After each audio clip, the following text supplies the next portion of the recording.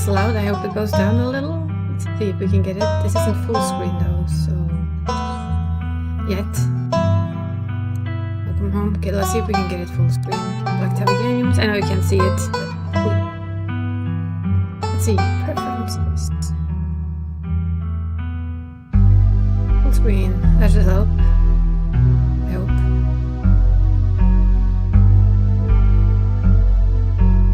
Oh, there we go. Still loud. Hey, Axie. Trying to figure out how much sound do we need. Is the music sound okay?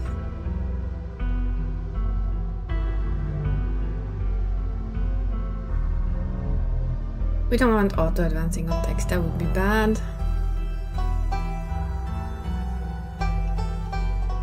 So, is it still a little loud on the music part? Maybe? It's good? Okay. Just checking. Don't know how the voices are gonna sound, but we cue them a little higher. It's not too loud? That's good, because it was very loud to begin with. Oh, I always liked ooh, hi. Ah, well, that's nice. I like that they do have accessibility stuff. I always check for it, even though I most of the time don't need it. It's good to know. So this is a very story-heavy game, that much I do know. So I guess, as they say, let's jump straight into it and see where it takes us. Had a content warning in the beginning, by the way. Like, this doesn't have a happy ending. You might not have a happy ending. So this is a horror game with apparently some deeper stuff in it. Ooh, our name is in red. I like it. I like these. These are cool. You live in the city of... let's make it funny. That's a capital of Norway, basically. Hi, Psycho. Thank you for the lurk.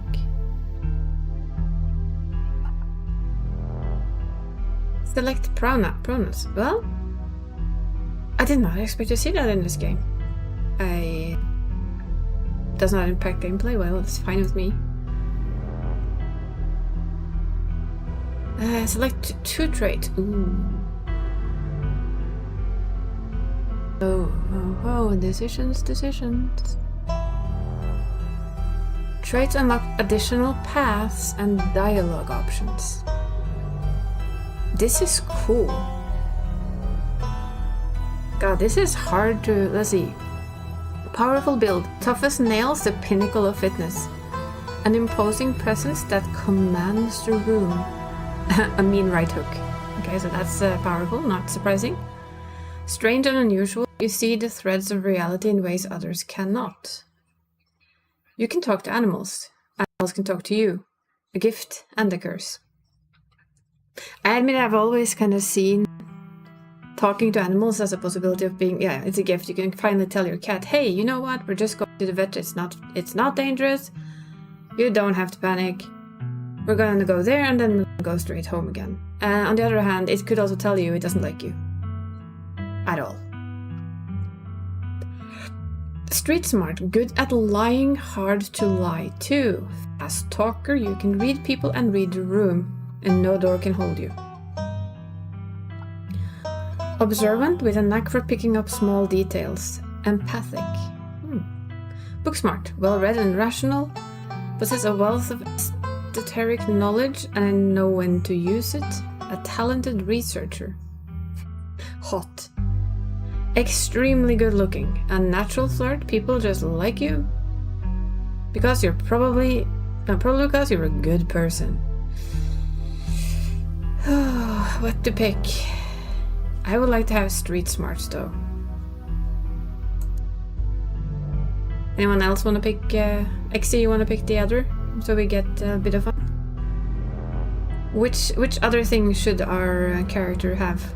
I'd like them to be street smart for the first run. Let's see how that goes. Yeah, but we can only have 2, so we need to pick them between mystical and keen eye. I do also really wonder what the animals of this game would tell us. That might have to be another playthrough if we're having fun. We think alike? Yeah, we already realized that, didn't we?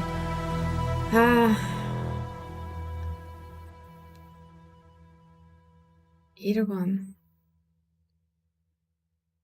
I think this one would be interesting to kind of put together with the street smarts, because you can see stuff, right? You can see like the threads of reality in other ways, and you have the street smarts to lie about it if needed.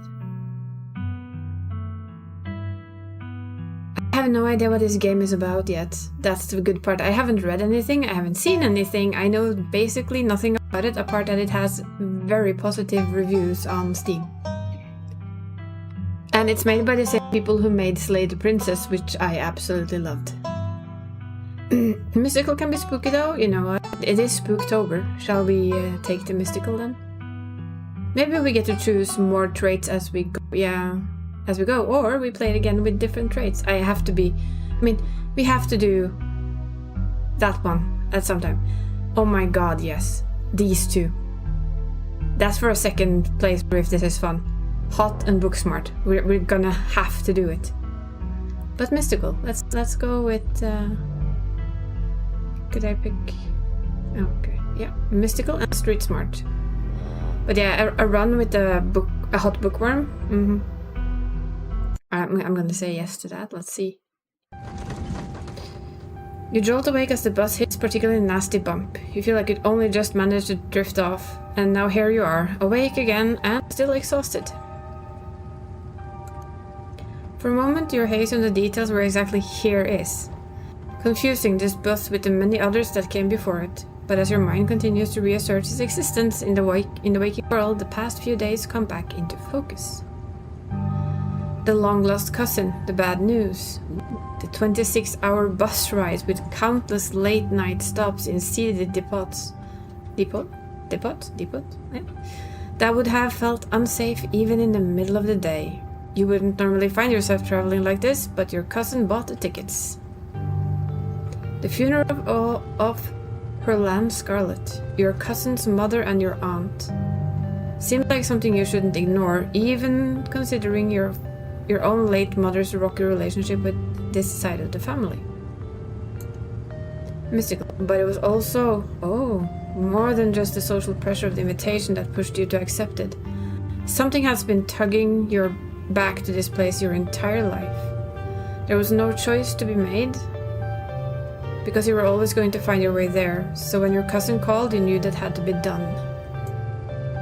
And now, the end of your long journey is in sight. You're almost in Scarlet Hollow. So, anyways, as I was saying... Oh no, he's still here. He's been sitting next to you for the past 5 hours, talking at you with no pause. You're not sure he even stopped when you started to doze off. At first you thought he was just being friendly, but that was several hours of one-sided conversation ago. Wow, look at his face. Oh my. I've been in Maryland looking for work, but mostly messing around because I was a dumb teen. You're still a dumb person-ish. Me and my buddies were doing our usual prank stuff, you know, pushing joggers into the harbor, that sort of thing. Wow, lovely person. I want to... Yeah? Huh? Fate and illness. Let's see. You violently fake a coughing fit. Pretending to be sick has always been one of the better ways to get people to leave you alone in strange places. Oh, are you sick? Ah, that didn't work. That's alright, I'm pretty sure I had whatever you got. I'm sick all the time. Gotta keep my immune system on its toes, you know. So this girl comes up to us, swinging her purse, yelling about how she was gonna call the cops or whatever. It was hilarious. She actually hit my friend, and he said it hurt a lot, so I guess she really was mad and not just playing. But she kept swinging, and soon enough she lost her balance and fell into the harbor on her own. We didn't even have to push her. What kind of person is this? We had a good laugh and fished her out, and her phone got stuck so we couldn't call the cops on us. We wound up hanging out all day. She kind of became my girlfriend after that, and we've been on and off for about a year. So it's pretty serious. You've been on and off for about a year. That's not serious, you dumb fuck. Though about 5 months ago she tried to break up with me, like for real, and geez. You ever get mad you just wanna like kill somebody?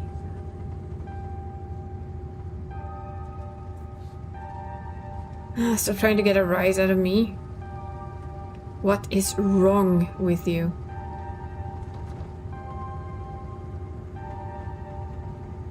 I like all these things. This is hard, but I want to threaten. I kind of feel like killing someone right now. Yes, basically. No, yeah, all the time. What's wrong with you? Why are you telling me this? I have never felt that way about another person, and I find it alarming that you have. You're young. You'll get it when somebody tries to break your heart one day. It changes a person. Makes them think things they never thought they could. I honestly could have killed that woman. Really? Anyway, she's giving birth to her son right now, so I'm trying to get up to Virginia to be there for it. Okay, how many layers of wrong is in this person? Because there's a lot of layers of wrong here. But I don't know if I'm like into that stuff, so I might just wind up on a bus to New York or something instead. I've always wanted to go there.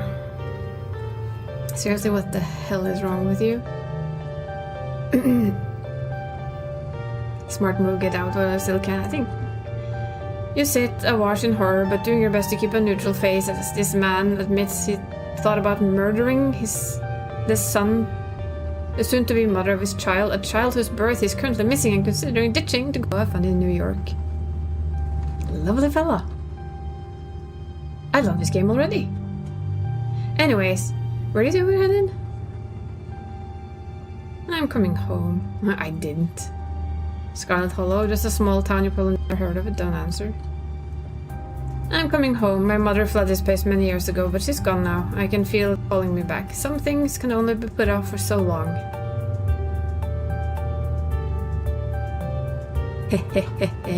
I'm up.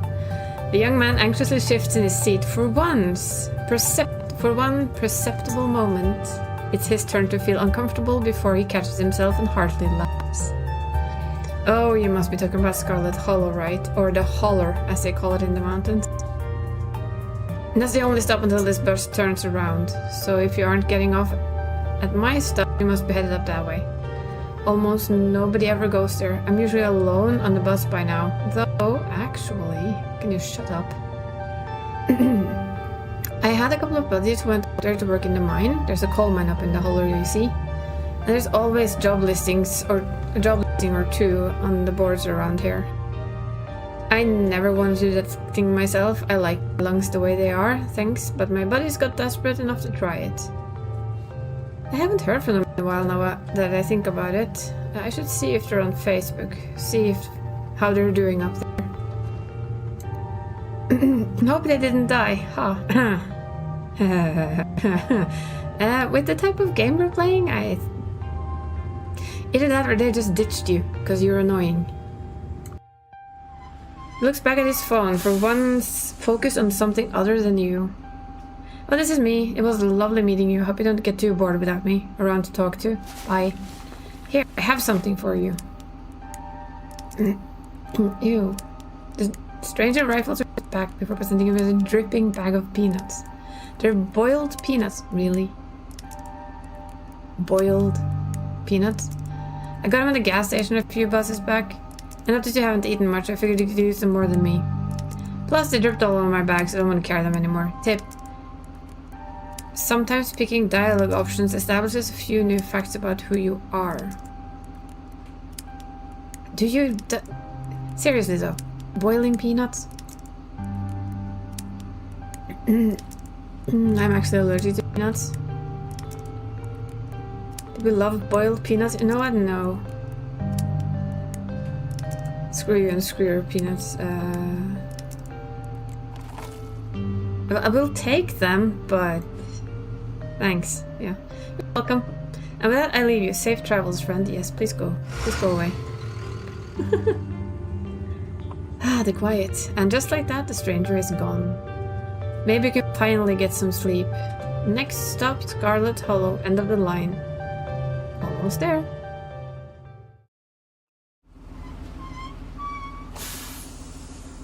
Wow. Look at the schedule. Arrives Monday 11 a.m. Departs Monday 11:01. That's a short ass stop. The bus finally comes to a stop. Its brakes squealing as it deposits you in front of the Scarlet Hollow bus station. The sign at least reads bus station, but calling it that feels disingenuous. At the best, it's a kiosk. Though for a small town like this, you're amazed there's so much road, as much as a road, let alone a bus drives in on it every week. The driver quickly shuts the door behind you and starts the engine, kicking up dust clouds as he pulls away, eager to leave you and the place behind. Okay, hello person. You instantly recognize a worn young woman from the public photos of her Facebook page. She's your cousin, Tabitha. And she looks annoyed to be here. Yes, she does.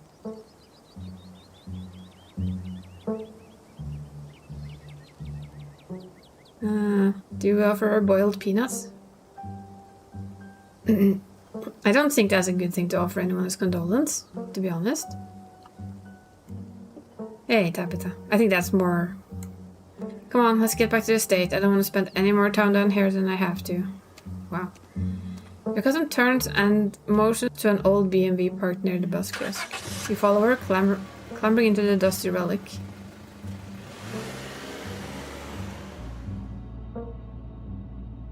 It doesn't take much driving before the only signs of civilization are the car you're in and the road you're on.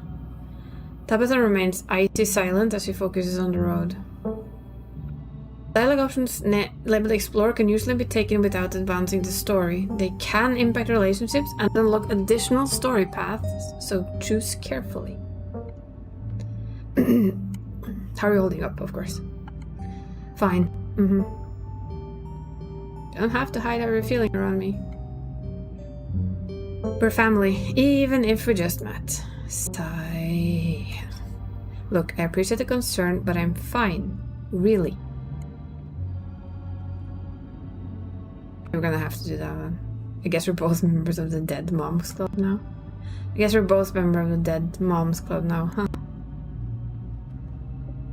Your cousin turns to stare at you with an icy hatred in her eyes. Maybe this would have worked to ease the tension if she was someone else, but she isn't. She turns back to the road, her expression cold and unforgiving. So the funeral is on Sunday, right? Yep, like I told you. You wrote all the details yet? Taken care of, don't need any help. I can't believe we've never actually met before this. You have your mom to thank for that, or had, I guess. The same cruelty in Tabitha's voice that your mother would use when she talked about Perlan and the old Scarlet, so basically we have family issues. The wound that tore your family apart runs deep enough that it bleeds through their generations. You sound like her right now, my mother. She hated this side of the family so much. We don't have to become our parents. There are some things in life we get to choose. She's the one who left. You sit in silence with your cousin as the car eases up the steep mountain road. Okay, that house is gonna fall off the cliff. And there it is, the Scarlet Estate. Though it's in better days, its crumbling elegance is not lost on you. Someone used to cramped apartments in grey cities. Your mother told you about this place many times before she passed, always with an anger burning beneath her every word. The faded majesty you once imagined doesn't quite compare with what's in front of you. A jarring blend of opulence and ruin. As you stare at it perched on the crumbling cliffside, you can't help but feel like it's something that should have been left to rot a long, long time ago. We're hit with a blast of dust here as you step across the threshold and into the foyer. Everything in this room has been there for much longer than you've been alive, each object cemented in place with layers of dust and cobwebs. You can hear doors creak, their hinges, and the aches and moans of ancient floorboards as the house itself sway in the wind. They have the sound effects of it. That's cool. Look at that. Me looking at everything, because that's what I do. Ooh, there's like a face on that image that's a bit spooky. Welcome to our family's humble estate. She looks very unimpressed. Unfortunately, due to the current state of the house, only a few rooms will be safely accessible during your stay. I wouldn't go wandering anywhere else if you value your limbs. The floor have been known to give out. If you know what's good for you, you'll stick to your room, your bathroom, and the kitchen. And the hallway, I guess. But only the hallways you need to use to get to those places. I'll show you around so you know where it's safe to walk. You can leave your bags here for the time being.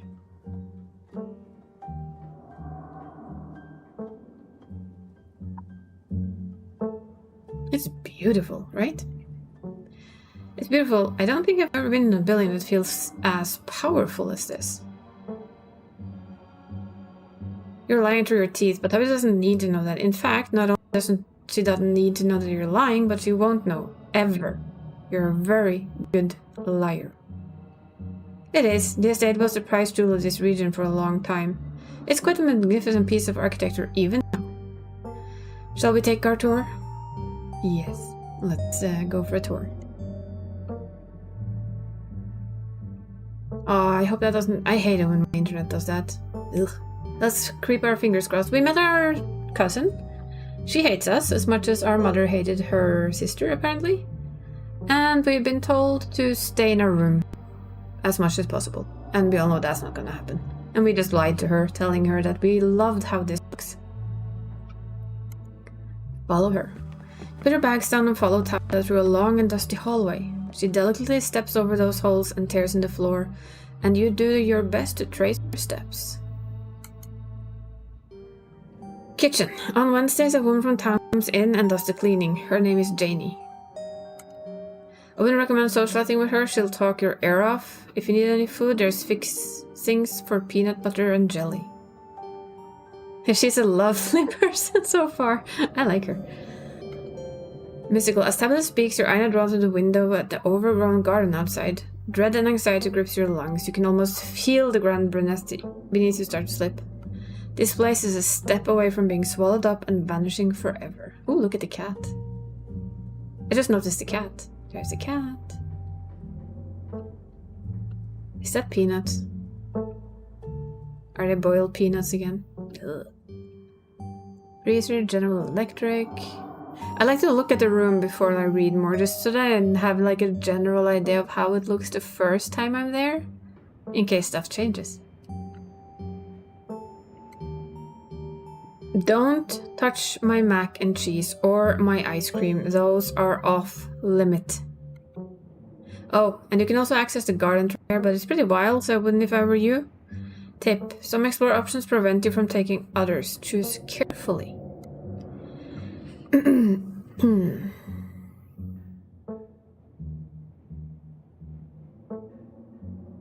Someone cleans this place? Awesome, I love PB&J.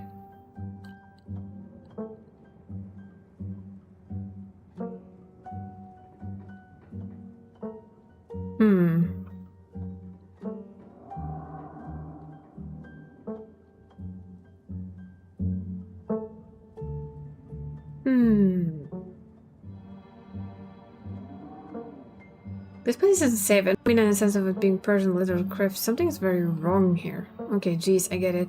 You think it's messy. I'll take it to be more thorough this week. But you know, there's only so much anyone can do with a country house this old. It's always going to be a little bit grimy and worn, unlike your sleek city apartments. If a little dirt bothers you, you're going to have a rough time this week. I have actually never had a PB&J in my life, because I don't like peanuts.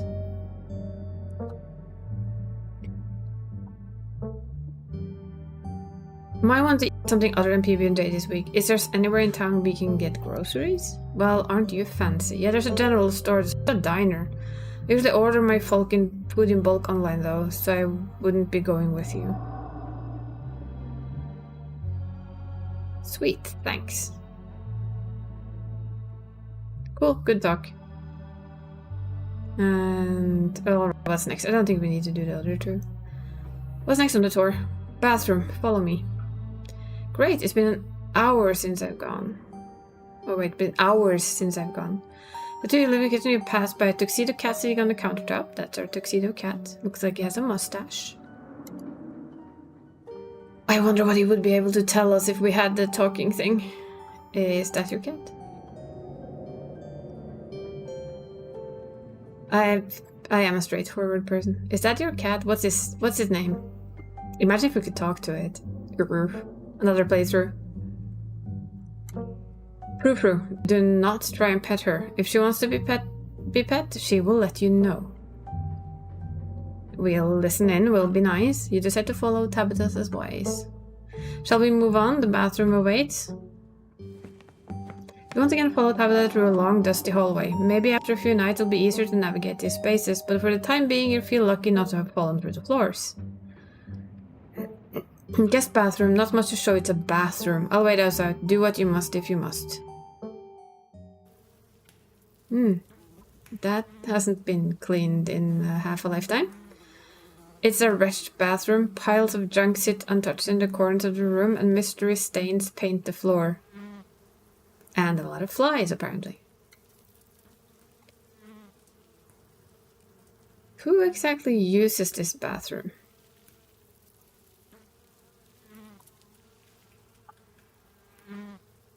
Who exactly uses this bathroom? Guests.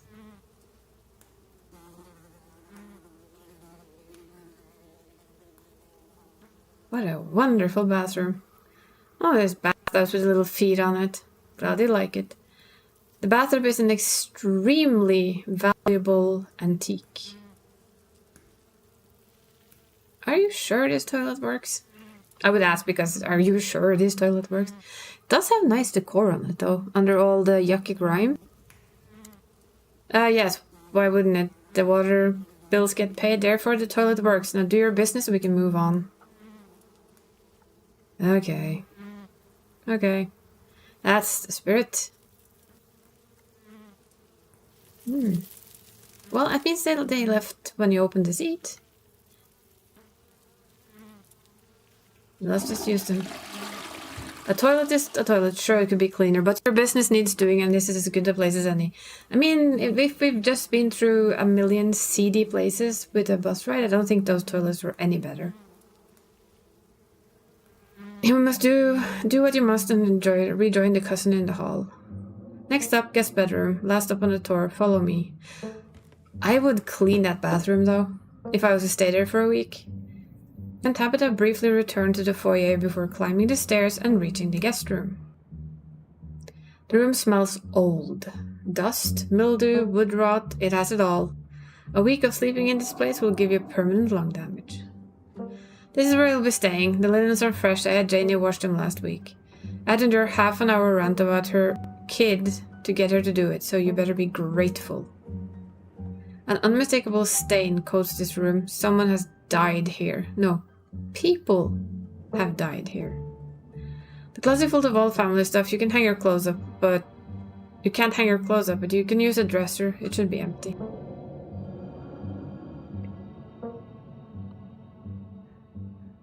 It is. Oh wow! Look at those two. That has to be family. It just has to be. That has to be your mom or something, because the face. Yeah.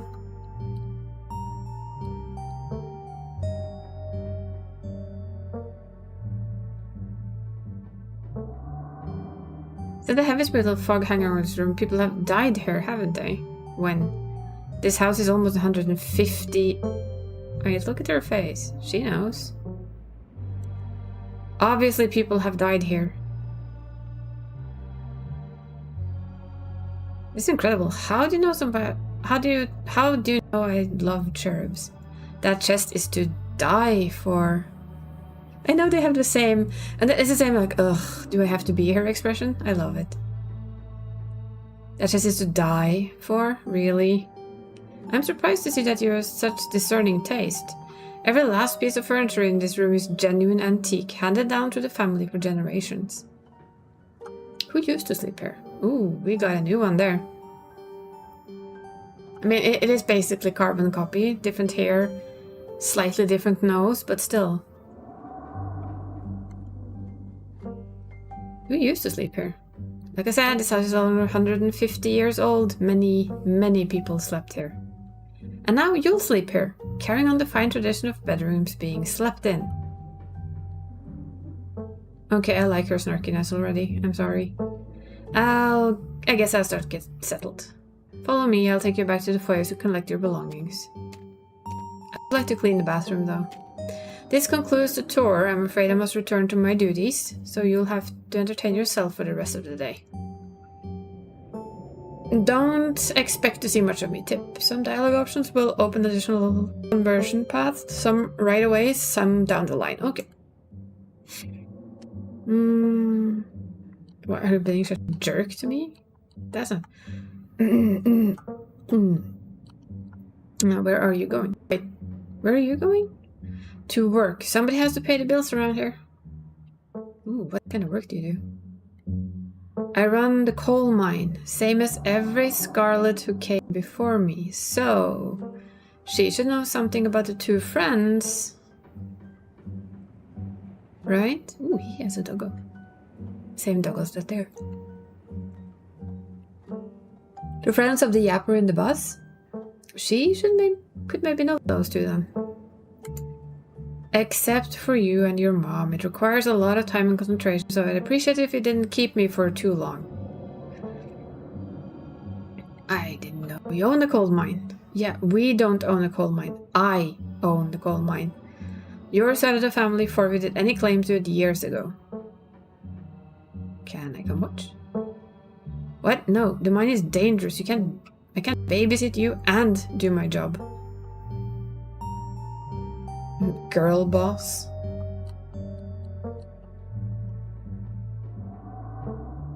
Damn, I can't believe you're only in 20s and already running a coal mine. Talk about a hashtag girl boss. Don't patronize me.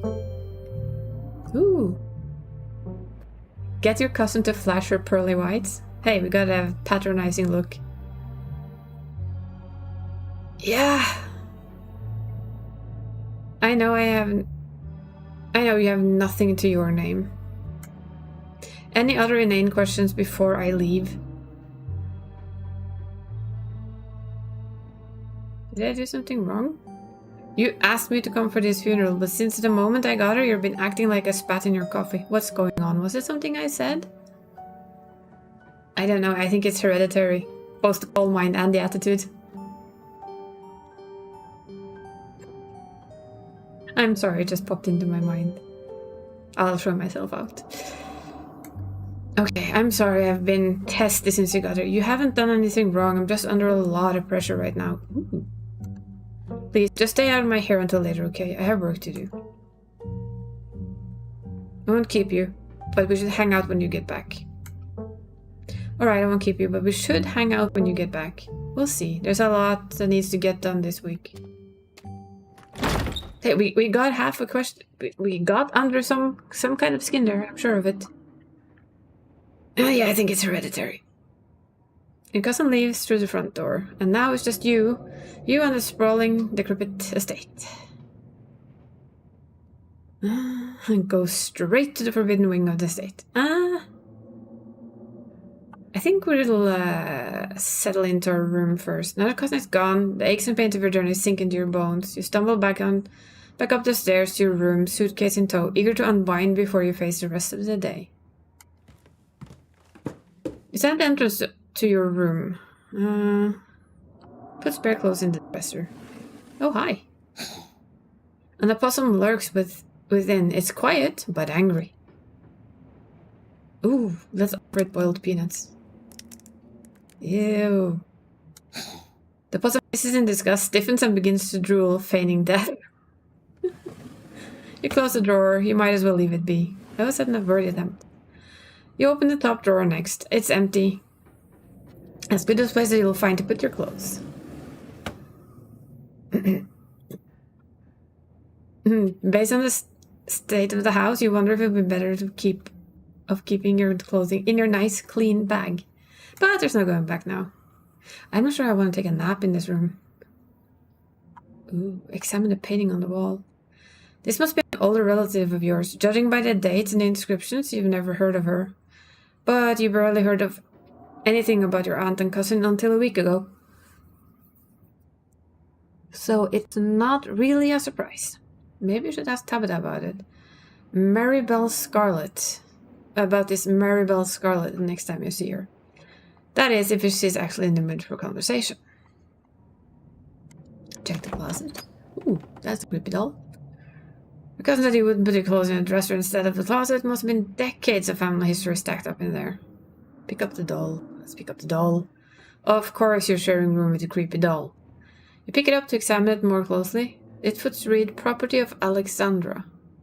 No need to carry this around with you. You close the closet behind you. Look out the window.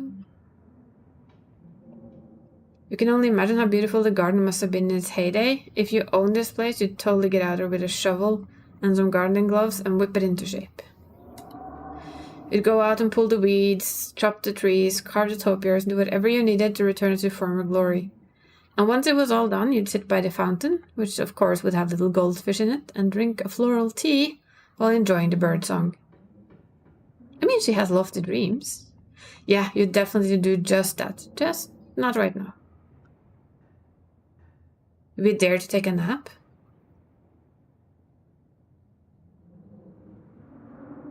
I feel like something's gonna happen if we take a nap. What are all these? Ah. Nothing yet.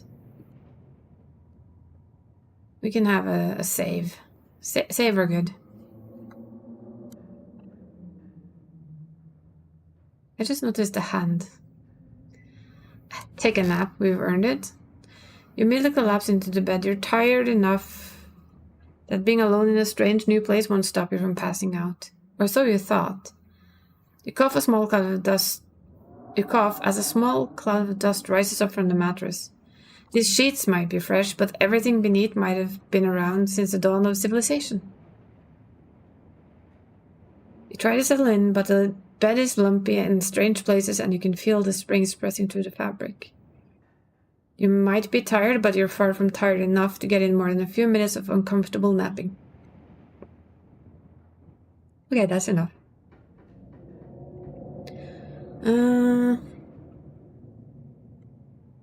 Haven't had to eat all day. The only thing that's louder than your stomach right now is the creaks and moans of this ancient place.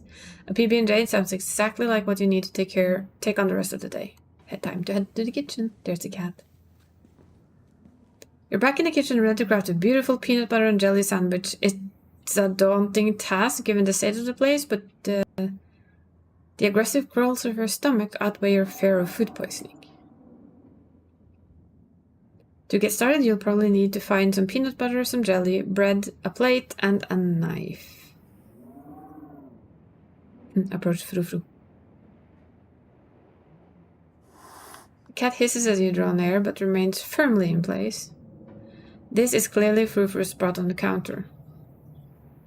Okay, well, we're gonna respect Frou-Frou.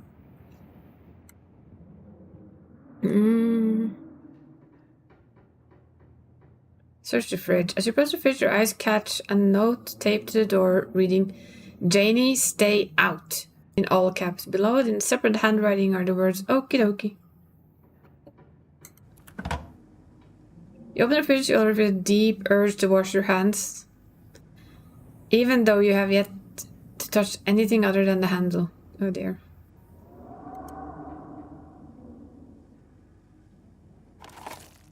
Oh, gross. Why did you do that? What were you expecting? This takeout container is disgusting beyond words. A liquefied mess, wholly congealed in its styrofoam shell. You can't even tell what it used to be. This substance doesn't just smell bad, it smells ancient. For God's sake, put it back. You shove the container back in the fridge, pushing it into the depths of the shelves and out of your mind. Hopefully you can forget it exists and move on with your life. Do we want to check the mayo? Yes, we want to check the mayo.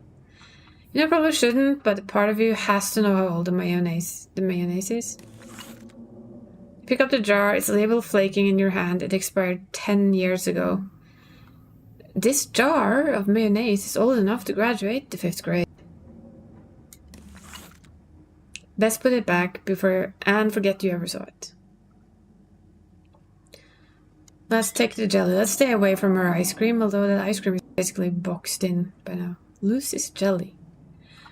You reach out for the unopened jar of grape jelly, carefully checking its expiration date. You breathe a sigh of relief and realize it's recent. This was purchased specifically for you, or jelly is one of the few things in this kitchen Tabitha actually uses. I would say there's a risk of a bit of both here. All you need now is a plate, a knife, bread, and some peanut butter. Better close this fridge and keep looking. One day it will be the ass that does all the other things. You will return to the kitchen, closing the fridge behind you. 10 years? I don't know. One could wonder, though. Let's check the pantry. Ooh. Mice. I think that's peanut butter, and I guess that's bread. And a shit ton of mac and cheese. Examine mac and cheese. Craft macaroni and cheese. You can't say I've ever seen the brand before. Eleanor. I mean, she only eats mac and cheese, basically, this woman? That's a little bit weird. We're not doing a shit run, not this time. We have to play it again to do, like, be a mean run as well. Just put it back. We're not gonna piss her off this round. We're gonna try and figure out stuff. Take bread. Pick up a non-moldy loaves of bread, great. One step closer to a satisfying snack. And take peanut butter. The king of nut butters. Only 3% of each jar is mashed up cockroaches. The only thing you need now is a plate and a knife. So we have almost all we need to make a PB&J. Now then. I'm curious about the garden.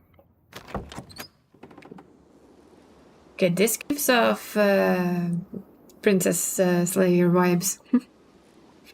Literally. The garden was reclaimed the wilderness long ago. You might not be very safe, but who's to stop you from venturing deeper? Okay, we go to the garden afterwards. We return to the kitchen. Let's make our PB&J first then. Maybe we can't go out. Search the cabinets. This cabinet must be where Tabitha keeps dishware and, oddly enough, utensils. Examine the mug. I was blown away at Blowing Rock, North Carolina. The garden was very pretty. So your aunt and cousin actually traveled sometimes, even if it was just a few hours from the estate. Maybe you can route your return trip to Blowing Rock. It might be nice to see the local sights before heading home. I survived Deb's 50th. Oh, that has to be a harsh party then, right? If they survived the 50th Jubilee. Your aunt's name was Perlan, so it wasn't from her 50th. From the few stories you've heard of your mom, Perlan wasn't the type to have kitschy friends who gave out themed shot glasses at their birthday parties. I think your mom might have a little bit of a skewed view on her sister, by the way.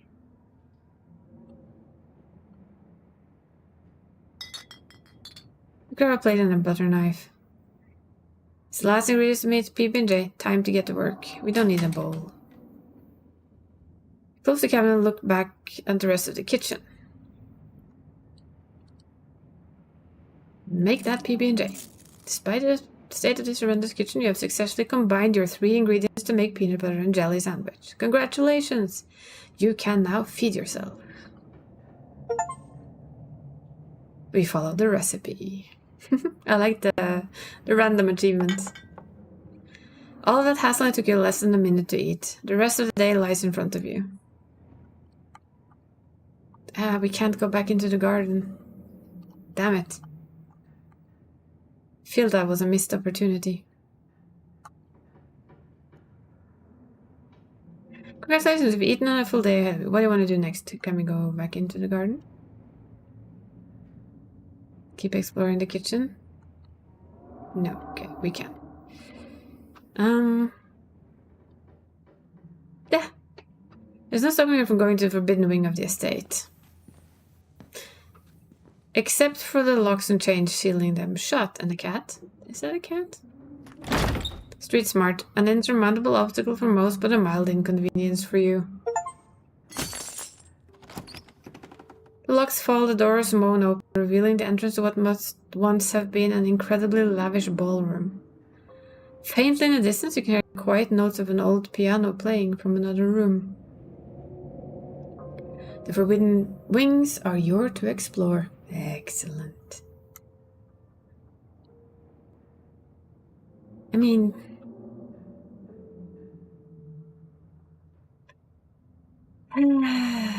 Decisions. Also known as What to Choose. What do you think? Should we listen to Tabitha's advice? Or do we enter?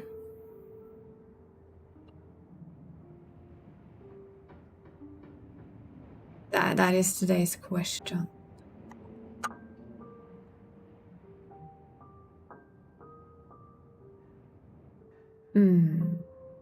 That's a harsh one, because part of me really wants to go in there and explore. Another one has a feeling that might go very badly, and we piss off Tabitha.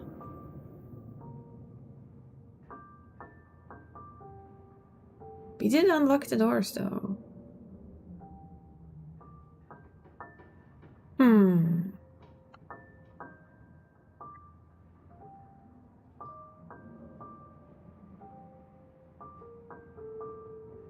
Let's risk it. Let's risk it for the biscuit. Oh, wow. That is falling apart. You can see where cousin Born Again's coming here. Deep gashes tear across the floor, and the heirs of Detrius have turned what once must have been once a magnificent and open ballroom into a tight and claustrophobic maze. The piano you heard from outside the ballroom has grown louder. Wherever it is, it's nearby. It's probably just a self-playing model, but maybe you aren't as a loner as you thought.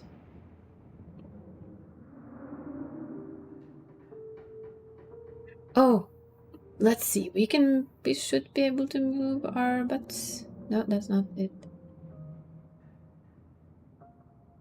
I still can't see all of it. We could... Meh. Let's see. We'll make ourselves a little smaller for today. We'll be tiny, so we can see all the text. Thank you for the lurk, Daria. Good morning, Mort. I'm not sure if he's up right now. Good morning, Bruce. Good morning. Good morning, Bruce. We'll make our little our little self here smaller. We're gonna have to stand here regardlessly. That's where the chat is, but could... Oh, I know what we can do. I just have to fix it quickly. We'll put her back here. We'll fix it, but I just need to fix it outside of this. We'll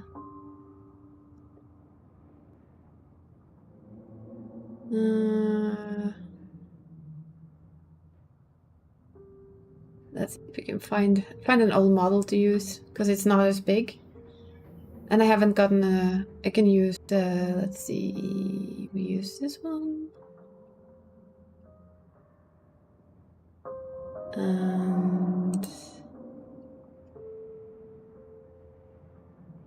I'll need to just fix it quickly, sorry.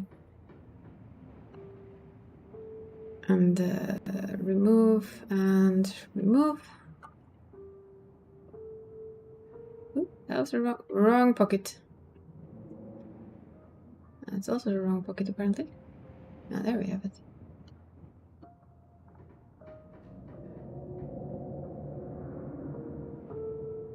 There we go. I think this should work. Did I put it? No, this works. Ta-da! Fixed it! I just have to have my, the kitty. Connor will be your guide today. Wingless Connor still, but for now. It's probably just self-playing model. Yeah, okay. Let's examine the painting, because that looks like a family tree.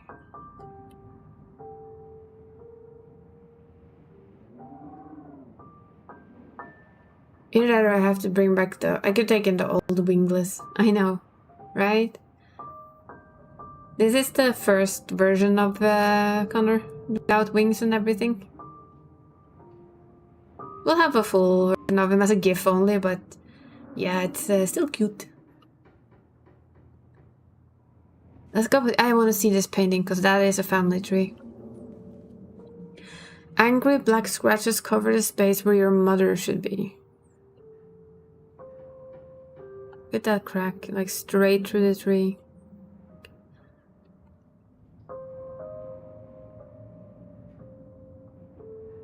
Silas Scarlet? That's about the only Enoch, Theodore, Andrew.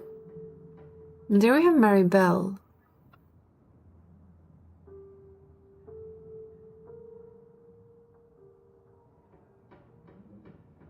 As you can tell, there are 3 exits to the ballroom. There is, of course, the door you came through, and on your far right is the door beyond the broken floor, a dead end. Across the room from where you entered is a third and final exit, a glass doorway you can just barely make out behind a pile of broken furniture. You move to investigate it more closely.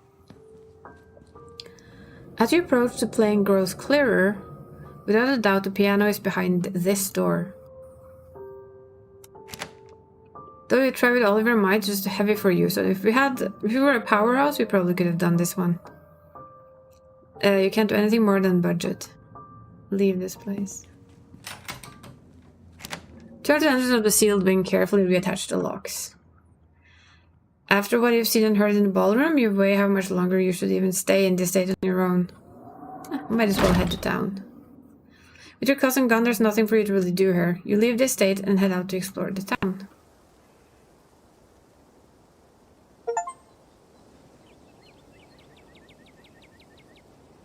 Another achievement, apparently. If you'd known you wind up having to walk all the way back to town, you probably would have asked Tabitha to leave you at the bus stop, especially with how unhappy she seemed to see you. If only you could wipe the slate between the two of you clean and bury some of that tension. Though maybe her mother's funeral isn't the best time for something like that. No, you know what? It probably isn't the best time for something like that. In all honesty. Then again, maybe it is the perfect time. I don't know. I'm really not sure if... It's like, it could go either way. Either that's gonna crash and burn a lot, or it's gonna work. Let's see. Continue down the path. It's really pretty out here. Continue down the path. Finally, you made it back to town. The holler, as that guy on the bus called it, has probably seen better days. It still has a feeling of idyllic country town, but the sidewalks are cracked and many of the storefronts are boarded up, their windows dusty with age. A chill breeze sweeps down the lane and you shudder, suddenly feeling as if you're peering into the grave. That's the mystic part. A doggy! Gretchen, come back, quit bothering strangers. Sorry about that, Gretchen can be very slippery when he wants to be. She loves to get loose and cause havoc. Aw, she's so cute.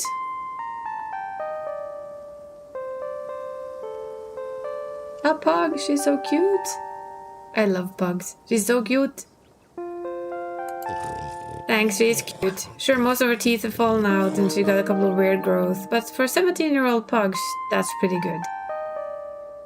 She's 17? That's gotta be really old for a dog, yeah? Yeah, probably. Oh, the music in the background is really nice. It sure is. She's about 84 in dog years. I hope she beats the current record holder and makes it to 19. Oh, by 20. The more time we get together, the better. Isn't that right, Gretch? But where are my manners? I need to have a round of this game with animals speaking on, please. Talking to you for this long without introducing myself, I'm Stella. It's not often to see a strange face up in the holler. Every now and then there's a new crop of coal folks, but you don't look dusty enough for that.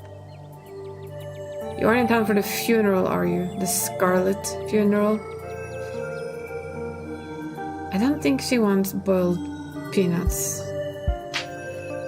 Hi, I'm Isayori. You must be Tabby's cousin, right? They're all ghosts, you're calling it? Maybe we've just moved into an entire ghost town. That's the only person I think who will come to town for the funeral. How's she holding up? To be honest, I've been a little worried about her, all alone in that big house. I'm sorry, did you say Tabby? I'm sorry, did I hear that right? I can't imagine Tabitha ever going by something so bubbly. She did back when I knew her better. It's been a while. I hope she's okay.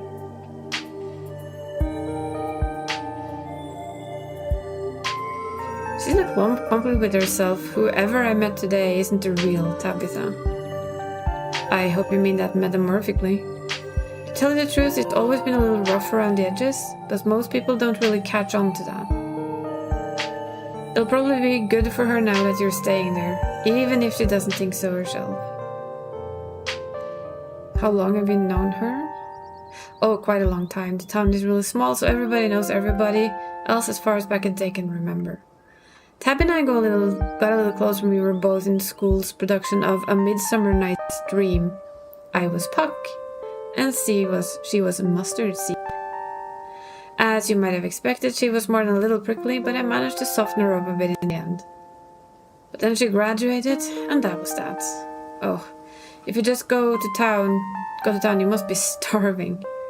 I was just on my way to the diner for a coffee. They got amazing biscuits. My treat? Let's go have biscuits. Oh, wow. Well, this was the most colorful place we've been until now. Okay, that's not a very good placement of those over his head. The pleasant aroma of greasy breakfast food hangs heavy in the air. In contrast with the empty, lifeless atmosphere of the family estate, the diner is filled with a comforting din of human life. All which grind to a sudden halt as the patrons realize that a stranger has entered the establishment. Quietly slide into the nearest booth. Hi, everyone. I'm here, just in town for the funeral. Before anyone can respond, you and Stella casually slide into a booth, pretending the whole town didn't just gawk at you like a sideshow attraction. Look at that, the cogs there. Oh dear. That should hide itself, really. Looks like your entrance was a little more dramatic than you were expecting, huh? I feel like this dog wants to tell us something. I really do. We're still gonna have to play this game over. Folks from here don't meet many strangers, as is, and with you who are related to, well, let's just say you'll be the talk of the town for a while. Hey, Stella. I went ahead and fixed you up a coffee. They greatly place a cup of specially brewed coffee in front of Stella. Look at them two. Those are some oogly eyes.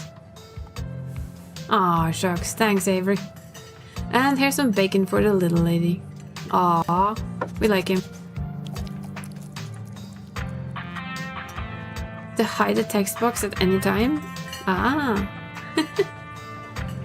That tongue is awesome. Anything for you. Oh, anything for you? Question mark. Don't offer...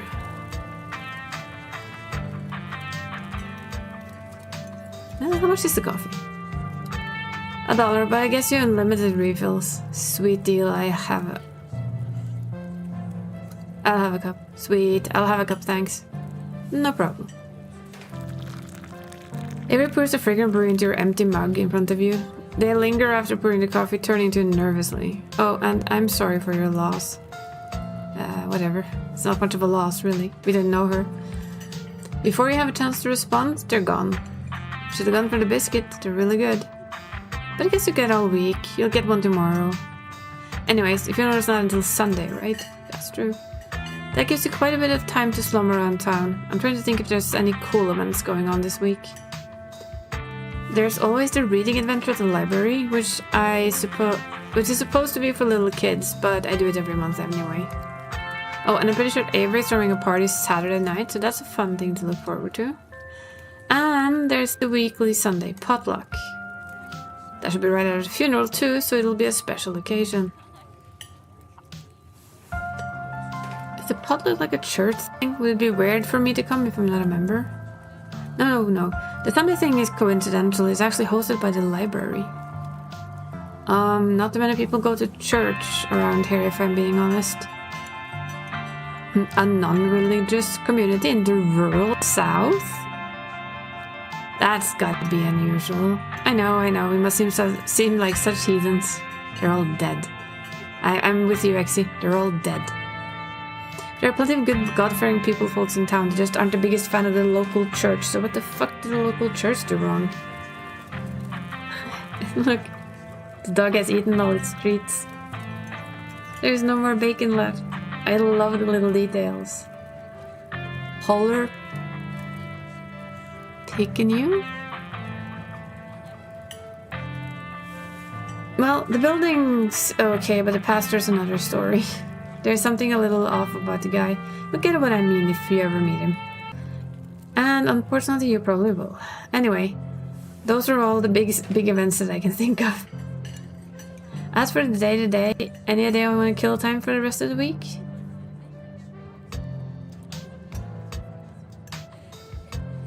What's your angle here? What's your angle? My angle? I would never have an angle. She definitely has an angle. Okay, so my job means I spend a lot of time in the woods with a camera, and it's always better when someone else is there too. Before Stella can finish, Avery returned with a biscuit in tow. Hey, Winnie wanted to give you a biscuit. On the house, she sent her condolences. Thanks, it looks great. And she's white as a ghost, and look at the dog.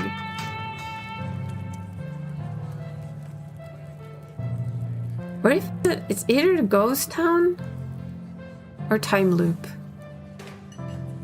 A place stuck in time. I'm in love with this game already. So many questions. You pick up the biscuit. It's delicate and fluffy. It nearly crumbles at your touch. Buttery and warmth emanates from its surface. You don't even need to taste it to know it's that good. Divinity giving buttery form, and now we all crave a biscuit. That's all I'm saying. Now we all crave that biscuit. You take a bite, it melts in your mouth, there's nothing but butter suspended in a thin matrix of dough. Truly, this is the perfect biscuit. No, we're not gonna lie. Whoa, it is a really good biscuit. Wow. I'm so glad you like it. My second thought here now is, what's in the biscuit, really? What addictive thing is in the biscuit? What's in it? What does it do to us? Avery lingers at the table for a moment. So, has Stella mentioned she's famous? Famous? Oh, Avery, I'm not famous. Look, if you're not gonna go around tooting your own horn, you know I'm gonna do it for you. And Stella just sighs. I'm a YouTuber. Oh. Wait, what? Wait, that's... what kind of videos do you do? Cool, what kind of videos do you do? She hunts cryptids. You should really check out her channel, it's amazing. I think the best video to start out with would be the river one. No, the lake, but you know, the controversial one. Oh, a controversial one. Oh, really now? Oh yeah, the how on earth? Catawba River Runner. I didn't expect much out of that footage at the time, but it wound up being my most popular video by far. So the River Runner is a cryptid that only is known from a single sighting. 2 Boy Scouts thought they saw something big and weird in the Catawba River, and that's all I had to go on. But then they wound up catching this on camera. Stella pulls out her phone and shows you a clip of something in the river. Some folks said it was a beaver, but if that was the case, I believe twice the size of any beaver I've seen. I also had people saying it was a dog, or even a capybara, but I must have escaped from a local wildlife sanctuary. I'm still not sure what it was, but I'm the one that saw the thing. And I'm the one that saw the thing with my own 2 eyes.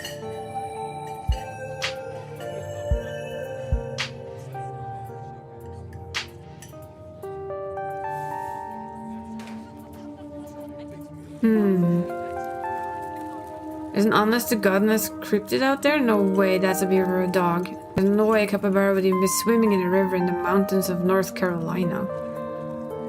Unless there is some North American colony of capybaras in Appalachia, but that would still count as a cryptid, wouldn't it? Yeah, until someone catches a capybara pair, that would still count as a cryptid by most standards. My comment section went nuts for this footage, and from there it spread to Twitter pretty fast. There were polls for days, even had actual experts weighing in. It was a really cool experience. And it meant the video did some pretty great numbers. Personally, I'm a fan of the capybara theory. Sure, it's not like any local sanctuaries are missing one, but there's always people keeping exotic animals as pets. Kind of a sewer gator type situation. I've only heard of those in movies. Is that really a thing? Is it really a thing? That's my big question. It really is. Like, is there super crocodiles? Really? Exactly. Some exotic pet owner set it free and now will forever roam the Catawba River, confusing Boy Scouts and YouTube commenters for years to come. So speaking of things to do around town, I was actually planning on filming this week's video tonight. I was wondering if maybe you'd want to come along? It's a pretty easy one this week. We shouldn't have to camp anywhere. I'm going after the... No, wait, no spoilers. What? No spoilers? Why not? Give us all the spoilers. Oops, sorry, Avery. It's okay, I should probably get back to it instead of standing around chatting with friends. See you all around. Now that the coast is clear, I'm going after a skunk ape.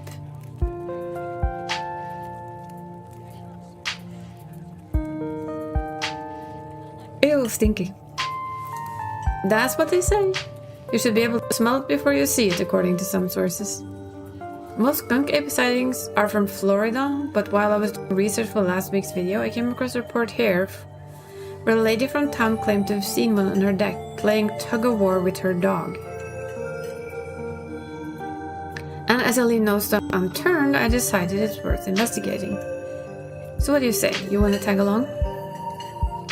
Hold the camera for me while I narrate against the darkening sky, that sort of thing.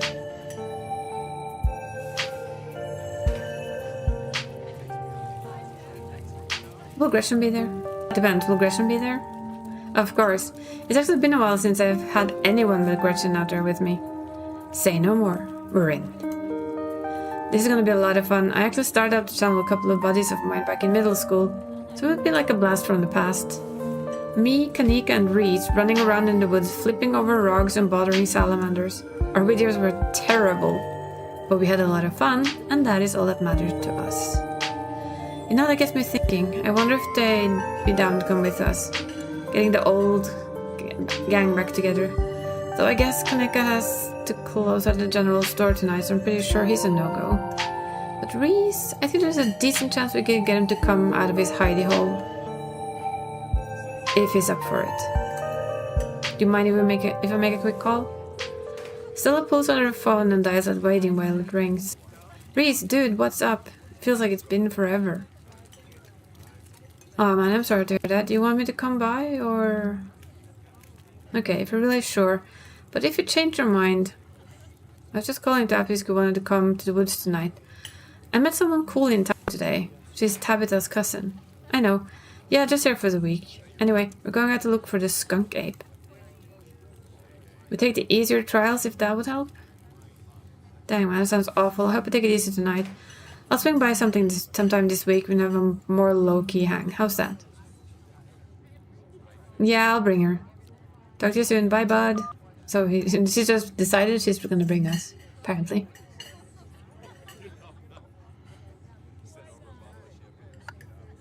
Looks like it's just you and me, pal. Did he ask you to bring me to his house? Why?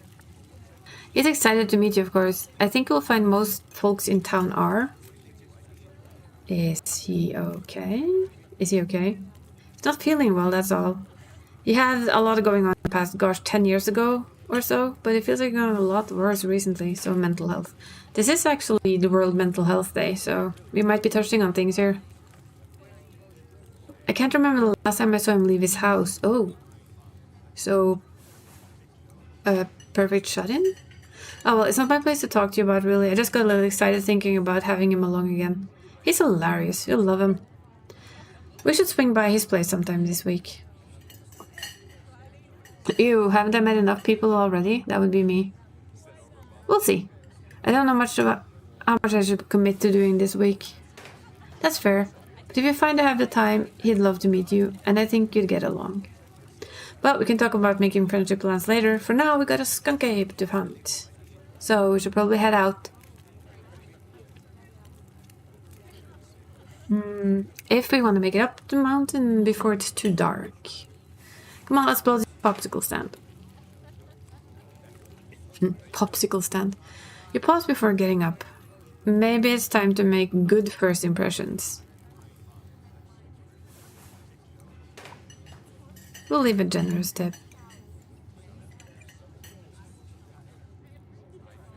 You smooth out the bill before placing it on the table inconspicuously. Aw, that's awesome of you. Ava will appreciate that, I'm sure.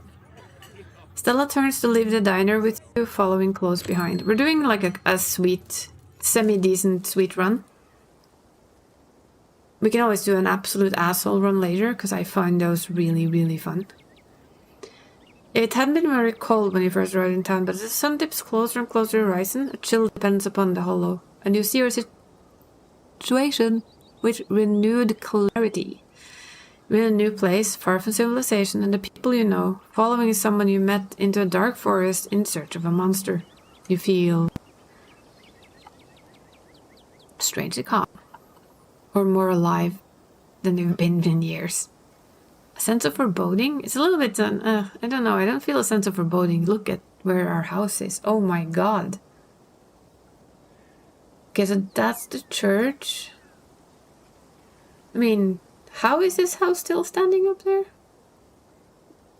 Seriously. That house would fall down. In like a second.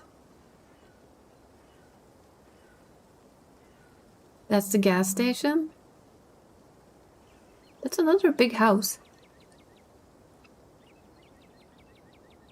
Not as posh as this. Is that a graveyard?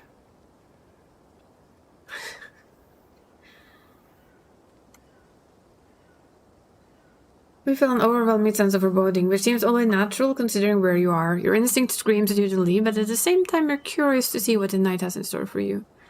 You decide to go with the flow, to keep putting one foot in front of the other and not dwell too much on the strange feeling. Gotta love this brisk fall weather. This past summer was the hottest on record, since last year at least. You know how it is these days. Each summer is the hottest yet, until the next summer, which always finds a way to be much worse. It's just nice to feel the chill in the air and see the leaves change, like normalcy is restored if only for a moment. Sorry if that was a bit of a bummer. We should talk about something more fun, like skunk apes. Are we really expecting to find anything out there? What about the chances we actually run into skunk ape in just one night of filming? That's fair. We are hunting a creature that stayed hidden from humans long enough to gain a mythic reputation. What are the odds of something like that popping out to star on my little YouTube channel? But hey, the chances are never zero, right? Much bigger, and all chances are much bigger if you do something than if you don't. Oh. Do you ever hunt things that aren't cryptids? You know, ghosts, demons, werewolves, and that sort of thing? Yeah, for sure. I used to go after all sorts of spooky stuff. I never had much luck though, especially when it came to ghosts. I'm thinking you are one, honey. Back when I first started doing solo videos, I'd go into all sorts of old abandoned buildings, hoping to stumble across some sort of activity. But nothing ever happened. It was always just me and my camera in an old house getting worked up over a gust of wind or a creaky floorboard. And all I said and done, I've just been a little luckier with cryptids. I want to believe in ghosts so bad. And I can't rule out the possibility that there really are true hauntings out there, but if there are, I sure as heck haven't seen any of them myself. Mothman. Werewolves are kind of lump in with cryptids. I'd be shocked if there are actually people who turn into animals. But werewolf lore lined up pretty well with the great beast genre of cryptid. As for demons, I don't know. I don't even want to consider the possibility that they exist. See, there really are out there? Jeez, a lot of folks are doomed to an eternity of flames. Hello, Barry. Welcome in. We have a very story-heavy game today. My voice is going to be wrecked by this, I feel. How's it going? And I did forget to ask that with both Mav and Nora as well. Shame on me. I hope you're both doing well.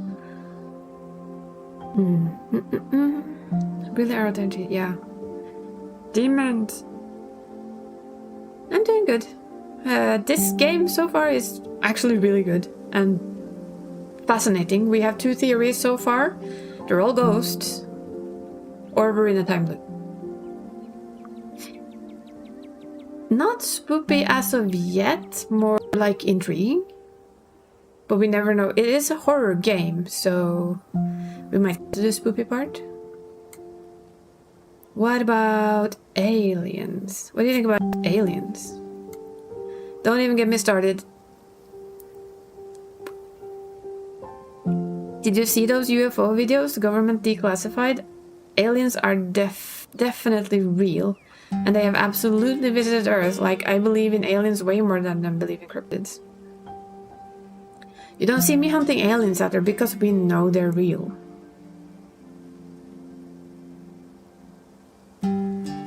See, that was the government wants you to think. There's so many options.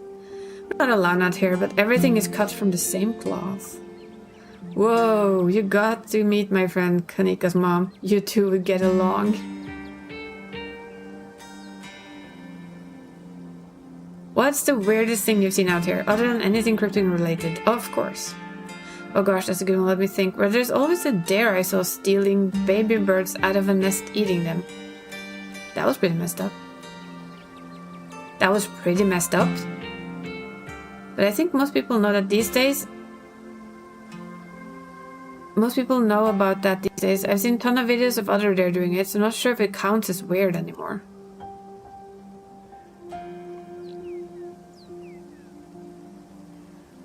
Oh, Tetanus Lake? Wow, that's quite a name for a lake, isn't it? That's definitely the weirdest. It's a 5-foot deep, 30-foot wide pile of old cans and bottles and assorted garbage with grass and trees growing on it, so you could barely tell it was there until you stepped on it. It was practically solid ground with how much it had become compressed, but you could still fall through if you weren't careful, hence the name. Better be up on your shots if you want to mess around in there. That's all stuff from the 50s too, which is super neat. I salvaged a few bottles that I keep on my dresser as a little souvenir. Has anything bad ever happened on these hikes? You know, just curious. Let me think. There was a time back in the early high school where Reese fell down a cliff, but it was fine. We had some folks from town rig up a pulley and get him out of the ravine, and it's like only took a couple of months to heal. All in all, not too bad. Though I guess there was another time as I was out there alone and kinda got stuck in the cave. I was getting great footage of what I thought was a family of vampus cats, but I wasn't able to wiggle my way back out. Turns out the vampus cats were actually skunks who very much did not appreciate me blocking the entrance to their hidey hole. And instead of running for help, Gretchen just sat outside bored to tears. Lassie, she is not. Took about an hour to get loose, which was pretty intense, but a few tomato juice baths later, I was right as rain. So it could have been a lot worse. Oh, and there's a time I actually stumbled onto old Duke's property and nearly got my head shot off. What kind of town is this? Woof. Look, the dog turned around. I see H, right? Let's see if we see anything spoopy in the background. But that happens to everybody sooner or later. I'd barely count it. So Duke seems like a lovely fellow. So yeah, these hikes aren't all that dangerous, all things considered. Did you hear that? Calm down, Gretchen, you old mutt. It's just a Duke. Same to you, Stella. You're always jumping at nothing, girl. Ooh, sorry for getting spooked, Duke. I thought you were some creature of the darkness. Nah, girlie, just old Duke. Now, what the hell are you looking for way out here? Skunk Ape. Sorry I asked. They have a good sense of humor, though. And who's this you suckered into coming with you? Wait, a dick. You aren't... Is that... Yep. I see. Welcome to the holler. My condolences. I'll keep you in my prayers. Another stranger, another opportunity for a salty introduction. I'm so gonna offer him. Got fragrant since you put it in the scent of old bear, but you're pretty sure it's what it's supposed to smell like. Boiled peanuts from your backpack? Nah, I'm all set, thank you. Both of you head back into town, yeah? Best stay well clear of this area tonight. I'm not dealing with my own critter, and I won't be too appreciative if a couple of fools with a camera scare her away the more sensitive wildlife. What are you hunting tonight? Something tall and hairy? Something musky? You seen anything like that recently? Wouldn't you like to know? You never could stay in your business, Stella Richmond. Put that damn camera down. Aw, come on, Duke. Maybe I could help out. I'm pretty good at tracking. You know I learned from the best. That you did. But I've yet to see a shred of proof that you listened to any of it. The way you tromp around the woods at night, yelling with your chunkabungas or what have you. Something be getting at my chickens. I've lost 3 this week, and I can't afford to lose many more than that. I'm sorry to hear that, but I wonder if Skunk Ape has a taste for chicken. Now, see, this is why I don't come to you about this thing. It ain't no Skunk Ape, whatever the hell it is. I know exactly what it is, but you won't believe me if I tell you. Oh, Duke, you don't think it is. I do actually think it's those damned mountain lions. They're out there, Stella. I don't care what your little investigation turned up. You haven't been out in these woods as long as I have. Those son of a bitches are sneaky. Of course you wouldn't find any in one night of tracking. And I know for a fact that it's been getting at my chickens. It couldn't be anything else. That dog is like, oh god, free me. I'm telling you, man, mountain lions are extinct in these parts. There hasn't been an actual sighting since the 1990s. And even those were iffy. I can't believe you go out there on your YouTube saying some river monster spotted by a couple of school-aged Boy Scouts have been 100% confirmed. Yet, an Appalachian cougar or some kind of far-fetched fantasy made up like a geezer like me. You made me look like a fool. I read those comments people were posting in your video. They were calling me all kinds of names just for seeing things with my own eyes that I know to be true. I'm sorry, Duke. I didn't mean to sick anyone on you. I just don't think it's plausible. You'll eat those words when I come carrying a mountain lion corpse out of this wood at dawn. And if you don't want a face full of buckshot, I suggest you run home and stay out of the woods tonight. As Duke words leave his mouth, a sinking feeling starts to pull at your stomach, and you glimpse brief flashes of something terrible to come. Whatever it is, the 4 of you are bound to meet it, and it will change you forever. Okay, we'll go home.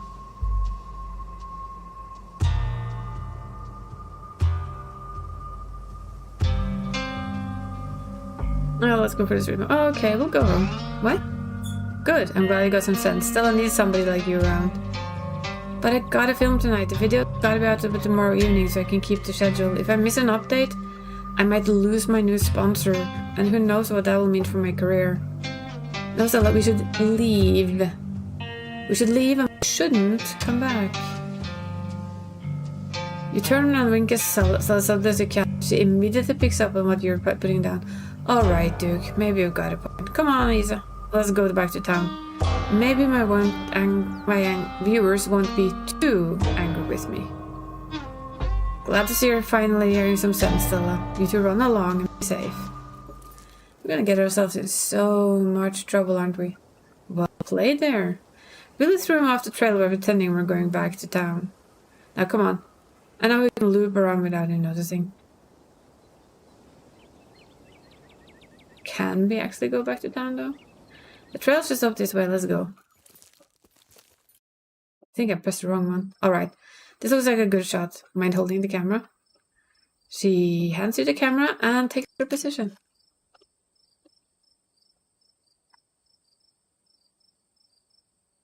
As night falls, my new assistant, the mysterious Isa, and I find ourselves high in the hill in the Blue Ridge Mountains, where we'll begin our hunt for the elusive yet pungent skunk ape. Though mostly encountered in Florida, this possible relative of Bigfoot has been spotted all along the southeastern edge of the United States, including right in this very county. Here's hoping we get a glimpse tonight. We'll check back once we're on the trail. Until then, stay searching, Stellars. I can get the camera off your hands for now. We'll be able to start the tracking scenes once the sun sets all the way. In the meantime, we'll get to take in all this gorgeous scenery. Duke may be gone, but the feeling in your gut still lingers. Something terrible awaits you, something unavoidable. Though what exactly is wrong in this wood still eludes you. It's breathtaking. The air is so clean and fresh, I feel like I'm breathing for the first time. It is. I am glad you came out here. Gretchen has no appreciation for beautiful mountain vistas, and it gets old saying wow into the empty expanse every time I come out here. It's nice to have someone to say wow with. Your quiet moment with Stella is broken by a loud, percussive snort.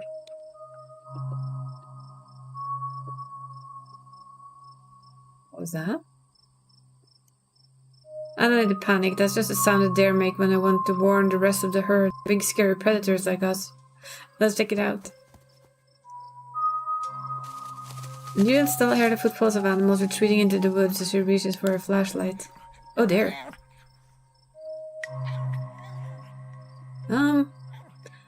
I'm gonna say something's off with the head there.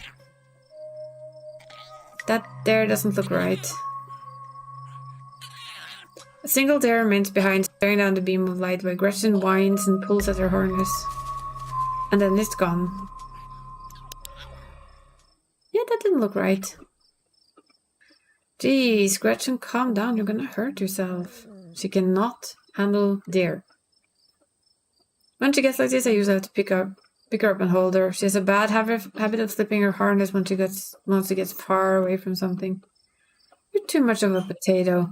And they don't make harnesses to fit potatoes, do they? There was something wrong with that there. Did you see its face? No, I didn't mention there was something a little off. A little off? It had two big bulges on the side of its head.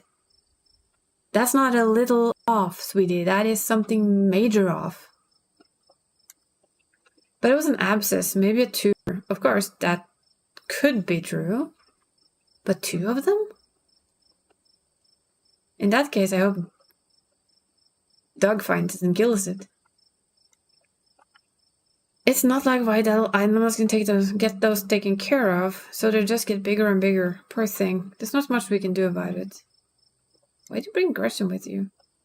She doesn't seem like the safest choice for a hiking companion.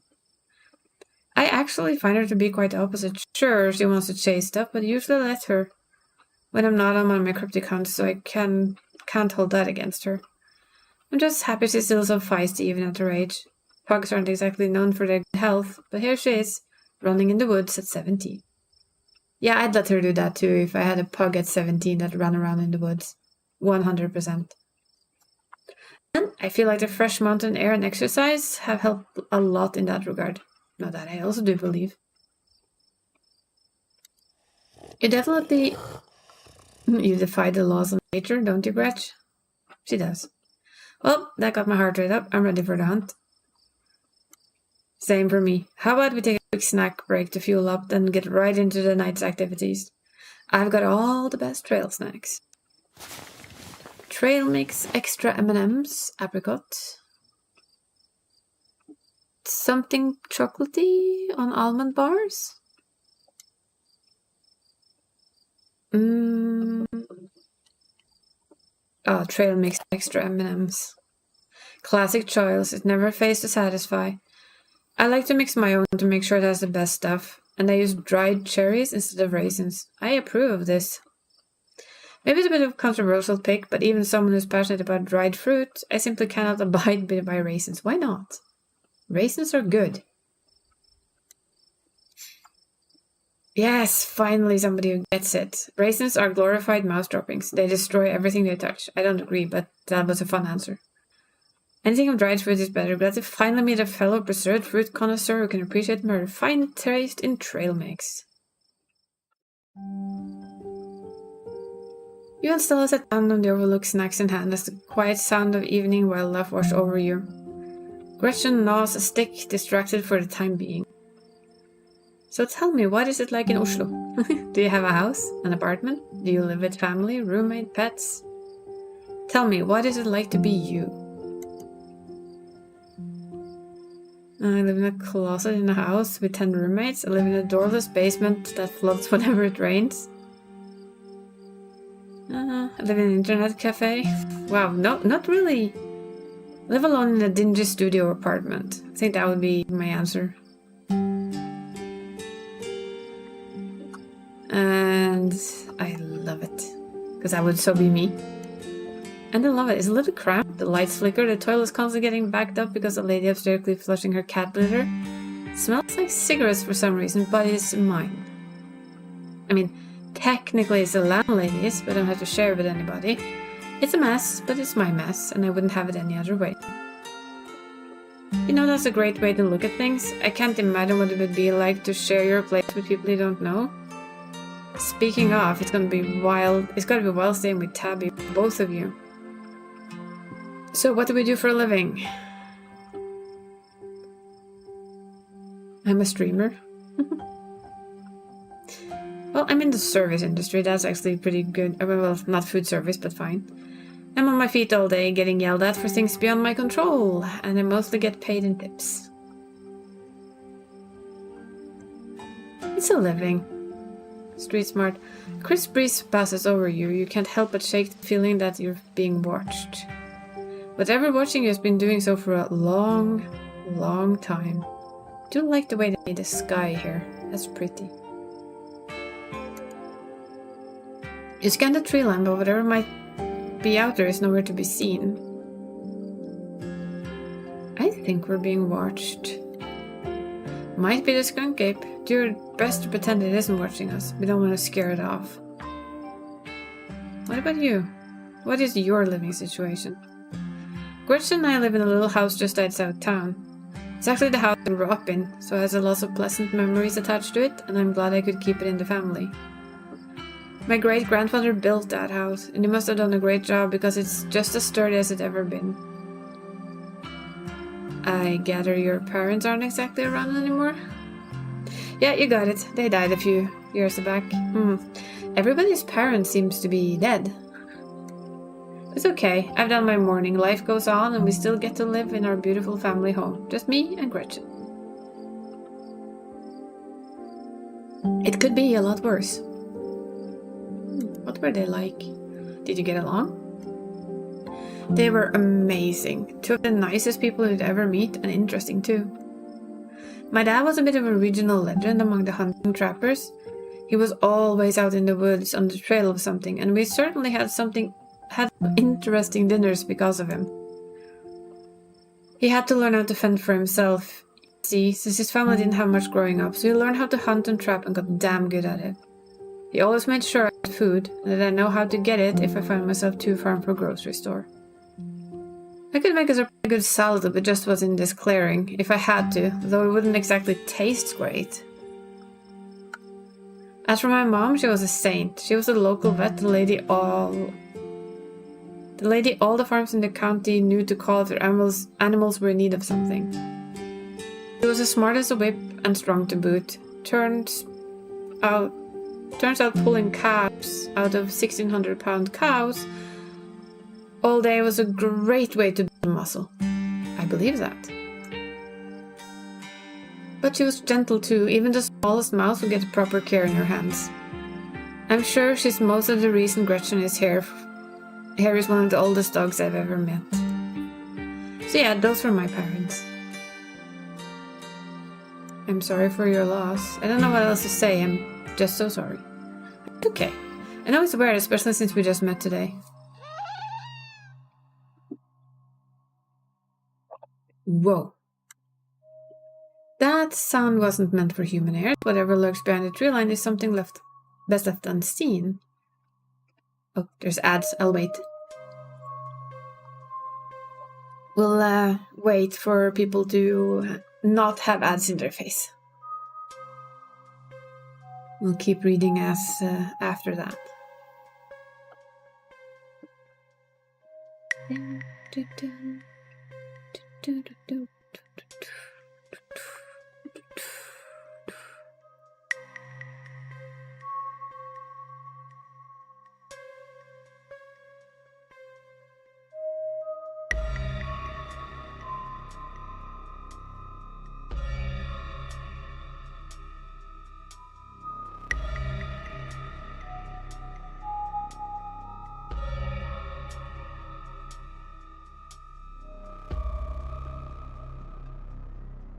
Six more seconds.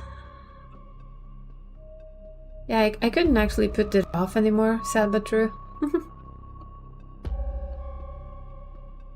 But at least for this game, it's easy enough to wait with any story until the ad is over.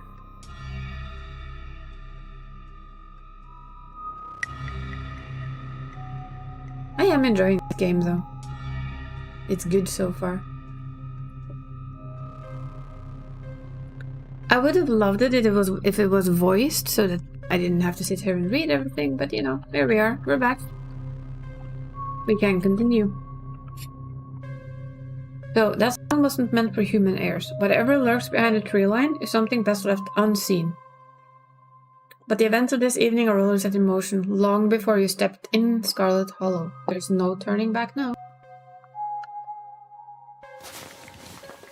Stella immediately packed her bags and slings it over her shoulder. There is something terrible out there. Whatever it is, it's close.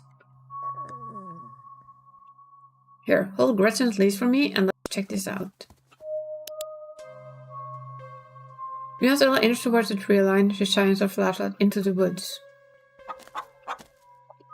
That's a hen. As you approach, you hear weak clucks call out from the nearby bush. Maybe Duke's birds weren't dead after all. That's weird.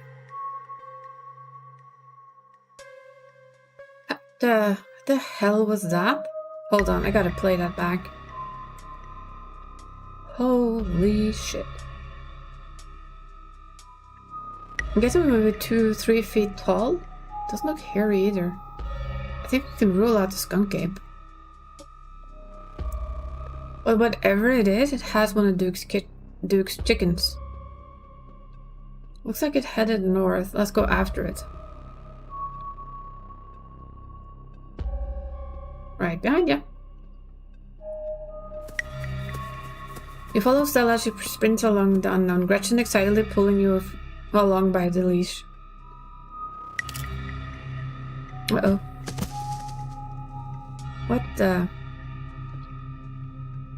That is a chicken.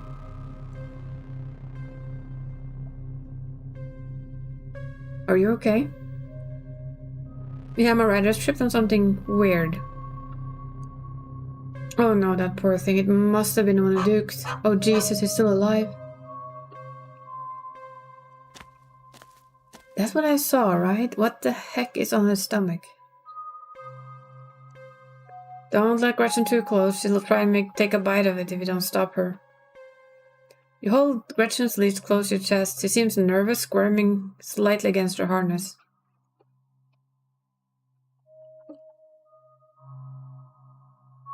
Its poor little chicken eyes look up at you, glazed over but still rolling around in their socket with unfortunate life. Looks like this was Stella slipped on. The wing is barely still attached, but that seems to be the last of the chicken's concerns. What the hell? Good God. At first you thought it might have been a tumor, but this is something else. The skin is stretched taut, the growth pulsating beneath, and look inside there. That's like the outline of something. I like it. Whatever it might be, you know better than to investigate this lump any closer. You've seen horror movies. You back away from the chicken, your curiosity eclipsed by your instinct for self-preservation.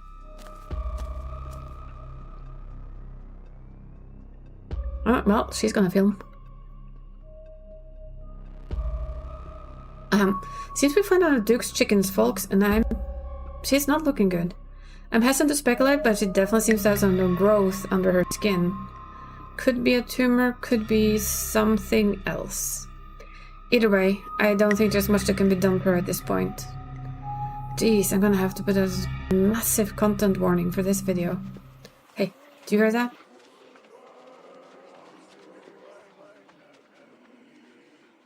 Yes, we do.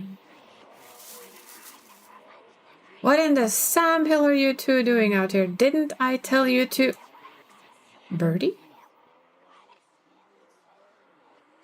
I'm sorry, I'm fascinated by the back sound. Oh, Birdie, what's wrong, darling? Good God. Did y'all see what did this to her? No. We're on the same team here. We both want to know what happened to Birdie as much as you do right now.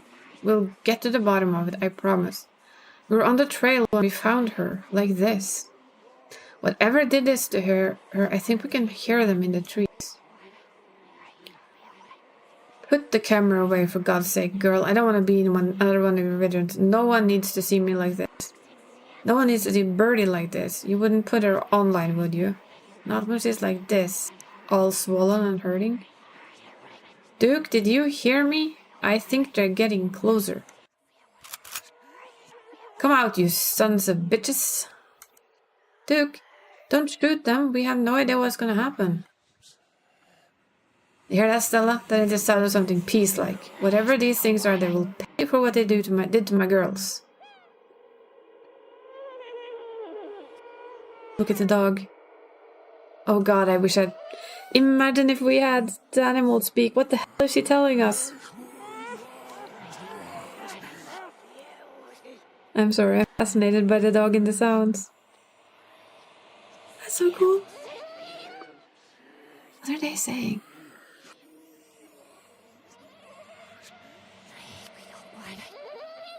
What are they saying?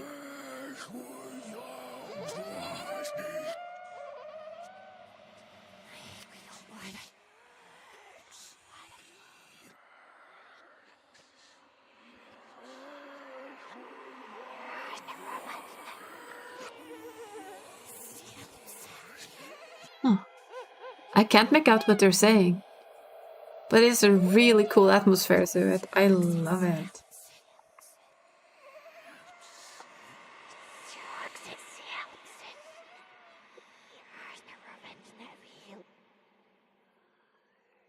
That's such a good trick though.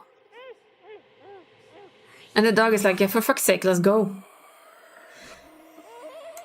Come on, boy, do whatever you name, grab that flashlight and help me line up a good shot. As the creature in the tree line grows louder and more numerous, Gretchen violently strains against her harness. Yeah, she wants to get the fuck out. Quick, they're closing in on us. You know what, we're gonna die for Gretchen, I'm sorry. You dive for to scoop Gretchen into your arms just before she manages to wriggle out of her harness. Your eyes fixate on a dark tree line over Duke's shoulder. Okay, that's a weird-ass thing. God damn it. Oh. You hear a body hit the ground, and then quiet as if chaos fades and the sound of nature creep back in. Gretchen? Izuyori? Duke? Are you guys alright? Just a little shaken up. Same. Gretchen whines and shakes in your arms. Gretchen, here, I'll take her. My poor little pup, thanks for watching out for her. Duke's not okay. He just shot himself in the head, didn't he? But we had to save the dog.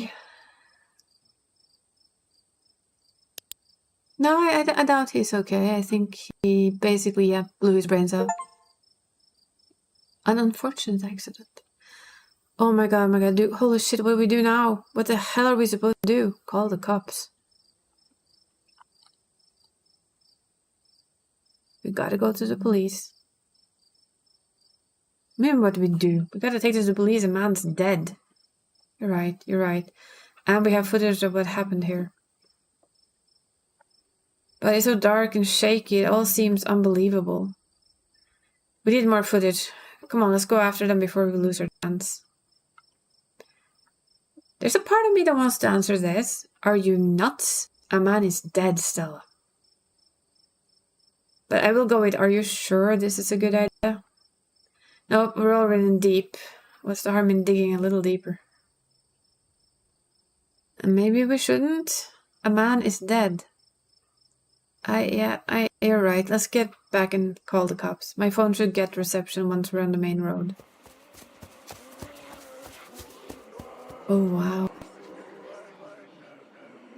Quickly make your way back through the woods. The unearthly whispers of creatures unknown once again surround you. There's many of them. They're very strange looking. Keep moving. You say nothing. Continue forward with grim determination. We're almost there. You and Stella reach the main road. As you and Stella reach the main road, the whisper fades back into the sounds of nature.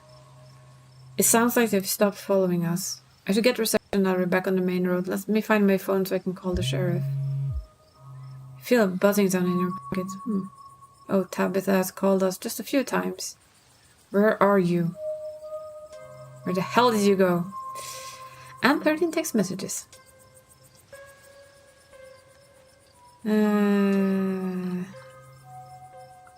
Let's call her. Try and call Tabitha back, but it goes straight to voicemail. Your message sits unread. Yikes, Tabitha's been blowing up my phone. Guess she must have been worried about you. But first thing first, let's call the police. Hello, Earl. This is Stella Richmond up at the mountain in the Astina Trail. Duke is dead, Earl. Shotgun, I put it right in front of us. There's something in the woods. Okay, yeah. Yeah, I think we're okay, but hurry. Jesus, Earl. Who's going to tell Bo? Guess we wait. Who's Bo?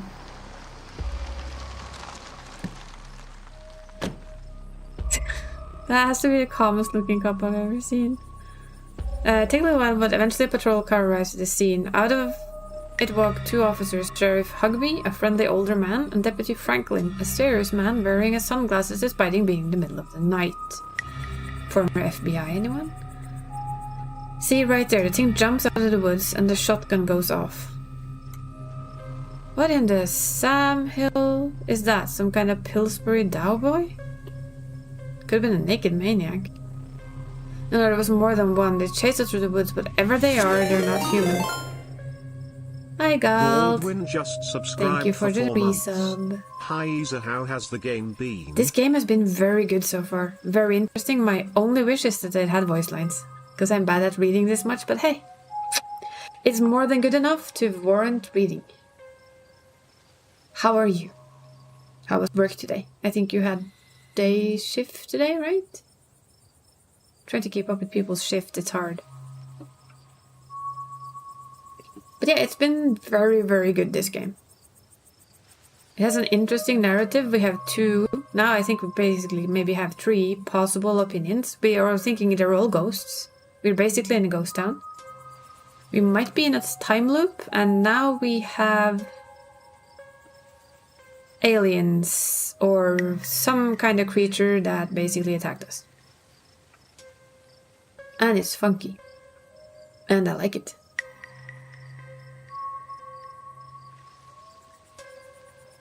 It's different, very different.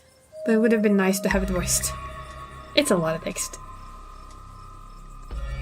What I will do now though is just like take a mini break on this screen right here so that I can go get my meds, and I don't think I need more to drink. No, just get my meds because it's almost 8. So we'll take a quick be right back for a ledge stretch, go and grab something to drink, do a stretch of your own, and we'll be right back to see what we find after this. Quick snooze became 3 hours sleep. Yeah, that happens. I've heard that happens.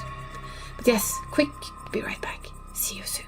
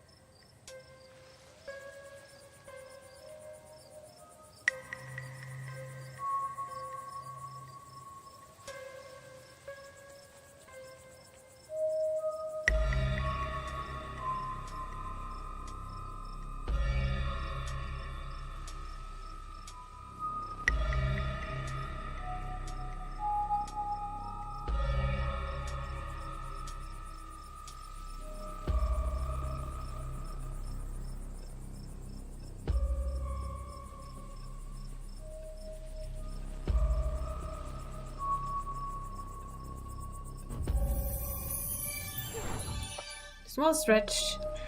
Medicines collected. Let's see if this game wants to come back to us. And yeah, we're using the cat because the other figure basically ate a lot of the screen. So we're using the good old kitty.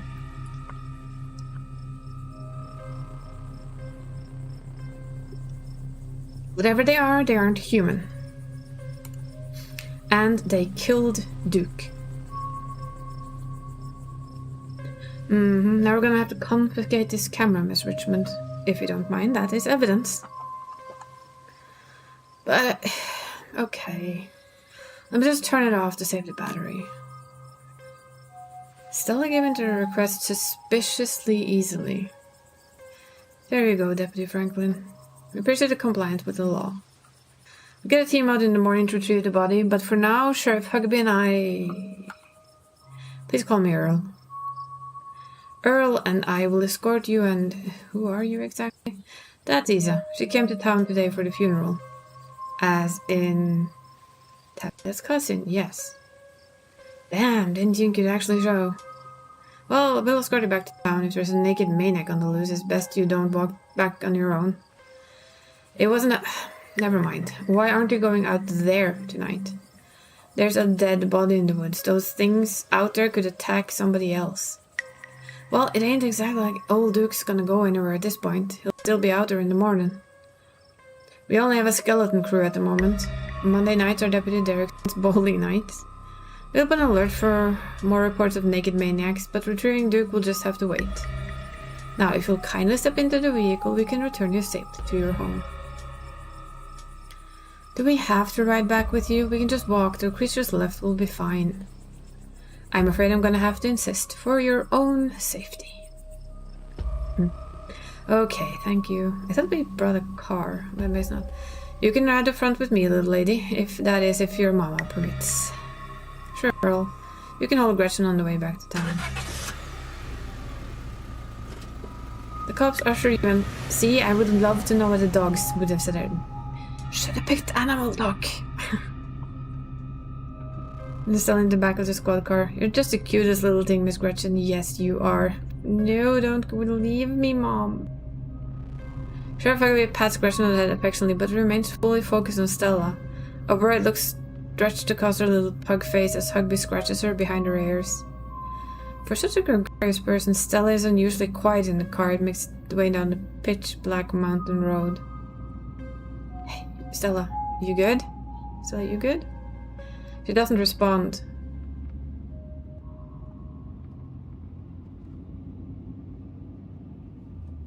She jumps slightly to touch, but you can feel some of her tenderness and ease, and hear let out a self-soothing sigh. Guess we just saw a man die. We don't know what to say either. Looks to me like she just got a bout of car sickness. Ah.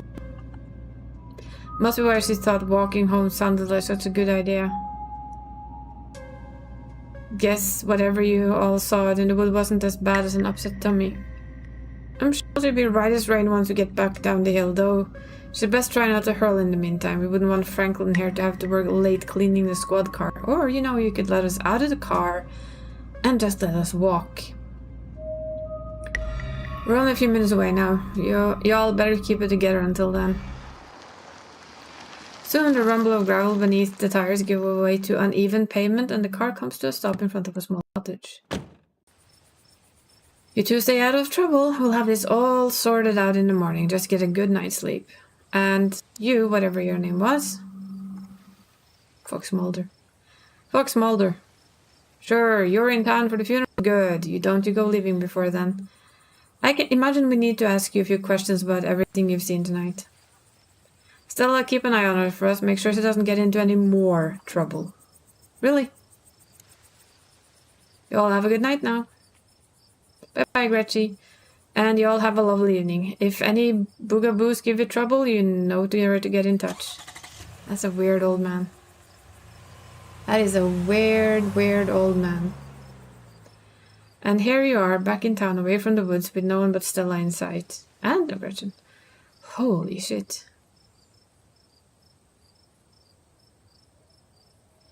Walk home. Okay, so why the hell would you ask if we could walk home? That's a fair question. It doesn't bad experience with cars. I don't know how to drive them. And I don't like getting into them unless literally a question of life or death. Which I guess tonight was. Sorry if I weirded you out. God, what a night. There sure seemed a little blasé about a man's death. I can't believe they're waiting until morning to even start looking for him. Who knows what those things will do into his body right now? And what's worse, I think they implied you're a suspect, even after we show them all that footage. And the truth will get out. The truth will get out. Even if they don't believe the footage, those things are out there in the woods, and something tells me they're not gonna go away. Yeah, no kidding. But it's okay. I'm not gonna let anything bad happen to you.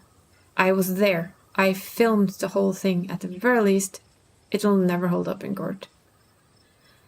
And it won't get to that point either, because we're going to do a little bit of investigating on our own. We've got to find out more about those things. If we get a clearer footage, or better yet, trap one of them, there's no way they can blame you for what happened. The library isn't open for a while, but I read a book about cryptids they have and never came across anything like this. There's someone in town who might be useful information. My friend's mom. Her place isn't far. We should head over now before it gets any later. We're like out in the middle of the night. Sure, I should check in on Tabitha. My friend's place is on the way back, and stopping by shouldn't take long. You sure you don't want to stop in first? I know I wouldn't want to head up that mountain road by myself after everything that's happened tonight. Well, when you put it like that. Sure, let's do it. Awesome, let's go. I hope she's still awake. Wait. I love this. Jeez. You guys all turned to see the shadowy figure staring at you across the road. You didn't... Is that Doug? Didn't hear it approach. Welcome home. Is it a miner? Looks like a mining jacket, right? Basically, you're finally back where you belong. Before you can respond, the door behind you swings open and an older woman stands in the entryway. Go home, Wayne. I can't help you tonight.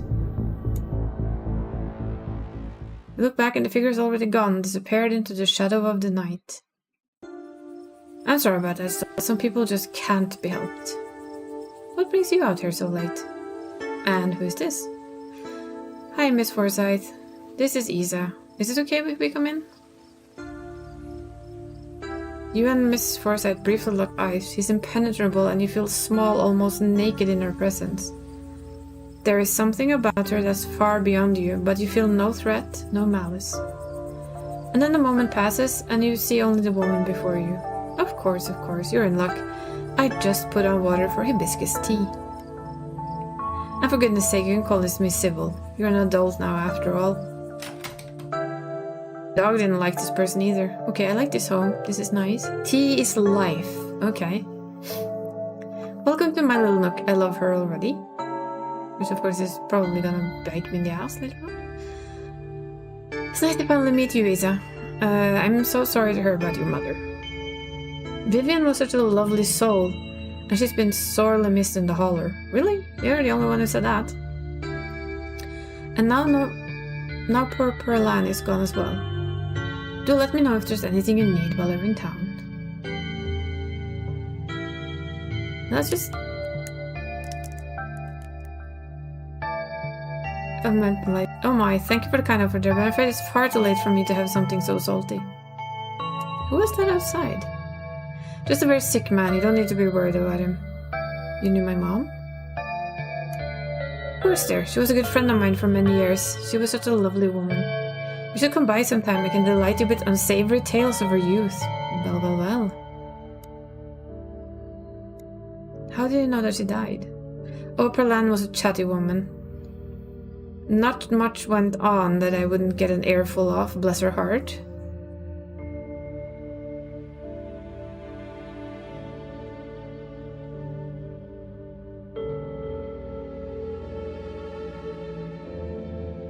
I never met Perlan. You don't have to pass on your condolences to me. I have no feelings about the woman. Ha! That's fair, child. But it seemed like the right thing to do. I need your help. Ah, yes, I suppose pleasantries can wait for another time. What's got you here so late? You seem troubled. You know about the weird stuff, right? The unexplainable stuff? I'm not so sure I follow there. I know which oils to use for which aches. I know a bit about classical spiritualism. Just what sort of unexplainable things are you talking about? Duke was killed tonight by something in the woods. Oh my lord, have you contacted the police? Yes, and they didn't take it very seriously. They're not even looking for the body until tomorrow. Those things out there, I don't even know how to describe them. I can't say I know much about the local wildlife. My daughter always had a brighter gift for nature than I. This wasn't the local wildlife, Miss Forsyth. Here, I can show you. That's why she gave up the camera so easily. I wasn't about to let the police hold on to this, at least not before we had a chance to make a copy. Smooth. Cops wouldn't know what to do with the footage anyway. Imagine if they accidentally erased it. Exactly. I'll give it to them if they ask again, but for now we can examine the footage for ourselves. Well, where was this? Up the mountain, up the northwest. Within the town's limits? Yes. I think tea is ready. Yep. I see. Is there a way to make the video bigger and louder if you can? I need to plug the memory card into a computer. I could go back and get mine. No need, Kanika should still be awake. She can lend us hers. Better come with Stella. I'm sure she'll be more willing to help a friend than her nosy mother. Could somebody get that teapot, please? Kanika, come out. We could use a little help. What? Mom? Oh, hi Stella. And Gretchen, who's a good potato. And stranger? What are you doing in my house? We're not gonna give him any more people boiled peanuts. I was helping Stella with a film a video in the woods and something terrible happened. Tabitha's cousin? Yep. Sweetie, we're wondering if you could borrow your laptop. Stella and her friend have a video to show us. It is really important, Nika. Okay. My room's a mess, I'll just bring it out here. Heads up, Kanika, this is graphic. Dupe got killed out in the woods tonight. It's on the recording. Are you serious? Duke's dead? We can watch this without you. You know I have a harder stomach than any of our friends. I'm pressing play. Silence watches over the room must have... I wish we could say the video, actually. Stella, what the hell is this? I think Sybil has an idea. Sorry you had to see this, but Izzy and I have no idea how to make heads or tails of it. Stella, are you okay? Did you get hurt? Sailor Moon t-shirt. Nice. Fine, really, I'm okay. I think I can stay silent, right? Poor Duke, poor Beau. Has anyone told him yet? We talked to the police. I hope they tell Beau. Who's Beau? But Earl and Deputy Franklin didn't seem to be in much of a hurry to do anything. I'll call him later tonight. But for now we have something far more serious to discuss. Whatever happened in the woods, we weren't supposed to see any of that. You're not wrong. These things, my grandmother called them ditchlings. They are a terrible omen. Oh dear.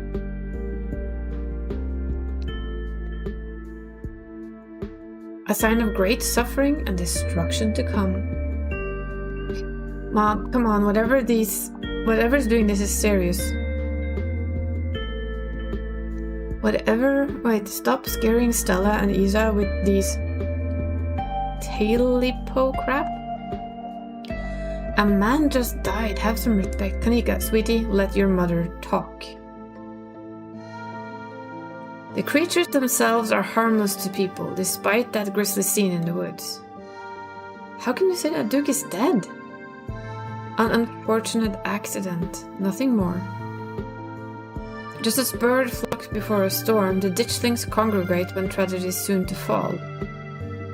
To see one is to be cursed by fate. Jesus, Mom, they clearly had a rough night, they don't need this.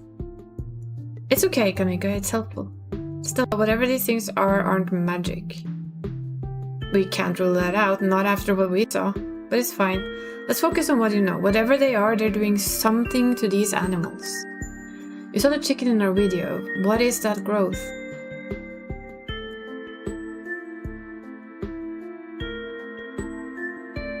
Maybe the ditchlings were here for Duke, like some sort of self-fulfilling prophecy? Unfortunately, no. Their presence forewarns of something far more sinister than one man's death. Stop speculating about this occult nonsense. Let's focus on what we know. Right. What are those growths? Maybe they're making more of themselves? Because it looked like there was something inside of that chicken. Yeah, maybe what we're seeing is some kind of parasitic larval stage. Part of their life cycle. But I don't want to jump to any conclusion about something this out there. Not without doing some research and talking to a biologist. I'm sure there's a rational explanation that'll clear all of this up. Don't think Mom agrees. Oh dear, I forgot entirely about the tea I'd put on. Let me fix you a couple of cups, and it helps soothe your nerves. I don't know, it's getting late and I should let Izuyori get some rest. I ran her ragged today with all the hiking and running through the woods in terror. I can keep going, I'm still wired from everything that happened. Maybe it is that I'm eager to get home and start some research. I'll ask around my usual forums and see if I have information on ditchlings. Is that what you call them? That's right. You go on home and try get some rest. Don't stay up all night online. Let me get you some of my house-made peppermint tea to go. It really does wonders to soothe the soul. Bye, Stella. I'll see you tomorrow, okay? Call me if you need to talk. Thanks, Kanika. I'll see you. Bye, Isa. So we just left after all. No tea? Alright.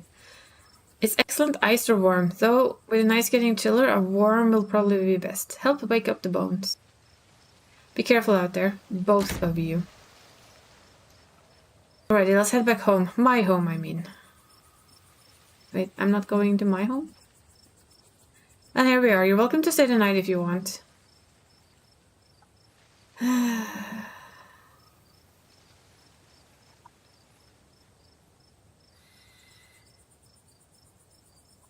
Should probably head back before Tabitha has a constipation. Conniption? What's a conniption? Are you sure that's okay heading back to the mountain then alone? I'm more terrified of Tabitha and the things in the woods. Sybil said those things were harmless. On second thought, yeah, I'll stay. Thank you for the offer. Awesome. If I'm being honest, not being alone tonight is a weight off my chest. I mean, we had a moldy, iffy room. So I guess we could have gone back home.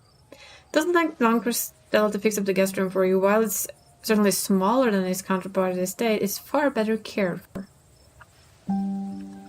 Make yourself at home.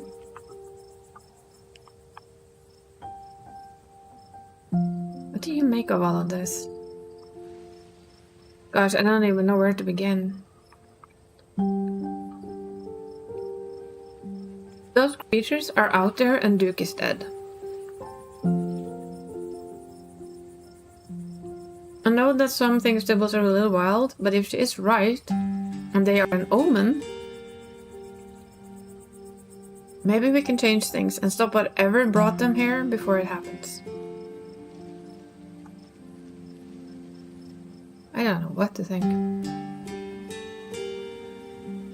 That's fair, we'll have to see if tomorrow's research turns up. You know you didn't have to do all this, right? You don't have to worry about that. I'm glad the guest room is finally getting some use. Who was that guy outside Sybil's? It felt like he could barely breathe until he left. Wayne? I haven't really gotten to know the guy. I think he works in the mine. There's something with his mine, I'm telling you. It might be worth looking into him. Okay, I should probably try calling Tabitha. Right, she'd probably like to know you're not dead. Get some rest, Isa. I'll see you in the morning.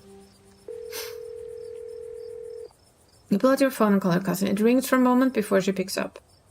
Where the hell have you been?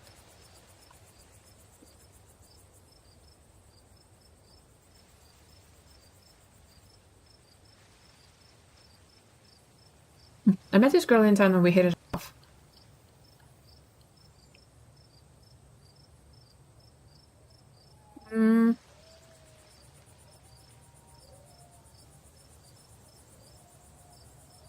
Look, I got suckered into something and it was weird. Hi, Tabby.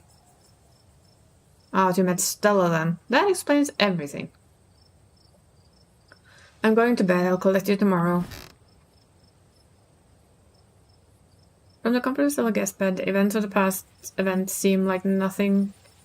Seems like something that happened to someone else, though you can still clearly picture the terror you felt in those moments. For now you feel safe, and you're warm. Eventually the sun will rise and chase away the monsters and make them seem like nothing but bad dreams. Maybe tomorrow, if you're lucky, you'll wake up in a normal world and have a relaxing week in the mountains with a new friend. A nice thought, but deep down you can't help but worry that things will only get worse.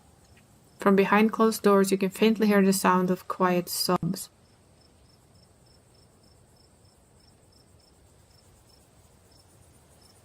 I'm trying to hear.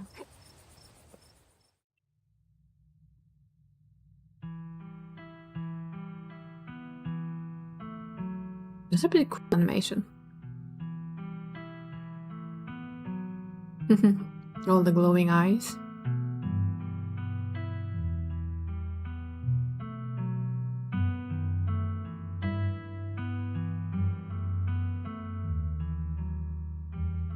So 1820.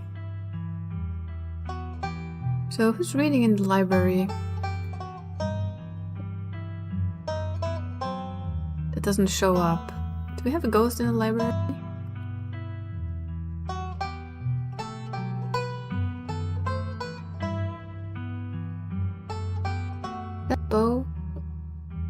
It's probably Bo, right?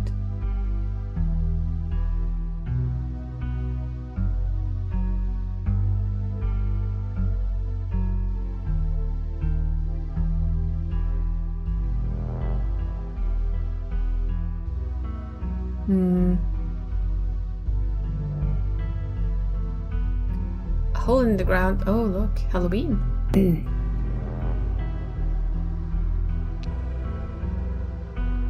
I have a feeling that mine has probably fucked something up completely.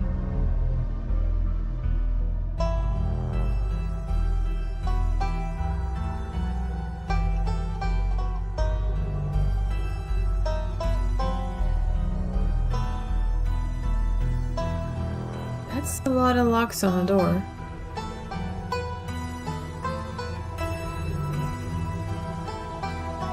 Yep. And claw marks.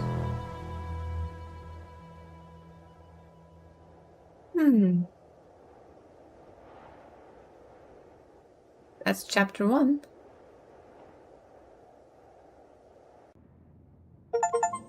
Episode 2 awaits. Let's continue with the World State 2 episode. Please save your game now.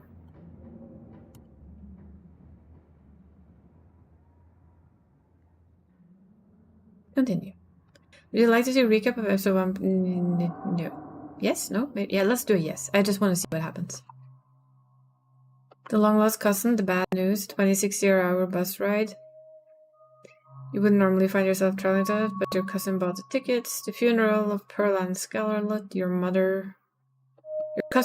Your cousin's mother and your aunt seem like something you would ignore, even considering your own late mother-rocky relationship. Welcome to your family's humble estate. Yeah, that's the house. Unfortunately, due to the current state of house, only few rooms will be safe.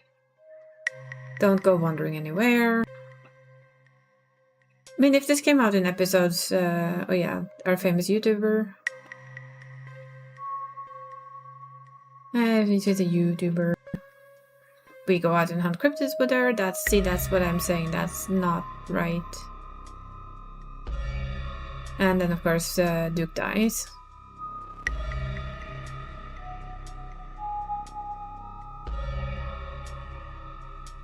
I wonder what happens if we get a flashlight, though. The fact that I already wonder what's gonna happen means that we are gonna have to have several playthroughs of this game, and I so need to speak to animals.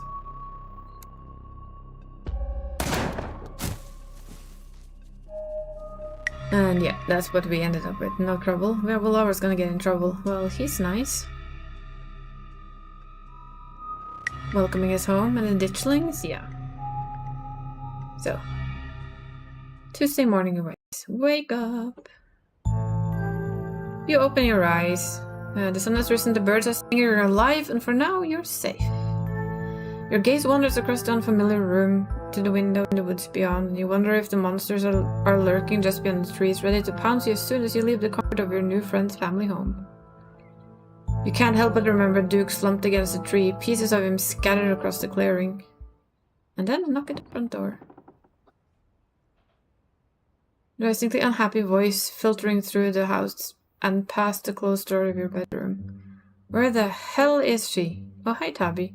There's a fresh bottle of coffee on the table if you want to come in. No, I'm just here to check in on my cousin. Let's make it quick. I have a lot on my plate today. You're barely decent. It might be slightly scandalous if people saw you like this. You calmly collect yourself at Tabitha fumes outside your door. Are you sure you don't want to visit for a bit? You don't have to run around being the big boss this week of all weeks. You should let yourself... I'm fine. Thanks. Where the hell are you hiding? Fine. Now sufficiently prepared to greet the civilized humans, you open the door and join them in the living area. Grumpy pants. Aw, look at the doggy. Gretchen excitedly looks at you and wiggles her tail. Hi, Gretchen. Morning, how did you sleep? What exactly did you two get up to last night? We went up to the woods to film a video. No, not that part. The cops called me this morning and told me all about that. They did? What did they say? Did they find Duke? They didn't find a body, is that what you're asking? But apparently he never went home last night. And they had quite a few questions about you.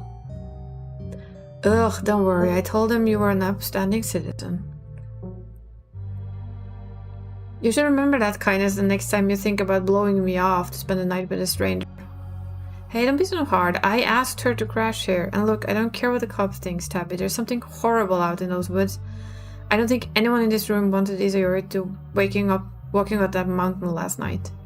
Stella, would you mind giving me a moment alone with my cousin? And while you're at it, please stop calling me Tabby. We're not in high school anymore. Oh yeah, okay.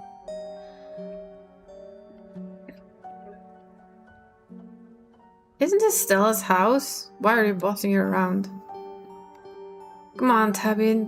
No berating guests in the Richmond household. Whatever. Don't really care if you're here for this. You've been in town for less than a day, and my stress is already through the roof. I mean, I get it. Stella got you all worked up and you were too scared to walk home. Sure, whatever, that checks out. But I don't care if this was a chock full of ghouls or ghosties. You had me worried sick. From now on, you're back at this date by bedtime. Jesus, you are not my mom, woman. No more impromptu sleepovers.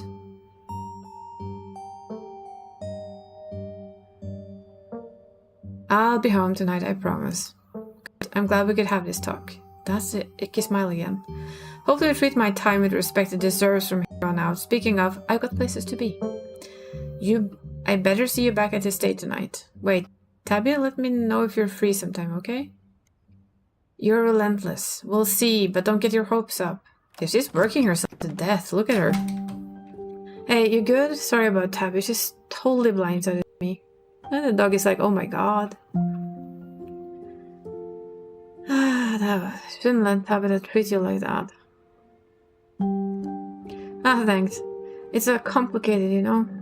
It's got enough on our plate right now. It's no big deal. How are you holding up though? That was rough. Don't regret anything. But right, that sucked. It's not like I didn't let her know where I was. Lots of money though. Lots a lot. I don't think anyone can blame me for crashing here. Tabby just doesn't get what we went through. Who would, honestly? That's a good question. And for the record, I'm happy you stayed too. The fact that this bed says princess and the dog is like tiny on top of it. That mine is the problem here, I'm telling you. I'm willing to bet quite a lot on the fact that mine is where all this shit is coming from. Let's go with the typical horror story mine, right? The likelihood of them digging up something they shouldn't have? Huge. Huge. My guess is that something with that mine. I mean, just the guy who worked there didn't exactly look healthy either. Anyway, sorry for that rude awakening. I've been up for a little, but I was hoping to let you get a little extra sleep. But you're up now, and I've got a full day ahead, and we're going to get to the bottom of this. How are you so chipper? You shouldn't be okay right now. I guess I'm just pretty good at compartmentalizing things. Well, that's Sorry, I got sidetracked by the t-shirt. Ghost Tracks, San Antonio, Texas.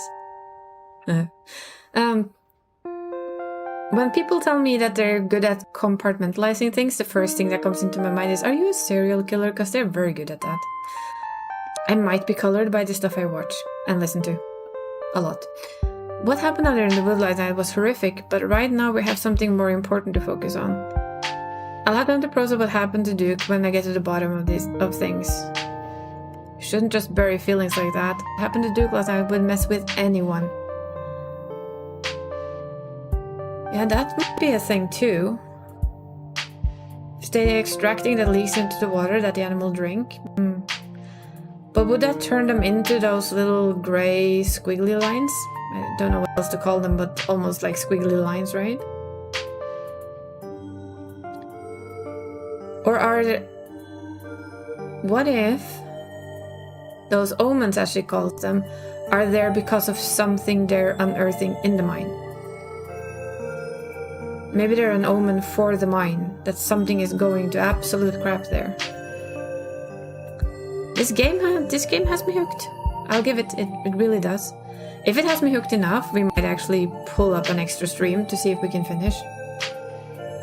Like Saturday evening or something. Guys, I am invested. I like it. I get that, but I'm fine really. At least for now, I can process this in my own time. I want to check out the mines at some point today. Maybe some of the other miners there can tell us about Wayne. He scared the bejesus out of me last night. Definitely. Kanika's waiting for us at the library to head out there first. Unless we can find something solid on the ditch lane theirs, the mines seem to be the strongest lead we got. Oh, let me set up a group chat. What's your number? You can still exchange numbers. Ah, I miss text mail from Stella and you and Kanika do his group chat. Anyway, daylight's burning. Let's roll as soon as you finish getting dressed. Can I eat first?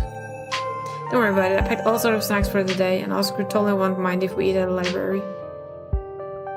Alright, but those snacks better be good. It has a really cool atmosphere, it really does.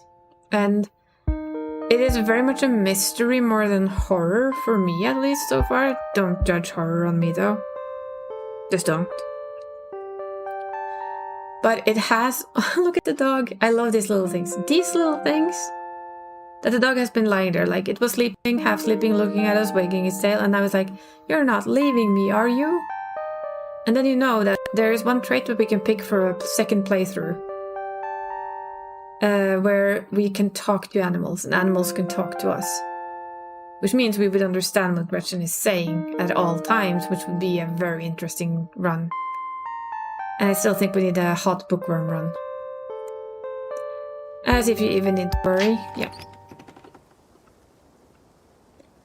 The walk to town was short. Still house is barely a stone's throw from what remains of Scarlet Hollow, once bustling main street. So that's those two. Town Hall. I always look at the backside just to see. You should have to stare down the thoroughfare, both from the chill in the morning air and the all too present memories of everything you witnessed last night. You see the building labeled Town Hall? That's actually the library. Well, it's also a town hall, but that's just a small upstairs office nowadays. I guess this town is not what it used to be. Dad and Armea is really into going on walks. I think there's actually going to be a meet and greet later this week. Could be just the pick-me-up we need and everything been going on. Maybe he'll actually take the whole ditchling thing seriously. I wouldn't be so sure about that. Oh, hey. Hey, there's Avery. Morning, Stella, and the same to you. Speak of the devil, we're just talking about you. Coming from Stella's, huh? Did you all have a slumber party? Sorry all, but I'm in a bit of a rush this morning. I really can't stop and chat. It'll take me a bit to set up, so if you want to catch up with the folks and grab something at the diner, you can meet me at the library when you're done.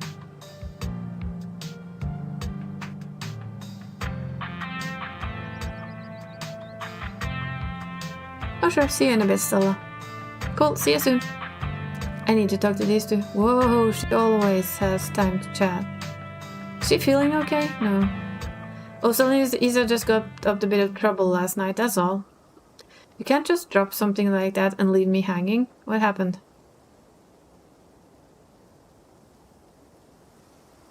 We just got some really good footage, that's all. Now that's juicy. Tell you what, I'm gonna break for the next half an hour. How about you swing by the diner? Winnie can fix you some of Sybil's new blend and try to calm your nerves. It's chaga and lemon balm. It does wonders to relieve stress and tension. She knows. And if you want to spill the beans about what happened, I'm all ears. Anyways, it's up to you. See you around, you two. Take care now, Avery. Don't tell everybody the truth. We can tell them the truth in another run. I see you're a private person. I can respect that. I think we can't lie to her. You never know how someone might respond to hearing the truth of what you encountered last night. I better get back to it myself. I'm glad I was able to catch it this morning, if only to see how you were holding up. Please don't hesitate to stop by if I can be of any help. What aren't you telling us? We were awfully relaxed giving everything you told us last night. I've shared what I know about the ditchlings, and I trust that you and Stella have what it takes to get to the bottom of things. I'm so sorry to cut our conversation short, but I've got things that need tending to.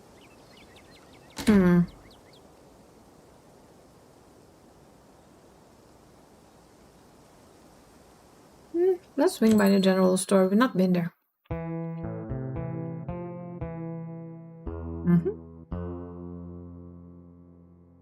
We're the first time we're seeing it in the light of day. That's a lot of stuffed animals.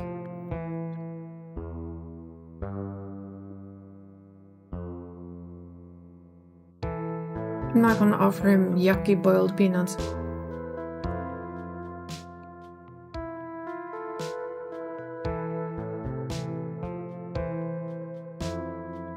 But just for the fun of it.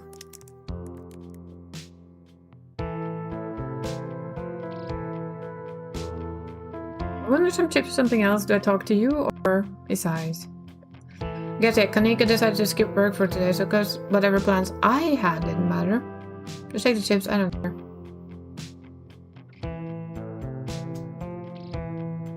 Hell yeah, thanks for looking out. Grab a bag of salt and vinegar chips from nearby shelf. It won't stay new in the coming days. Right on. Burger time yesterday? Yeah, I know, Mom told me. What's your name? Miles. Yeah, Miles. I don't think he cares if we steal from the general store. Well, he said to steal. It's fine. We were basically told we could take anything. The dinner diner's a little quiet today, but the air is still heavy with tantalizing smells of breakfast.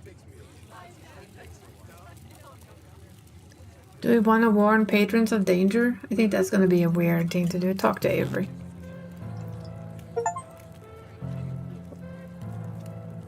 We're sitting in the booth across from Avery. Hey there, stranger. Before you can change, we're winning sidles? That has to be slides, right? That has to be a typo. With a fresh mug of tea in hand. Heard you might need this. The answer to 29 down is oink, by the way. What? But the clue is pen sound. How is that a sound a pen makes? Wait, pen, like pig pen? Are you kidding me? How was I supposed to realize that? I don't know why you even bother with those things. They're just gonna frustrate you. It's just something to fill the time. Maybe I should switch to Sudoku. Winnie leaves Avery contemplating daily newspaper puzzles, returning to her seat behind the counter. So, what the hell really happened last night? You can tell me, I won't judge. And what if you don't believe me? Well, I could tell you about last night, but what if you don't believe me? I'm not here to judge, I'm here to listen. You can already feel it begin to ease some of the strain and tension from last night's events. Whoa, not a lot of folks take to chaga so quickly. It's a fungus that grows on birch trees around here. It's supposed to be super healthy, but it definitely makes for a challenging drink. Color me impressed. Okay, let's tell him. You spilled the beans. Glad that somebody talked about the horrors you witnessed. Now that is some heavy stuff. No wonder Scarlet seemed distant. Monsters in the woods. I may not have lived here long, but I never heard of anything like that happening around these parts.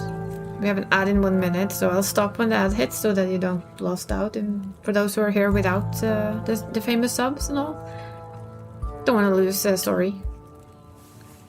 I can't say that I like the thought of it. Now that I think about it, when the cops came for their morning coffee, they mentioned something going out in the woods to look for someone. Must have been Duke. They seemed so disconnected from it. I figured it couldn't be very serious, but wow. She now knows too. Must have been Duke. They seemed... yeah... What if the cops were in on it?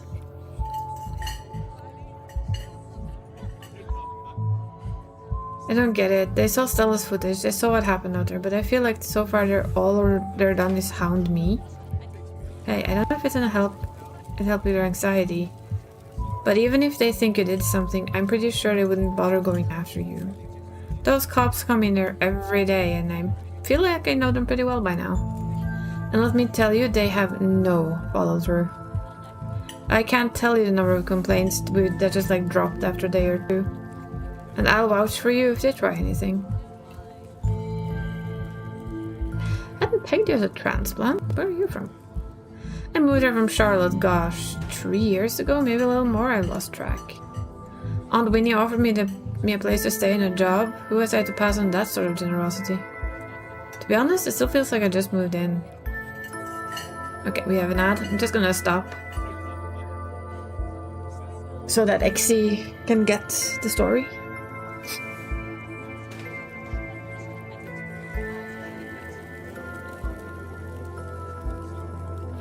I wonder when we harvest shadow is coming out.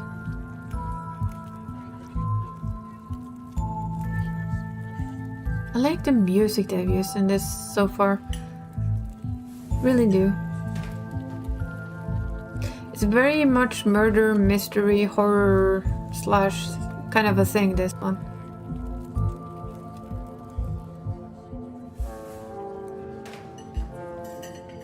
Like small town, everybody knows everybody apart from you. And it makes me wonder so much more, why did our mom leave? Why did she basically run off with us? And make us have no contact with the family at all. And she's like, they hate her as much as she seemed to hate them.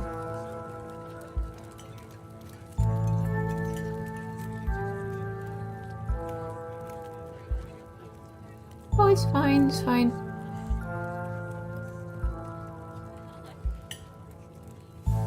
I love this story. It's really, really good. There we go. Everybody should be back now, according to this little ad break thingy I have.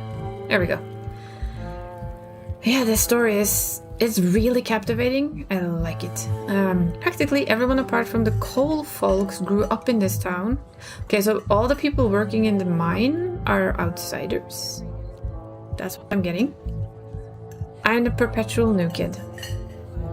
Ooh, nice. I hope she will be really happy with it, like I was with mine. I still love that piece so much.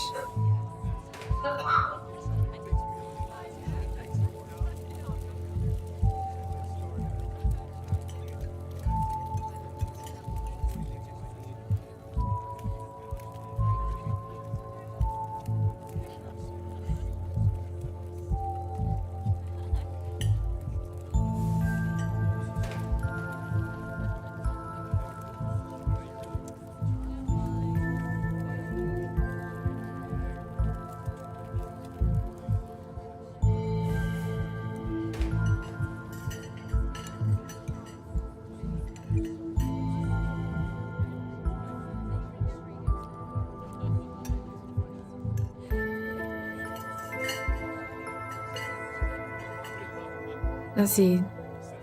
Don't get me wrong, folks are plenty polite and friendly, but there's a shared history I'll never be part of. Why did you leave Charlotte? If you don't mind me asking.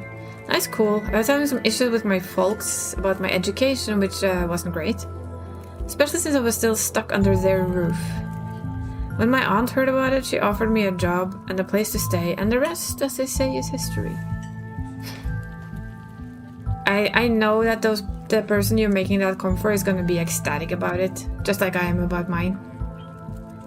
Of course, let's see, do you regret moving here? I don't think I have a choice to have second thoughts. I'm not going anywhere without Aunt Winnie. There's no way she's leaving this place. Can you? Second question here. A third theory. A town you can go to, but you can't leave? But our mom left, so...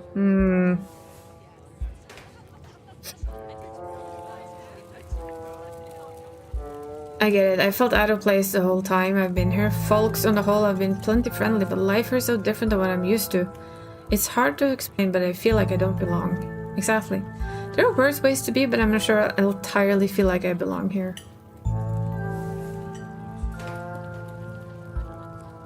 You should get out of here before things get any worse. You should get out of here and take me with you. Let me know if you happen across any leads, but I hardly know where to start. So let me know if you hear anything. Definitely.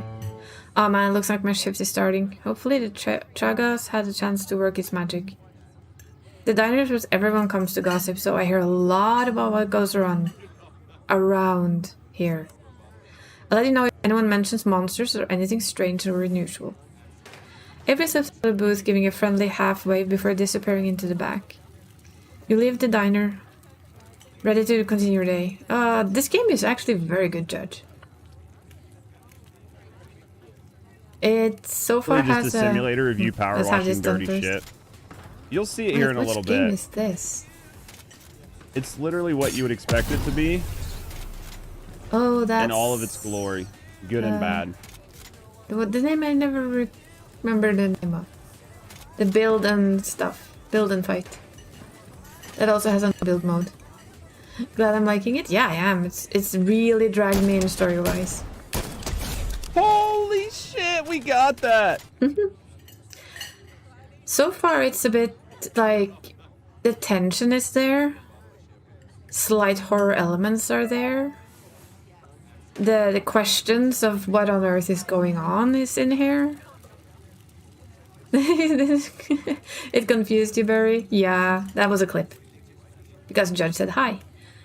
But yeah, it's surprisingly good, and I can already see myself playing this through a couple of times because the game has several different traits. So you have the two traits we have right now are Mystic and we're Streetwise. So we get certain conversations and stuff with those two traits, and there's several more traits to choose by. So you can do like several runs of the game with completely different traits. One of them is speaking to animals, and I am most definitely doing that one because the way animals are looking at you in this game, I think they have a lot to tell us, and not all of it is good. That is for sure. But yeah, they've really managed to put a lot of feelings and, you know, the spooks and everything in this game. But it's not spooky. But it is intense. And it takes you on a ride and it lets you make all of these little guesses about what's going on. We have 3 so far. This is a ghost town. We're all dead. I mean, why not? Time loop. We're caught in a time loop. An endless time loop kind of a deal. And the third one is, this is a town you can enter. So let's say you come from the outside, you can enter, but you cannot leave. The people who are from this town can come and go as they will. But if you come into this town and you're not from it, you cannot leave again. We'll see how that ends up. We are ready to continue our day. Just random theories. And you can see that this is a miner town, so of course we also suspect that everything bad going on in here has something to do with the mine. So now we're going to see what the library has to tell us. Reading adventure. Look, there's our doggy. Like they have this, they make sure that the dogs are always there. That does not look very pleasant. Why are the kids... And there's this cat. There's like things like this. Why are the kids laughing as they carry someone out? Miners clearly carry someone out from a flaming pit of doom, and the kids are laughing. I don't know what to say about that look, but that's weird. Or is this some kind of punishment for whomever that is? He did something so wrong that they're punishing him, and that's why the kids are laughing, and they burn down whatever house he owned. I like games to put stuff like this in them, and it just lets my mind wander around it, because my mind does. Instantly, I see something like this, it's like, what is the story behind this? Because he has a PJ on, as far as I can see. So my idea is that they carry him out because they're quite unhappy with him, so the kids think that this is real funny. You enter the former town hall. What once must have been a stately foyer has since been converted into rows of shelves. Meeting rooms and offices long ago have given away to assorted references, collections, and reading areas. Oh, hey, you made it!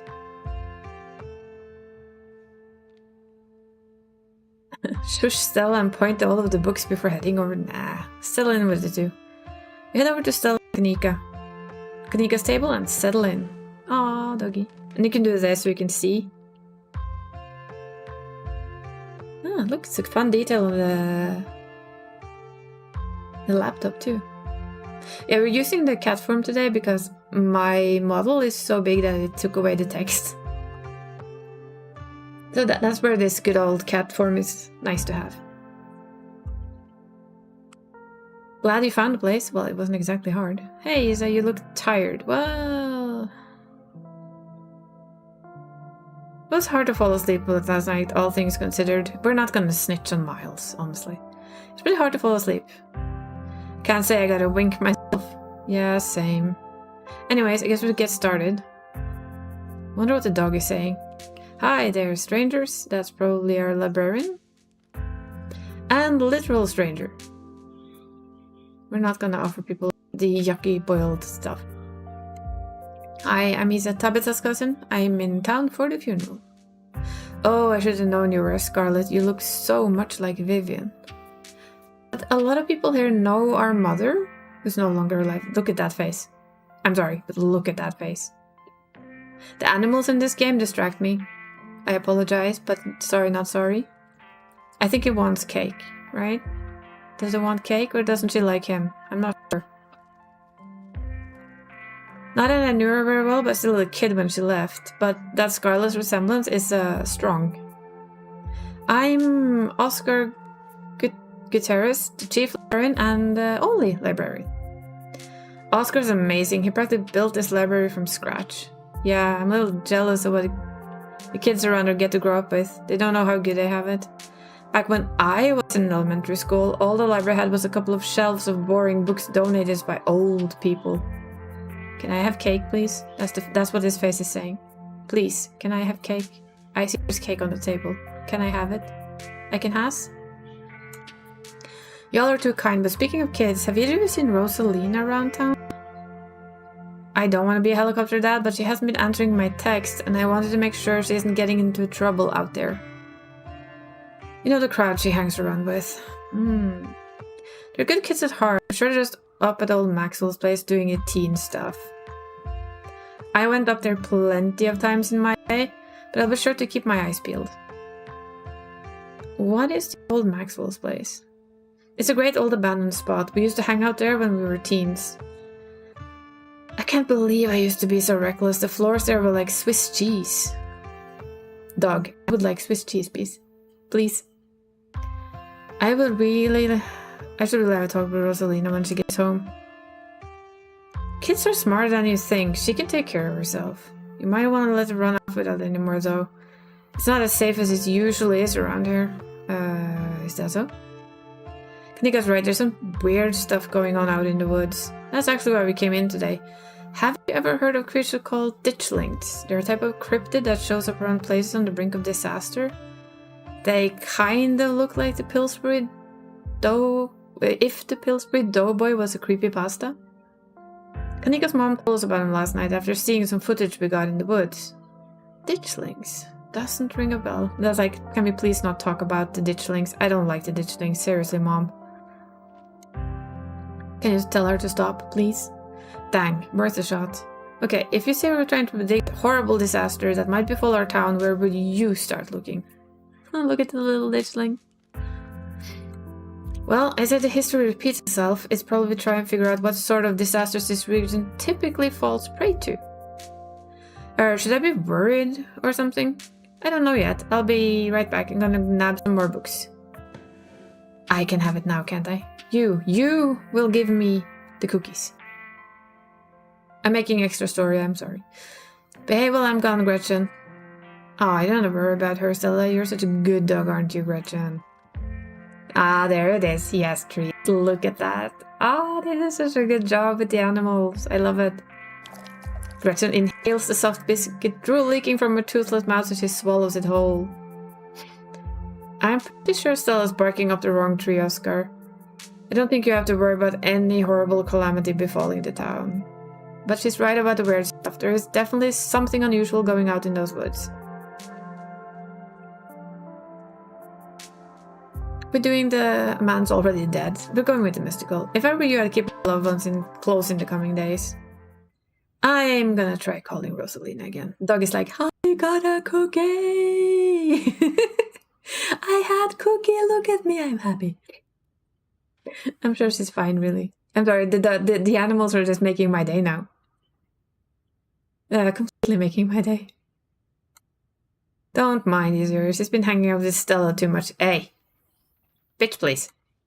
Rosalina's a smart kid, she's no bad to go around sneaking into trouble, and will make sure to keep her eyes peeled. Thanks, Kanika. And Isa, if you say a 13-year-old girl with a black braid and glasses, will you let her know her dad's worry about her? Yes. Sure. Ah, got him. Just grabbed a whole mess of local history books. Oh god, not more books. Mom. Can I have a treat? I haven't gotten a treat. I promise. But I need a treat.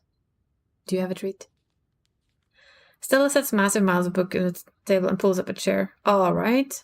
This is gonna be so much faster with the two of you here to help out. Got our snack, got our documents. Let's get this research party started. I heard snacks. That's all this face is saying. I heard snacks. Reading awaits. Flip through Veins of Scarlet, a history of the Scarlet Hollow coal mine. Oh fuck yes.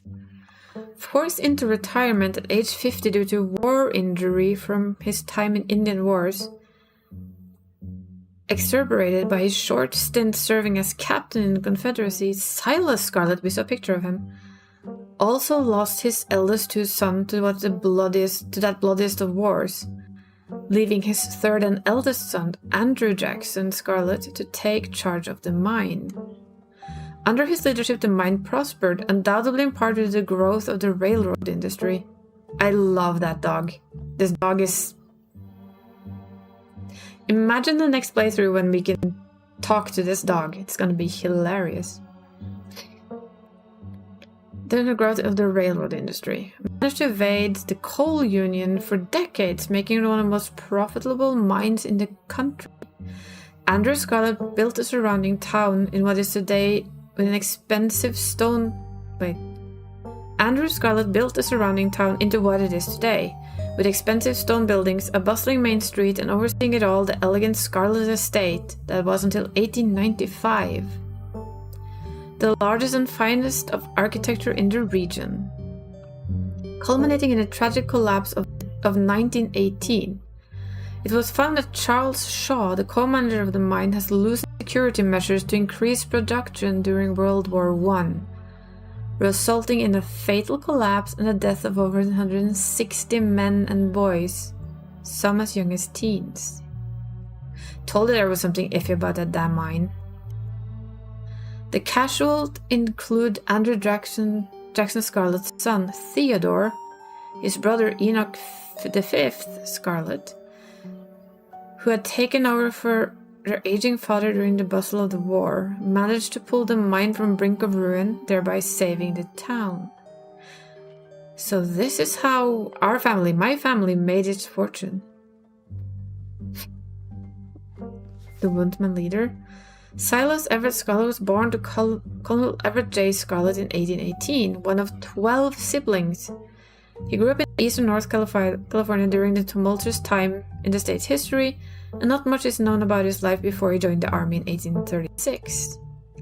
He quickly rose through the ranks, part due to his father's connections, but also due to particular ruthlessness, for which he received the nickname Bloody Silas Scarlet. That felt like a vampire story. The federal government granted the now Captain Silas tract of bounty land in exchange for his service in the Indian War, and he settled into the hills of North Carolina in 1841. That land would become Scarlet Hollow. But it started as a simple log cabin built by Silas's own two hands, occupied by a family of 10: Silas, his wife Mary Joseph Scarlet, and their 8 children. Logging business brought many workers and fellow landowners to the hills, but it wasn't until scientists discovered rich seams of coal running underneath the entire region that Scarlet Hollow was really put on the map. He saved what he could and bought the surrounding hillside at a great discount, cleverly hiding what he knew about the land's true value. Thus, he had all the resources to found Scarlet Hollow's now famous coal mine. We're finished with this one. Am I? A few entries catch your eye. Vampus cat. Ooh, funky. Often linked to Cherokee legends, some cite Vampus cat as originating with the story of a woman who sought vengeance against a monster cat demon for driving her husband mad. She hunted it down, and by wearing bobcat masks, she tricked it into using its own vile magic on itself, freeing the people of the region from its evil. Others say the creature comes from the story of a woman who wore the pelt of a wild cat to witness the forbidden hunting rites. The hunters of her village gathered to perform the rites, and she watched in secret from underneath the cat's pelt, but was soon discovered. For her indiscretion, she was fused with the pelt and transformed into a creature that was neither human nor cat. Forced to wander the wilderness alone, feared by all. Her calls are those of great sadness and serve as a warning to anyone who dares go against tradition. Tommyknockers? Enigmatically cave-dwelling creatures primarily known for causing mischief. Look, it even had like a little knocker. Tommyknockers originated in Cornish mythology, spread to the United States when the Cornish immigrants began working in Appalachian mines. They're named for their knocking that can be heard from seemingly within the walls of the cave-in, before a cave-in. According to some, the knocking serves as a benevolent warning. Other believes that the creature takes stolen hammers. That's why it has a hammer. Supports the mines collapse onto whomever are fortunate enough to still be inside.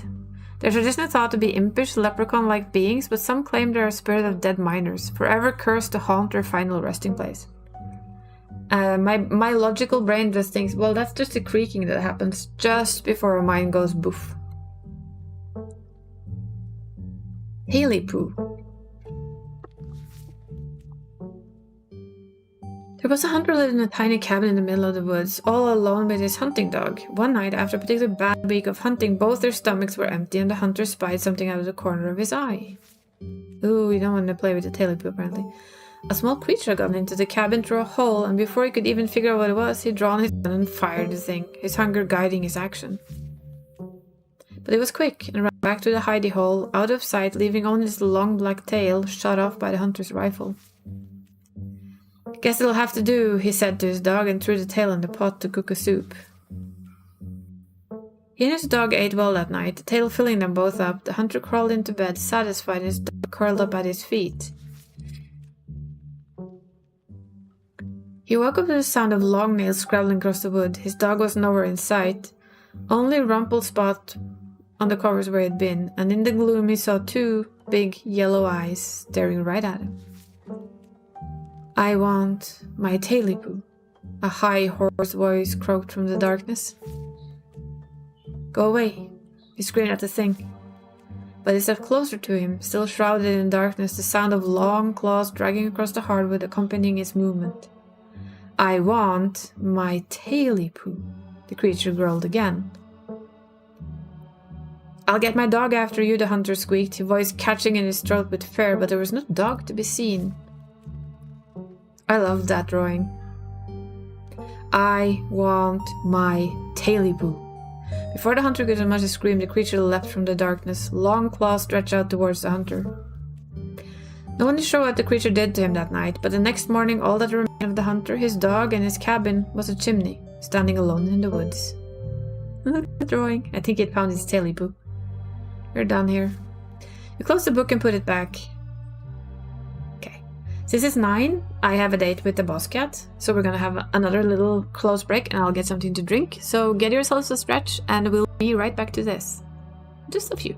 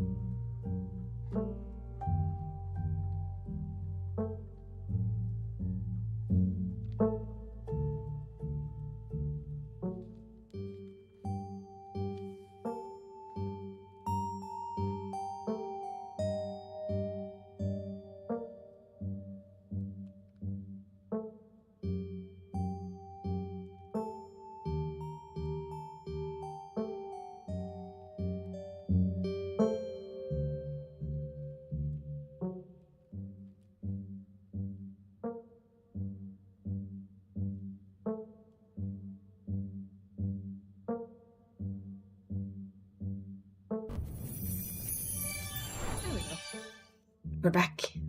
Cat's happy. So, and I have Christmas soda. Julebrus, as it's called. In proper Norwegian, it's julebrus. I think I'm all done. Let's check in. And cookies. Oh no! Look at the dog again.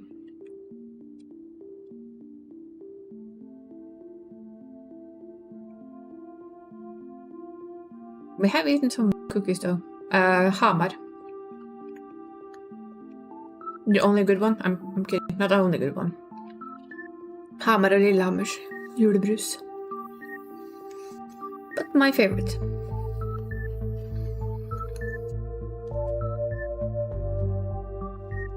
If we're going with Kanika's mom told us at night, I think we can rule out any natural disasters that would brought the Ditchlings here. But not nuclear incidents. Looks like our state has a history with nuclear incidents, really? What about y'all? Did you find anything?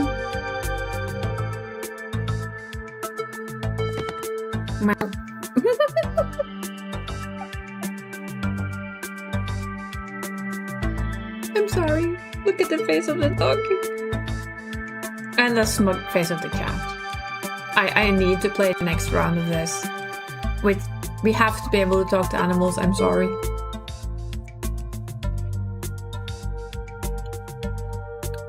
And she like slammed her bookshot? Look at that face though. That smug face. Oh, hey Pixel.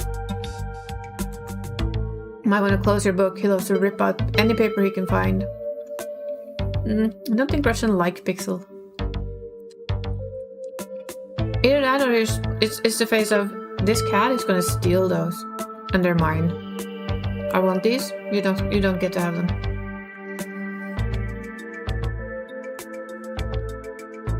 Don't worry, little guy, I didn't forget your treats.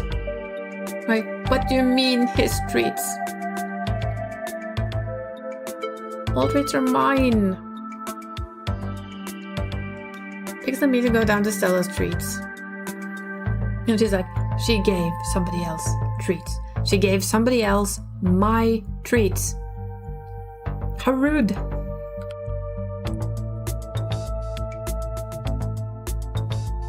That page of the story is like the ultimate betrayal and shock. Sorry if Pixel bothering you all. Hopefully he hasn't gobbled up any of her books. He can't stand the thought that people might pay attention to anything that isn't him. Well, I mean... Why do you let a paper spreader freely wander a library? Yeah. She agrees with me. Look at the face.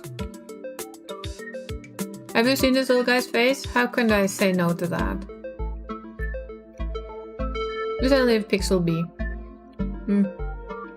Okay, we wait again then. Ad break, apparently.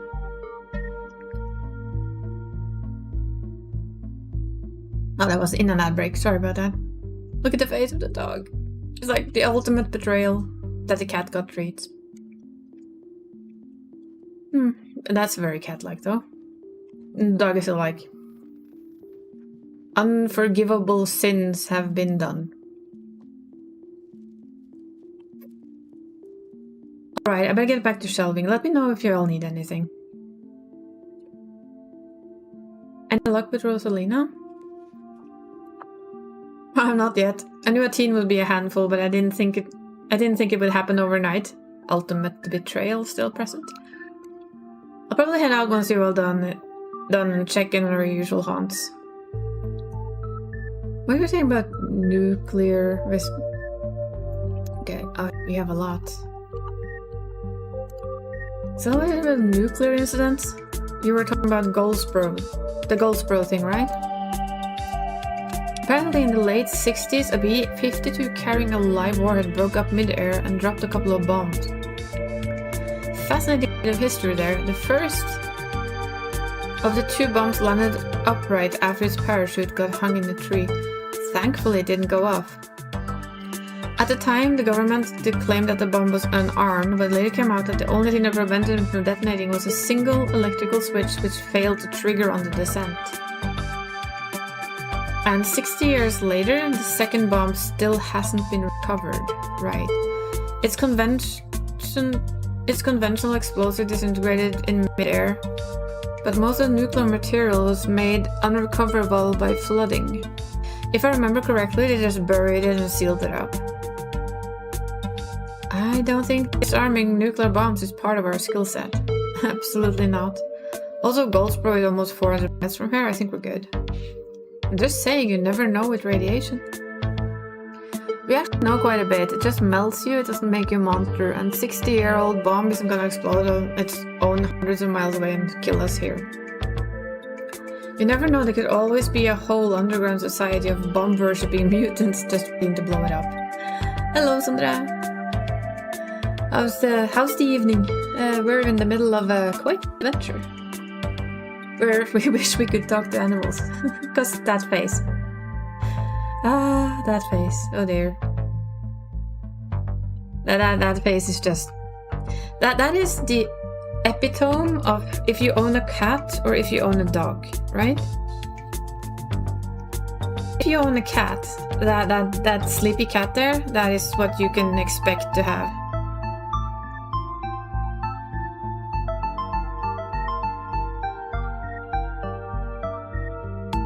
And then the dog there is like shifting between the utmost destroyed look when the cat got treats to like the desperate look over at the cookies. It's like it has so many expressions, and now for some reason it's superbly happy again. Apparently, the ultimate depression over cat getting treats has now passed. But I hope you're doing well. And I'm surprised you're not in Level Up stream. I have their stream up on my TV behind here. Cannot not be in a Level Up stream. That's not possible. That's just how it is. But yeah, so far this game has been surprisingly good. Just the fact that they just say that there can be a society of bomb-worshipping mutants. Are you still in that stream? That's good. I'm waiting for it to blow up. No, perfect. I've missed this. Do you actually think there's a cult here? You lean in and quietly whisper to Stella and Kanika. Do you guys think there's like a cult here? Those cops were awfully suspicious, almost like they're trying to cover something up. Like a weird combination of being dismissive and trying to ping things on me. It feels like a cover-up. Yeah, that was pretty bad, but I'm sure they really have it in them to be part of a cult. Definitely, I don't think they're capable of putting in the effort. Yeah, there were no follow-through. Talk about the Wayne and Scarlet. So, about the coal mines here. Kanisa visibly shudders. I get cold was just thinking about being in a place like that. I feel for you guys who work up there. I couldn't... For the guys who work up there, but nobody in the town works up there. That much we've got. Could never. Speak for yourself. I'd love a good crevice. A good crevice? Really? The dog is like, why are we speaking of crevices? Seriously, my friends, why are we speaking about crevices? I don't want to go in a crevice. Absolutely not. Cat still sleeping. It's just kind of priceless, to be honest. I love it. What happened after the mine collapse? The book just kind of glosses over that. Well, probably nothing nice. That's what I'm gonna assume. There was a union for a little bit, but it didn't last. There's not a whole lot written about the past century here. Okay.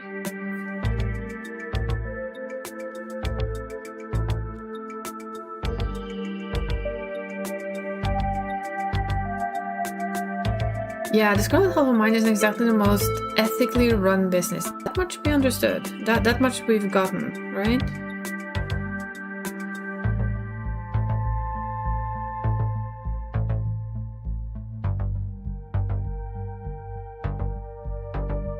There has to be something about that mine that is doing a lot of shit.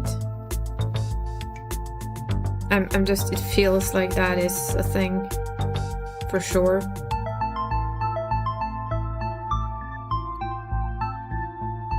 No offense or anything, I'm sure Tabby runs the mines better than Scarlet Shaw did. Ooh, no, sorry, Charles Shaw. Charles Shaw? Still hasn't let the union in, though.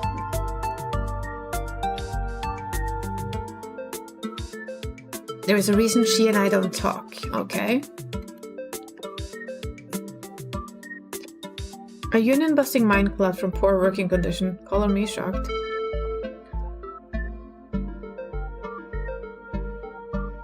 Yeah, it is pretty awful. The dog is still like, excuse me? I wonder what it's saying. I can't wait to play it through and actually know what all of these expressions are. That's what the sculpture out front is for, commemorating all the men and children who died that day. Every kid in Scarlet Hollow learns about the collapse of 1918. Our teacher loved to emphasize how many children they had working down there. Probably to show us how good we have it or whatever. A low bar if you ask me. You know, that could be what the Ditchlings are warning us about. Another collapse. Writing it down as on the list of potential disasters. Yeah, still, that's morbid. And besides, it was all Charles Shaw's fault. The labor market is way more strict now. There's no way you could get away with that kind of safety cutbacks that he pulled. Y'all don't actually think the mine is about to collapse, right? No. No, I don't think so. Had me worried there for a second.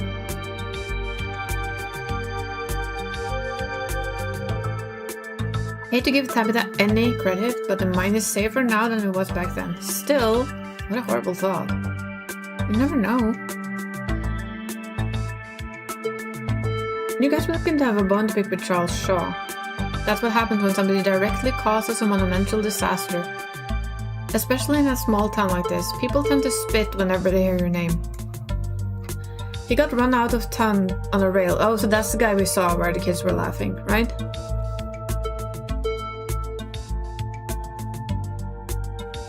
But after the collapse, they basically threw him out of town. And that's not a figure of speech. Back then they actually tied you to a rail and ran you out of town. There's a big mural of it at the far wall. Yeah, we saw. Got off easy if you ask me.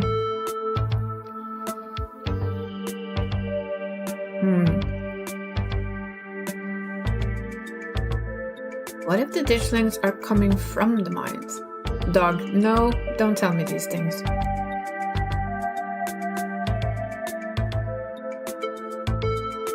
Maybe it'll come some kind of subterranean creature the miners accidentally dug up. Ooh. Maybe there's something down there making people sick and changing them? We're working a bit on X's idea there. That wouldn't explain how many Ditchlings we saw last night. Like, sure, occasionally a miner goes missing, but we saw dozens of these things. Yeah, and what if they've... Sorry, we just... need to get these out. I already have the best viewers, so get lost. Best viewers, but yes. We saw dozens of these things. Well, if it's been there since the 1800s, then there would be a dozen of those things. Or maybe if they actually make more of themselves, we're screwed.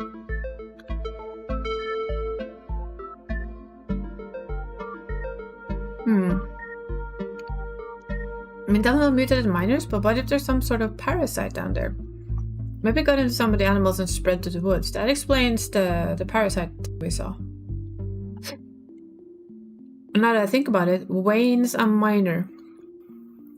Maybe that ties him to all of this. I know it sounds ridiculous, but it's one of the more plausible explanations we've got so far. Feed me. Can I have the cake now? So, Scarlet. A rich guy in the south? I should have known this wouldn't be pretty. Sheesh, I figured old money from the south wouldn't be great, but he sure did some things to get where he was, huh? Yeah, that is a perfect example of why you should use multiple sources for your research, instead of trusting the first thing you read on the subject. Yeah, the dude was a monster. The mines made a lot of money during the Civil War too. And you can probably guess which side of the North Carolinian business the owner would be working on for. Yeah, I'm sorry you're related to him.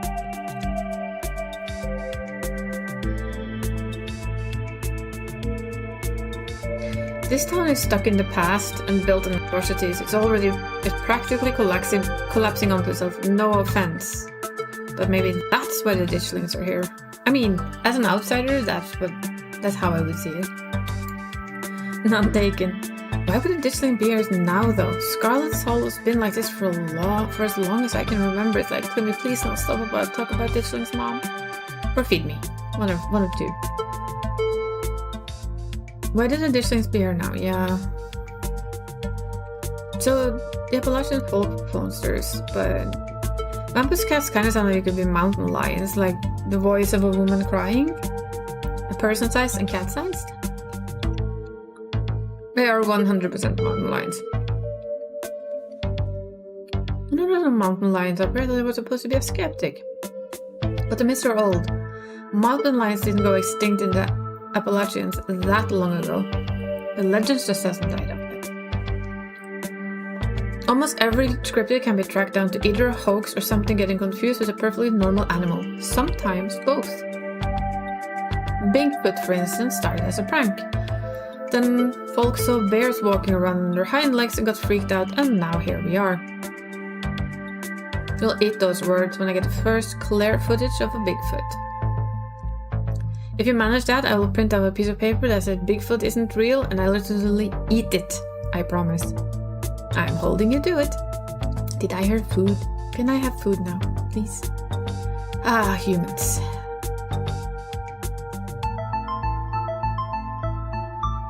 Actually, do you think Wayne is a Tommyknocker? Maybe it's the ghost of a dead miner. Ugh, that creep comes around to mom's tea shop. He snuck up on us last night and called out Isayori by name. There's definitely something wrong with the guy, like seriously wrong, but I don't think it's a ghost. It is worth keeping in mind, though. That's fair, ghosts tend to be tied to a specific place, but though maybe he's haunting the whole town. Well, he could be. He's not a ghost because ghosts aren't real. I've also seen him, like, touch stuff. My mom used to tell me the Tailipoo story about when I was little. I can't believe I forgot about that one. It scared me so bad I didn't eat soup for years. I thought a monster might try and dig it out of my stomach if I did. I love that one. There's this old chimney in the woods that I used to think was a chimney from Tailipoo. The one was left after everything. The thing did whatever it did. Now I know it's just because chimneys don't burn down and wooden houses do so. That doesn't mean it's not the chimney from Tailipoo. I've camped out there a couple of times and seen some pretty spooky stuff. It's like, I was there. I don't like this. Let's let it go, people. Oh yeah, I watched that video you saw raccoons. I'm gonna get rabies one of these days chasing after wildlife like that. What can I say? I like living on the edge. I don't. Let's move on. What do you all think? What do y'all think? There's an awful lot of mine-related stuff in my notes. Maybe that should be our next stop. We can poke around, find out if anyone's seen anything weird. Do we have to?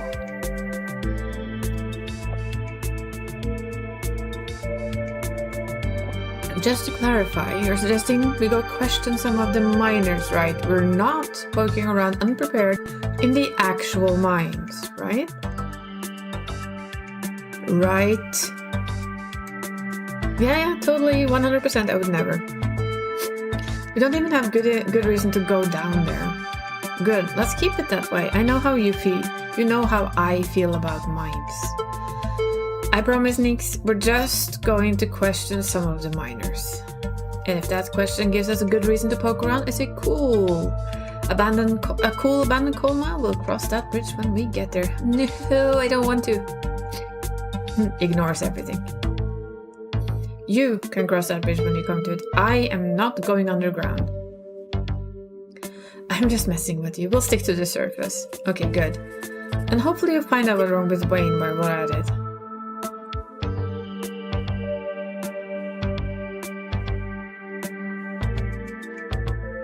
I'm sure Tabitha's gonna love that we're snooping around. Same goes for all of us, honestly. I can't think of a single person in town Tabitha would be happy to see. Just have to make sure we don't get caught. We'll be super sneaky. I can even keep lookout. Look at us going out and caper together. I miss this. I miss it too. I mean, sure, it's not our best of circumstances, but we've been so wrapped out in running the store, I didn't realize how much I miss being able to hang out with you. Though there is something missing. Reese. I really miss that dude. I can't believe how long it's been since we've seen each other. Have you seen him lately? Nope. I tried to plan stuff, but he's always too sick. Didn't realize it was getting so bad, poor guy. You know, we could just pop over and surprise him. He seemed excited to meet Isa. Maybe we'll finally get him to leave his little cave. Hell yeah, let's do it. Dog is like, let's not. See, Oscar, we'll let you know if we run into Rosalina. Thank you, guys. I'll keep you all posted. Reese's home. Oh, that's the other big house. I commented on the secondary big house. Reese's home stands at the edge of the forest wall, an isolated buffer cushioning the rest of the town from an unending wilderness. Reese, it's Stella. I brought some buddies too. Shh, not so loud. He's still sleeping. Can I help you with something? Ooh. The woman in the doorway stares directly into your eyes. You can practically feel her simmering irritation washing over you. Hi, Dr. Kelly. We're wondering if Reese could come and hang out? Nothing strenuous, promise. I'm not going to wake him up. If he's sleeping, he probably needs it. Whatever you two have planned is probably beyond what he can manage right now anyways. Aw, poor Reese. It's been so long since either of us got a chance to hang out with him. I'm sure he and Isa would get along super well too. No.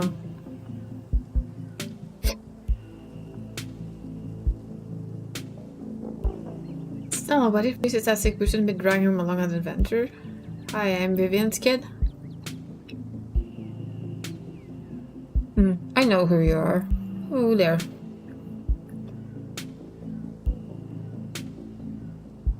I'm thinking she's not very happy about the family I come from. The way she always looking at you as she speaks makes you feel like you've done something wrong, even though I'm pretty sure you've done nothing at all. Thanks. Sorry, I know I was a little rude. You just want to hang out with Reese, and he misses you, both of you too. He's usually feeling his best around mid-afternoon. Why don't you try and come over tomorrow? We can have supper. And you'll all hang out for a bit. I don't promise he'll be perky, but I'm sure it will brighten his spirit to see you two again. And I suppose you can come too. That'd be great. I'll bring a side dish. Maybe deviled eggs? Does he still eat those? No, eggs are a little too much for him. They don't settle well. You can leave the cooking to me. I know what he can handle. I don't know. Okay, I'll bring soda then. That's not...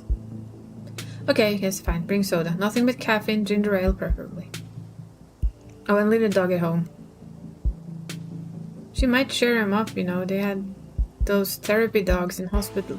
No dogs. Thanks so much, Dr. Kelly. We'll stop bothering you now. See you later.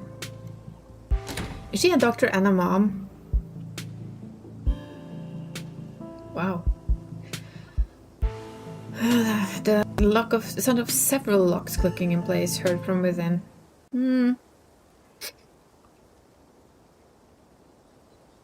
God, that woman makes me nervous.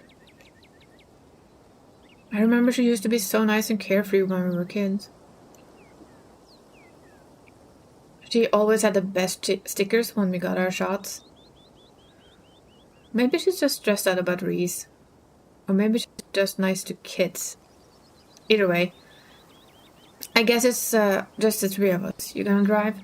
Yeah, sorry. I don't like the thought of going out up there without a van. Cool, I'll take my shortcut then. It shouldn't take me long to get there. You're welcome to tag along, Isa. Don't worry, I won't be offended if you'd rather ride with Kanika. I'm sure you're probably sick of the woods. Either way works for me. Alright, so what is actually up with you and cars? The mines have to be a ways off, right? Don't worry about it. There's a lot of junk in the back of my van. It gets a little tight with more than 2 people. Do we walk or ride? That's a harsh question. Walk or ride, people? Anyone have a preference? Another walk with Stella, or maybe learn some news from Kanika?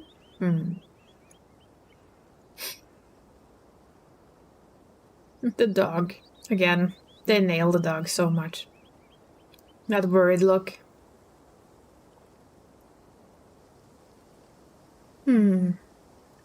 Decisions.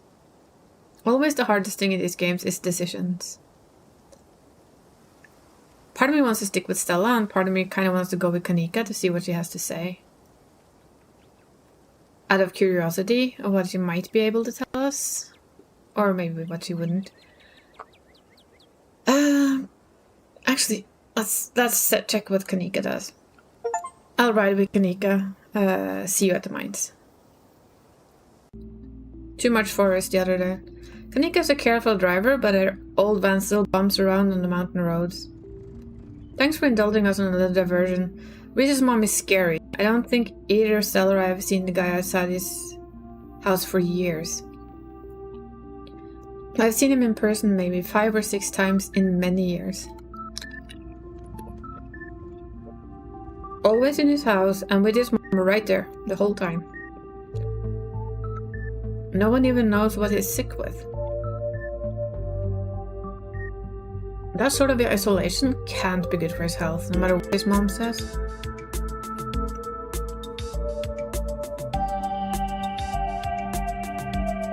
Pretty quick there to cut in when I asked Stella about her things with cars. Yeah, I guess I was. That's how her parents died. A car crash. Well, no wonder she doesn't like cars then. She was in the car too, just some cuts and bruises, but she doesn't like cars and tries her best to stay away from them. I don't think she's ever going to actually leave this town. Holy shit, poor Stella. Yeah, this wasn't fair. She's just a sweetheart and so are her faults. It breaks my heart. So what's actually going on with Reese? Good question. I wish I knew. His mom has been saying he's sick for years. And it's not like she's wrong about it. He's been a wreck the few times I've seen him. That's rough. Yep. What's up with your brother? What's his deal? He didn't do anything weird, did he? He was on his phone the whole time. Oh god, I bet he was playing Dragon Ball game. He spent like $200 on it last month. Don't get me wrong, his family, I love the guy, but he sure doesn't make it easy. Have you ever thought about living somewhere else? Yeah, this wasn't the plan and still isn't. I was actually a couple of years in vet school, top of my class at my dad when my dad died, so they're all losing their parents. My mom wasn't up for running the store, and you've met Miles. I only wanted to take the semester off, help them get back on their feet, but it's been a year and change now. It's not just about my family too. The general store, that's the general store. If it winds up going under, it's hard not to imagine the whole town collapsing with it. Maybe I'll get to go back next semester.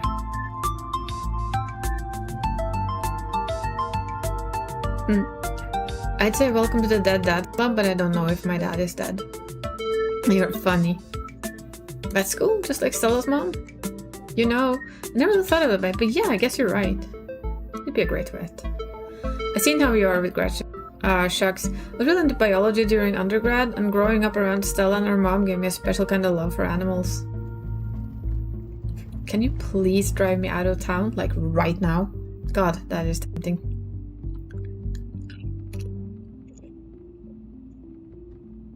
What do you think she's gonna say if we took that one? Oh, I have to try.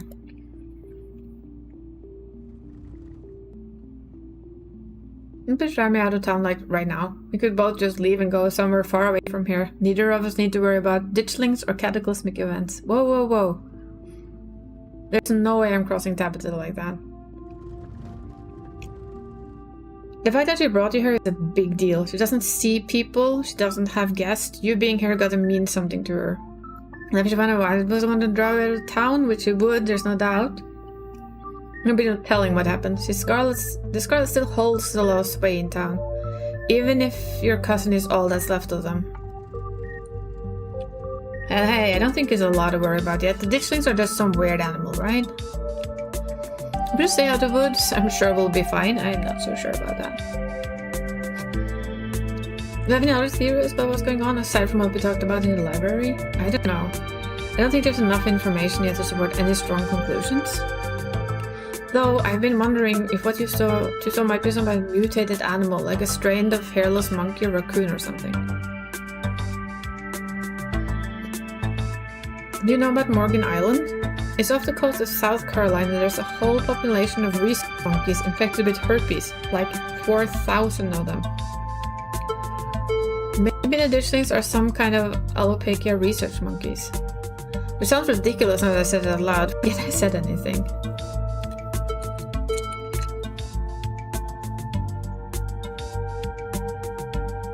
Those things were not monkeys. I mean, it doesn't rule out lab monkey, right? Could be whatever made them. Hairless also cause the weird swellings or alter their proportions. But we don't have near enough information. Comfortable silence, the best type of silence there is.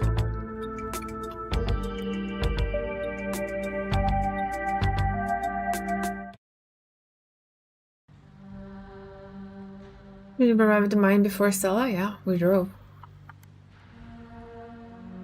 That's probably gonna be another couple of Oh dear. Hey y'all, look at the dog. The dog is like, oh my god, I'm dead. How much has she been running? Ooh, I'm gonna put Greta down for a sec. Did you run here? Yep, felt like getting a run in. Didn't want to keep you all waiting. Didn't run into any of those creatures, did you? Nope. That makes sense, they're probably nocturnal. I don't know if I should feel relieved or disappointed. But we're all here, what's the plan? Guess we just go talk to people. Guess so. I should probably be on a lookout duty. I'm a bit of a persona non grata in the mines. Dog. Look at that face. I'm sorry, I'm just waiting for the ad break to end, but look at that face. That is hilarious. This dog is the MVP of this game so far.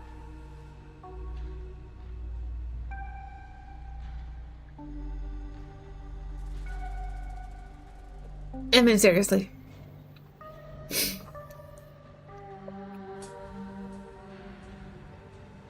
The amount of expression this dog has is amazing.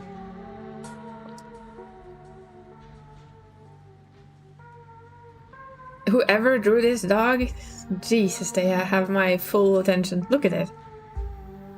Look at that expression. It's like, what are you talking about? The guys. Tabitha? Yeah, I might try to sneak talk her in time too many. And Grissom makes it extra hard to be sneaky. Yeah.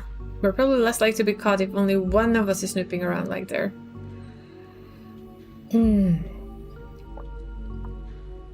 What's the third person doing? You know, the cheesy rom-coms where somebody wears an earpiece on their first date? Whoa, you don't have kind of surveillance rig in the back of your van that I didn't know about? What? No. I have a pair of earbuds with really good mic, but you can just do a group call. I take it. I call dibs. I love a good sneak. You're gonna do great. Sure. Here's those earbuds I mentioned earlier. Kanika hands you a pair of earbuds. We can feed you questions if you get stuck, and Stella can give you a heads up if the bit is heading your way. Dang. I miss doing this thing with you. You're so thoughtful. Excuse me. I'm also here. You know, the dog in the background. Still here. This smells weird. Saying. Ah, thanks. I do my best. Apart and let's start the call, yeah? Yeah. Stella and Kanika break off, leaving you alone at the entrance to the mine. Ah, the dog is gone. Your phone buzzes. Hey, can you hear us? Try say something. Something. Stella and Kanika chuckle on the other end of the line. Alright, cool. Nothing to do now but enter the worksite. Turbo. You pass through the unlocked fence and enter the proper of Scarlet Hollow Mine. I mean, I'm not really sneaking in. I'm a Scarlet, right? We are part of the family.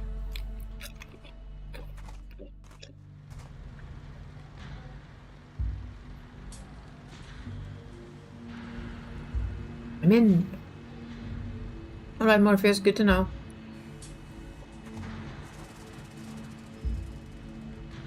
It was an group of miners, a blonde woman, broad-shouldered man, and an old-timer. Their uniforms identified them as Harrison, Davis, and Sachs. You got reason to be bothering us?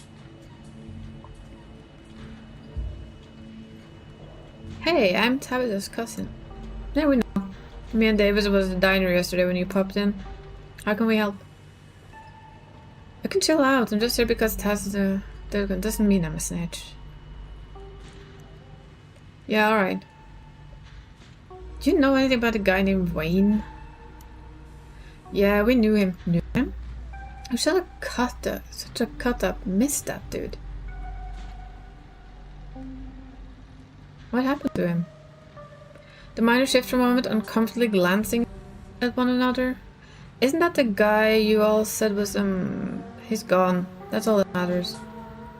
No. What happened to him? What do you think? You are some sort of cop? Just tell me what happened. Fuck off. Okay. Hey, Zach, come on, man. No, I've been here decades longer than you, and I know a bait when I see it. Let's get out of here. Our shift is about to start anyways. Sorry. Too much pressure, I guess. Approach another group of miners.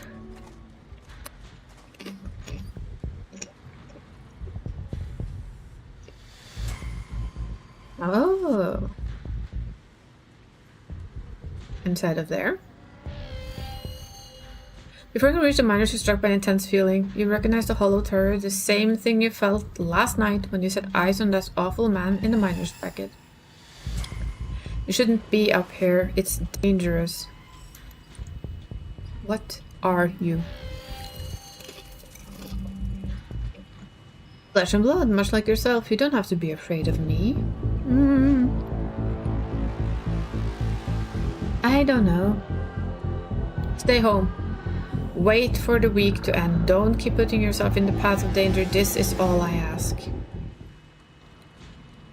Yeah, flesh and blood my ass. Hey, Isa, you're still there? We're getting static from you.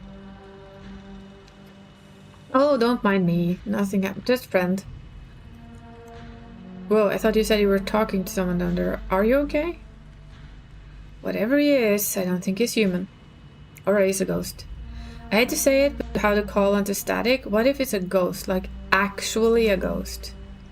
You hate to say it, still I don't think anything would make you happier than Wayne being a ghost. Also, ghosts aren't real. Hey now, just because I want ghosts to be real doesn't mean that I want this ghost harassing Isa. He told me to stay at the estate for the rest of the week, that it'd be safe there.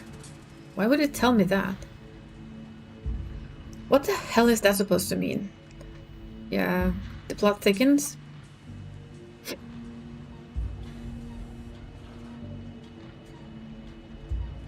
Wayne's trying to make me leave just means we're on the right track. I'm not about to back down. Whoa, so brave. Heck yeah. We got your back. And we go again. Can we help you with something? He looks a lot like the chatty guy on the bus.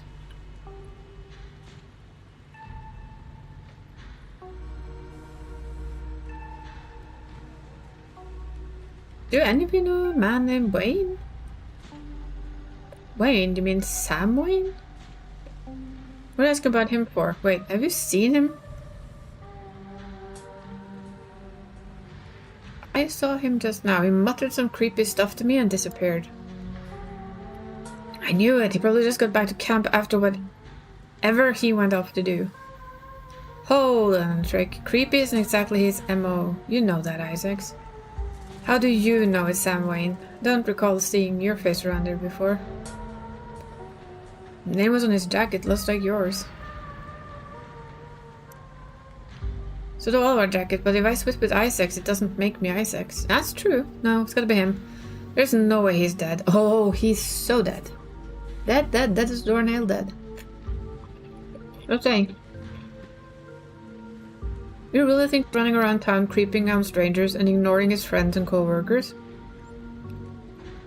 Seems more likely to me that somebody took care of him, so to speak, and he's running around in his clothes. The miners stand in silence for a moment, considering what they've just heard. That's not possible, that's ridiculous. This is messed up. But who would do something like that? I don't know, why don't you ask his girlfriend? Yeah, do you think? No, no way. I'm just saying. He wasn't exactly the first fellow to fall for her charms. Lots of heartbreak in that woman's history. Lots of jilted ex-lovers, if you catch my drift. Dang, who are they talking about? I told him not to get involved with her. I told him. Who was Wayne seeing? Whoa, now if you don't know, there's no way I'm poking that wasp's nest. Forget we said anything. Yeah, I don't want to be next on the chopping block. I think not pressing them this time. I won't press it on it. Good. Oh, out of the ordinary lately? Weird how? Weird animal sightings? We don't exactly get out much. What does this have to do with Wayne? Knocking in the mines? Don't think so. Can't hear shit down there. Odd noises from the woods. Nothing but screech owls. People getting sick? The boss looks out for her health. That's all. Thanks. What do you guys think of Tabitha? No, horrible woman. Now, fellas, let's not go besmirching the fine, gentle lady. If Smith is right, she's got a lot to answer for. Alright, fellas, I think we better cool and get back to work before somebody says something they will regret. Probably right. So she's not a super popular lady? Friendly? Just as a heads up, the only group I still see is pretty close to the main office. I might still be worth talking to them. I don't want him taking big warning if Tabitha comes out. I'll keep my eye on Tabitha's trailer. Good luck. Going around asking questions, huh? Yes.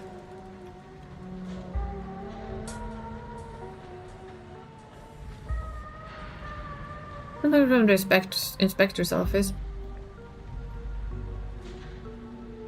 What were you telling me about Sam Wayne? Oh, he got into trouble, didn't he? Why, you see him around? What's the young buck up to?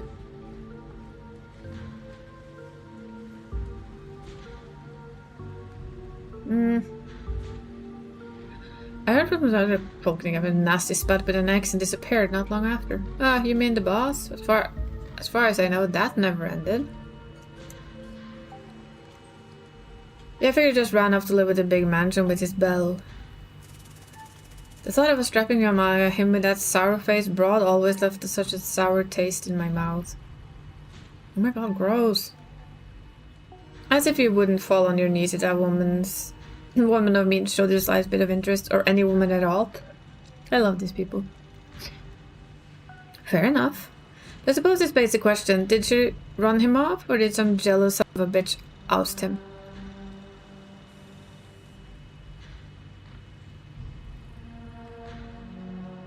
Wait, are we talking about Tabitha? Yep. Dang, I figured it was getting weird, but that's really weird. You good, Stella? Yeah, just had no idea. Have you noticed anything strange around her lately? All kind of weird stuff happening in these hills. What sort of weird do you mean? Weird animal sighting? I saw a raccoon with a big old tumor last week. Spooked me something awful. So another animal with a tumor. That's nature for you. Not always pretty.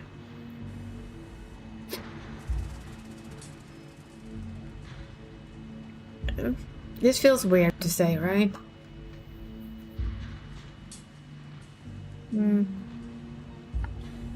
Any noises from the woods? All the time. Howling, screaming, all sorts of fiendish caterwauling. Probably the screech owls and bobcats, the old coot. Might be, might not be. I heard something the other night that sent the fear of God shivering down my spine, I tell you. Ditchling. A portent of doom. A what? Ditchling. My grandma used to tell me stories about them. Claims she saw one once. And that's why she's always had bad luck. I guess it's just not my mom. Knocking in the mines. Have you ever heard Tommy knockers? Of course we have. We're old timers. All of us who's been here before machines brought in know the Tommy knockers. What a nuisance, always stealing my hammer. That's true. Had a pickaxe stolen too. And when you heard knocking coming from the old tunnels, it was enough to make a man pray. Looks like I figured out what to do for my next video. You better not be thinking of going into those mine shafts alone. I could always use a partner in crime. I'm going to wind up going down there with you, aren't I? How about people getting sick? I mean, some of the older miners, sure, I wouldn't call that unusual. What do you think of Tabby, though? Not the kindest of women I ever met. She runs the place all right. Tell that to all the boys she's been laying off lately. Keep going around saying that and see how long until you're one of them boys. All I have to say, a mine that's going well doesn't go around laying off its workers for no reason. I'm not sure any of us are gonna have a job in a few years. Tate, you're a damn fool. You're gonna be next if you keep up that kind of talk. So be it, but a man needs to speak their mind sometimes. That's all. Thanks for the help. My pleasure. If that Wayne keeps bothering you, just let us know and we whip him into shape. You think we got a problem?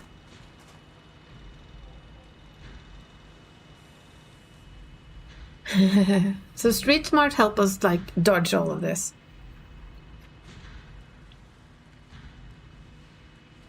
No, let's sneak back.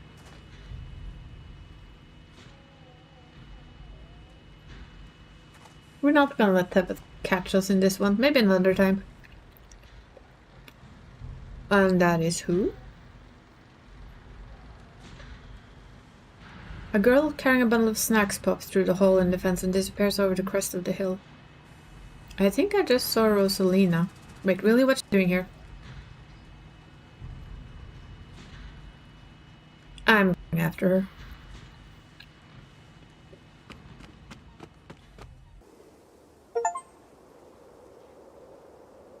Woo! You rush over to the hill and get your bearings. The sound of active mining fading into the distance. Rosalina is nowhere to be found. But does the footprints point toward a nearby mine? Oh. Something about the mine feels wrong, as though a cold anger lies burning inside, sucking the life from the surrounding hills. This is the site of a mass grave, so the collapse then, that we read about earlier, is my guess.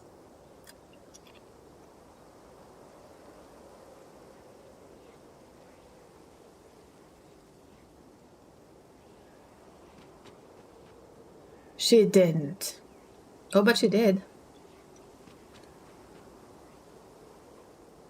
I guess the old Maxwell place doesn't cut it as a secret hangout these days. But the Shaw mine? The place was shut down like 100 years ago. After a collapse that killed over 100 people. I don't want to go in there, Mom. And here I thought Stella was going to be the one to drag me into an abandoned coal mine. Hey, remember all those bad feelings I got last night? This place feels straight up cursed. Please don't say that. Like Kantika said, a lot of people die down there. There's just a lot of spooky history for this place. For all we know, it might be that death left some kind of mark. Probably.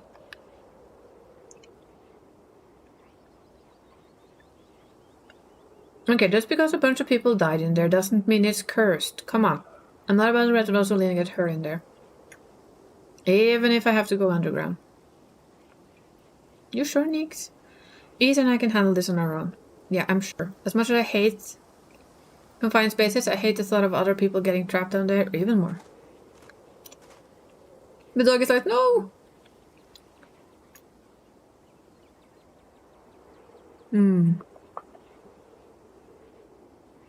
No, I don't think so.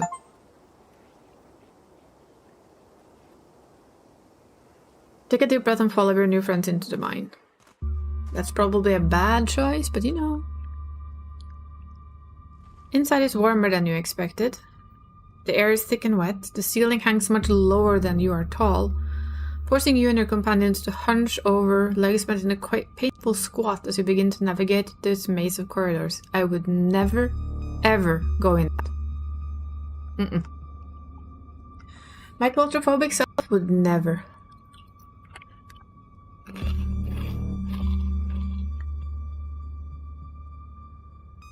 Jesus, it's cramped down. Does anyone else's chest feel tight? Yeah, abandoned mines are way more claustrophobic than people expect them to be. And this one is real bad, you know, because of the child miners. Or should I say, the minor miners? Kanika visibly shudders. Okay, I'm not superstitious, but there's one way to make sure you get haunted. He's cracking jokes about dead children laborers while we're walking on their graves. What can I say? I do the best to tempt spirits wherever I go. I actually snuck out here a couple of times to get good footage, part of my ghost hunting phase. Jesus, Stella, the things you do for your viewers, did you find anything? I wish. If any place in Scarlet Hollow is actually hunted, it would be this mine, hands down. But all I got was dust in my lungs and a couple of false alarms.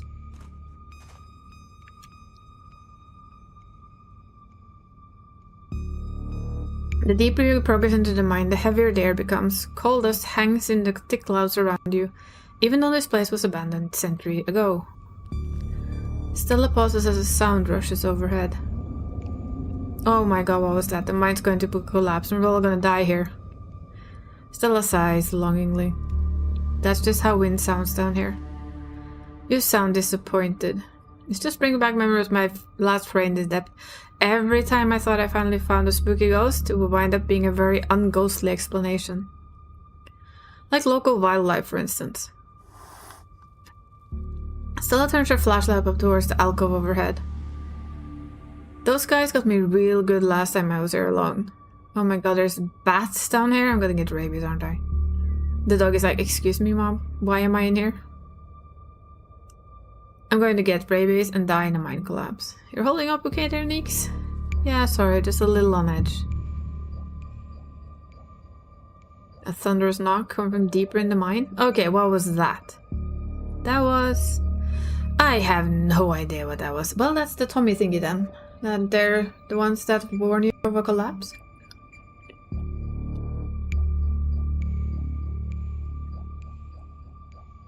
A hateful broken presence stirs in the deep. It doesn't want you here.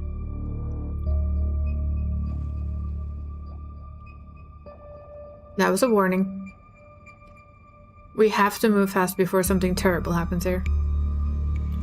Whoa, you don't think it's Tommyknockers, do you? Okay, no, Tommyknockers are not real. They're not allowed to be real. Are you trying to give him a panic attack? I'd love to spend some extra time poking around it. Maybe it's got something to do with the mystery.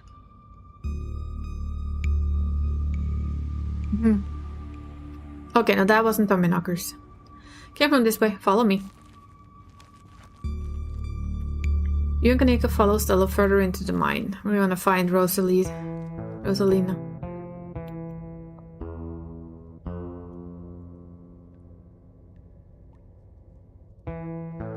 Oh look, it's Miles.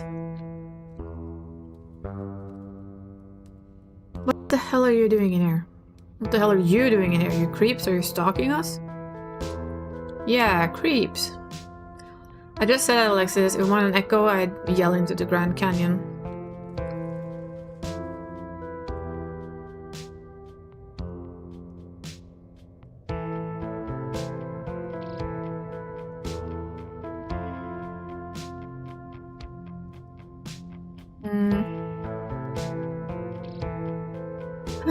That seems so doom and gloomy, but for fun, let's be there. There's something terrible in this place. It wants to be left alone. Get out of here before it leaves its mark on you. Tell your creepy friend to leave us alone, General Store Lady. Rosalina, your dad is very sick about you. And if you ask me, he was right to worry. Why the hell would you think of hanging out in an old mine would be a good idea? Is Maxwell Place not dangerous enough? Because nobody comes in here. Everyone knows we hang out at the Maxwell place now, so we had to find a new hideout. Which you instantly found, so I guess we have to find an even more secluded place we can just be ourselves. I can't believe your dad sent people to follow you, Rosalind. That's messed up.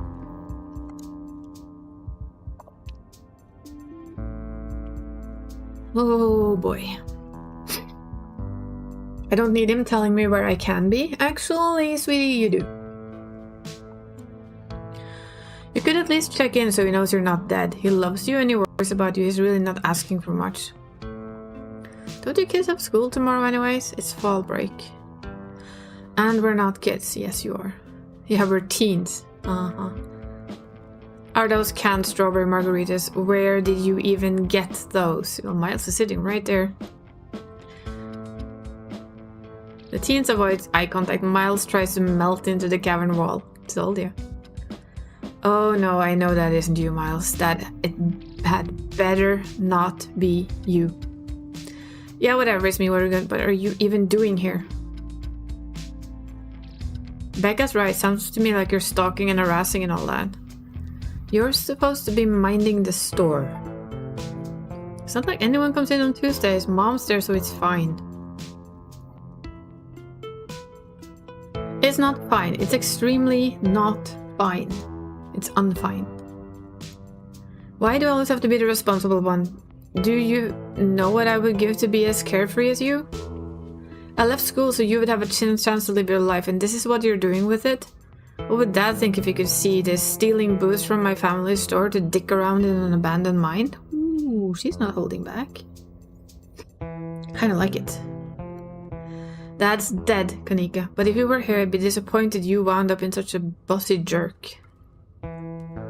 Who cares if we're having canned margaritas somewhere nobody's supposed to bother us?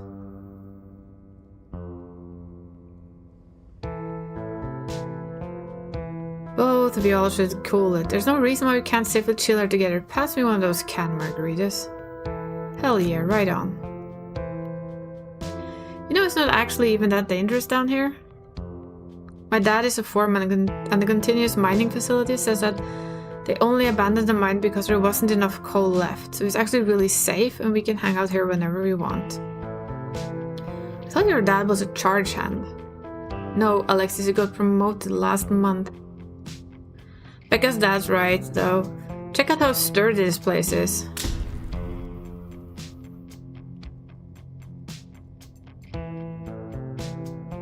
Oh, that was a knocking we heard earlier. One of these days I'll find the real Tommy knocker. Oh my god, Zane, cut it out. Jumping up to hit stuff is extremely 8th grade. No offense, Rosalina. None taken. The other 8th graders are totally immature. Not like you, Rosalina. You're chill. And smart too. This is the worst place I've been in entire life. Why are you all fighting me on staying down here? I don't know, I kind of agree with Isa. We used to do dangerous stuff all the time and still do, you know. I mean, I don't like this particular situation with the whole ditchling and all that, but outside of that, who are we to tell them where they can hang out? Oh wow, the sad 20-something are fighting. What a surprise. Hey, I'm defending you, I'm not sad. Where did you get that idea? Running a clickbaity YouTube channel where you run around in the wood chasing nothing is extremely sad. Anyways, Rosalina isn't going anywhere. She's better off here than at home. Yeah, tell them where you have to sleep, Rosalina. We've been living in the library for the past couple of weeks. Dad says we can't stay at our house. They've got a hot plate and a couple of cots in the back rooms. It's actually a pretty sick setup. No, it isn't, Zane. Rosalina deserves better. I'm sure Oscar has a good reason for that. He's a good guy and cares about his daughter. He thinks our house is haunted. Oh. Wait, what? It's such a bullshit excuse. I bet he couldn't afford it anymore and is lying to save face. What a coward. Becca, I don't think you can say that about other people's families. Isn't that like bullying or something? Shut up, Zane. Back up there, he says it's haunted? I can't believe he didn't mention it to me. I could investigate, dog. No, please. Please, no ghosts. There's no ghosts, Stella. It would be cool if there was, but Becca's right. I just wish it would be on with me and tell me what's really going on. It's like he doesn't think I can handle it. Like I'm still a little kid.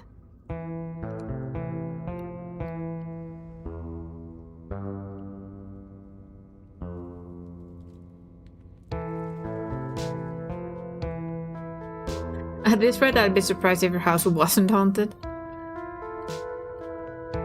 I think we're gonna go with that one. I'm not going to weigh in on this. It's between you and your dad, and the two of you should talk about it anywhere that isn't here.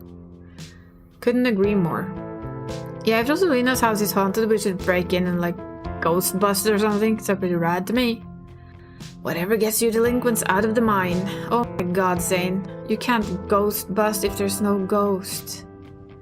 Also, Rosalina lives there. She can't like break into her own house. But she could.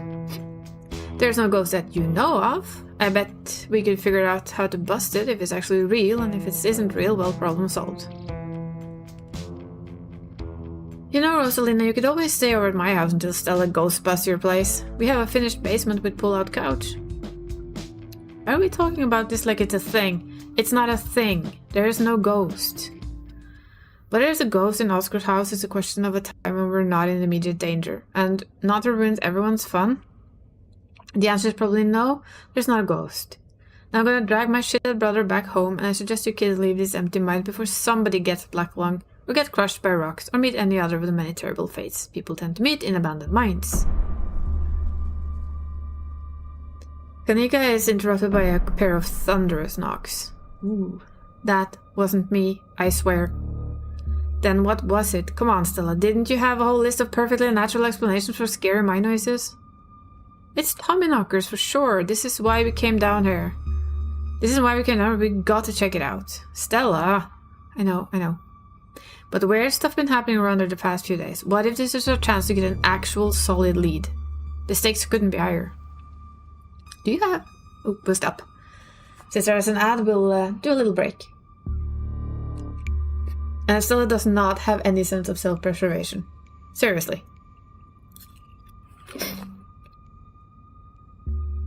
None of these kids do, though. Why would you have your hangout place in an old collapsed mine? In an ancient, actually, collapsed mine. Where lots of kids died. It maketh no sense to me. That much is for sure, at least.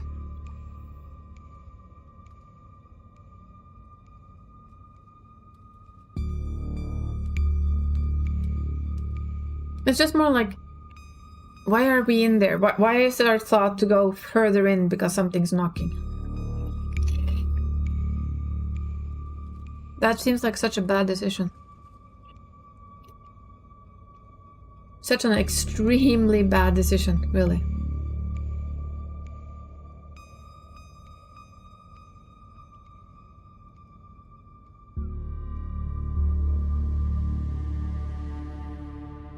Like the worstest of worst decisions. I will go.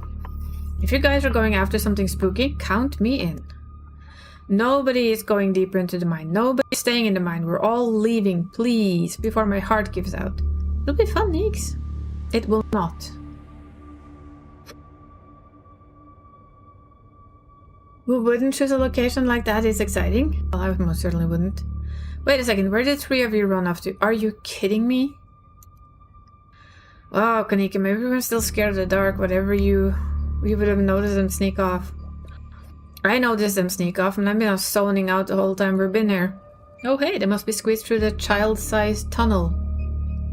Well, good luck then. Oh no, no. I've always wondered where that goes. I've never been able to squeeze these hips through. It goes there. Because that's pop out from the tunnel's entrance. We are not about to let it come in here and ruin a good time. The mine is safe. I've been here a million times. Yeah, because I was safe, we're totally safe. Or not safe. Whatever, come on you two. It's a cool spot this way. Okay, I think we catch up with them and just follow their voices. I'm gonna take these two out of here while these are here and I track them down, Neeks. Look, I know I made a little bit of fun of not liking this place, but I'm not about to leave you two alone down here. What if something bad happens and I'm not here to help? What if we run into normal down there and you think it's a ghost and I miss out a chance of figuring out what it actually is? Alright, Knuckleheads, if I don't escort you two out of here myself, can I trust you to actually leave and go home? Yeah, sure, I could never fit in that tunnel anyway. They have crossed the barrier that I cannot, so my time here is up. But only because Stella promised me a ghost hunt tomorrow. Whatever. Still have to do my dailies. And the service down here sucks. Good, now go. Miles and Zane quickly back towards the entrance. Alright, let's get this over with. What is the point of going after them? They don't want to listen to us. I don't want to be stuck in an abandoned mine for playing cat and mouse all night. You couldn't worry too much about it. Their teenage brother will probably start to shrivel away in not too long, and we'll be there to help them safely, calmly find the nearest exit when that happens. Miles and Zane decided to leave as soon as the other three split. I'm sure Rosaline and the others are gonna want to leave soon as we find them. Right? Don't worry, you guys. It will be fun and it's safe. You call everything fun and safe.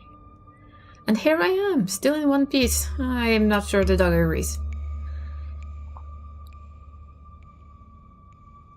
There's no way around it. I feel the depths call out to us, and we're destined to answer their call.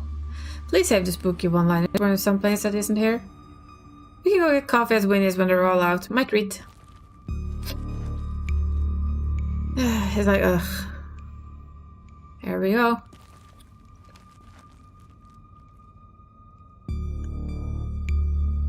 As you move deeper into the mine, you hear echoes of conversations bounce across the walls. Becca, why are we doing this again? We could get in so much trouble. No, we're doing it because I'm not about to take life advice from a YouTuber and a dropout.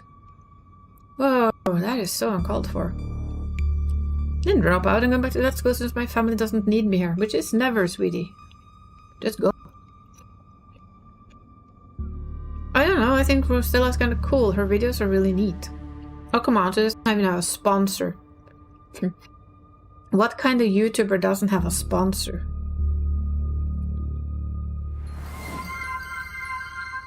Thank you for the follow. We're keeping them anonymous, so you're free to just lurk around. Say hi if you want to. And talk with Meat Rice TM, and make plenty from ads and donations. Hello there. Okay, 668. Makes me wonder. Is that a very weird, it's like a way to say that in some fancy way that I don't understand? Or is it just okay? Make plenty of ads and donations. Thanks, Dula. Meat and rice? That's a big deal. Like every big podcast. Thank you, thank you. It feels like a really big step for the channel. It's not a word against and just okay for most of the time. Well, then okay. You're okay. That's gonna be a weird thing, isn't it? I like it though. Welcome in. We're apparently going deeper into a mine, which is probably not an issue, right? Not at all. Nothing bad gonna happen at the bottom of a mine that's collapsed once before. Seems perfectly healthy. Yikes, are you okay, Kanika? Yeah, it's fine. Just can't believe you have to deal with a Becca girl slandering us while we're sticking our neck out for her. Nothing wrong. Nothing at all. I mean, the dog agrees. This is our MVP at the moment. The dog with all his faces. Best thing in the game. Oh god, I hate her. Normally I say she's just a kid, but wow, if she doesn't have an uncanny ability to go right for the jugular. I'm just glad I'm not gossiping about me. Yep. Yeah, I know they're just teens, but some of that stuff stung.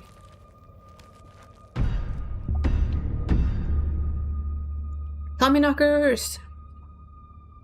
Maybe. Is it just me or is that not coming from the same direction as those kids? Yeah, it's not just you. Okay, that knocking is starting to freak me out. Calm down, Rosalita. It's just mind sounds. Did you guys see that? No, it was just a shadow. There's no reason to get freaked out. I saw it. Shut up. There's nothing down here. Stop trying to scare me. What if everyone's doing the knocking? Are we sure the tunnel they went through is going to meet back up with us? I mean, we're still able to hear their voices. At the very least, we're still heading in the same direction. What did I see? Tommy knockers. Tommy knockers aren't real. But there's a reason people think they make those sounds. And if it's not a coincidence, the whole Tommy knocker myth is tried to mine collapses.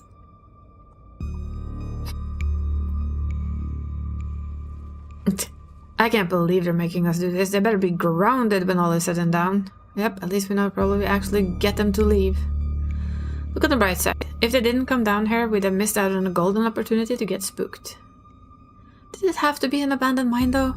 I'd be fine getting spooked literally anywhere else. We're getting closer. Let's get moving. As we progress deeper into the mine, the knocking grows more frequent. Still distant, but it's much louder than before. The tunnel ends abrupt in front of you, a century-old ladder the only way forward. See, the dog is like, seriously, people, can we turn out? I don't want to be in here. None of us want to be in here. Let's go. In the darkness beyond, you can still hear the bare echoes of terrified teens, their panic arguing bouncing down the pitch-black corridors. The pit radiates rage, a white-hot anger. It hates you. But at the heart of it, you can sense something else.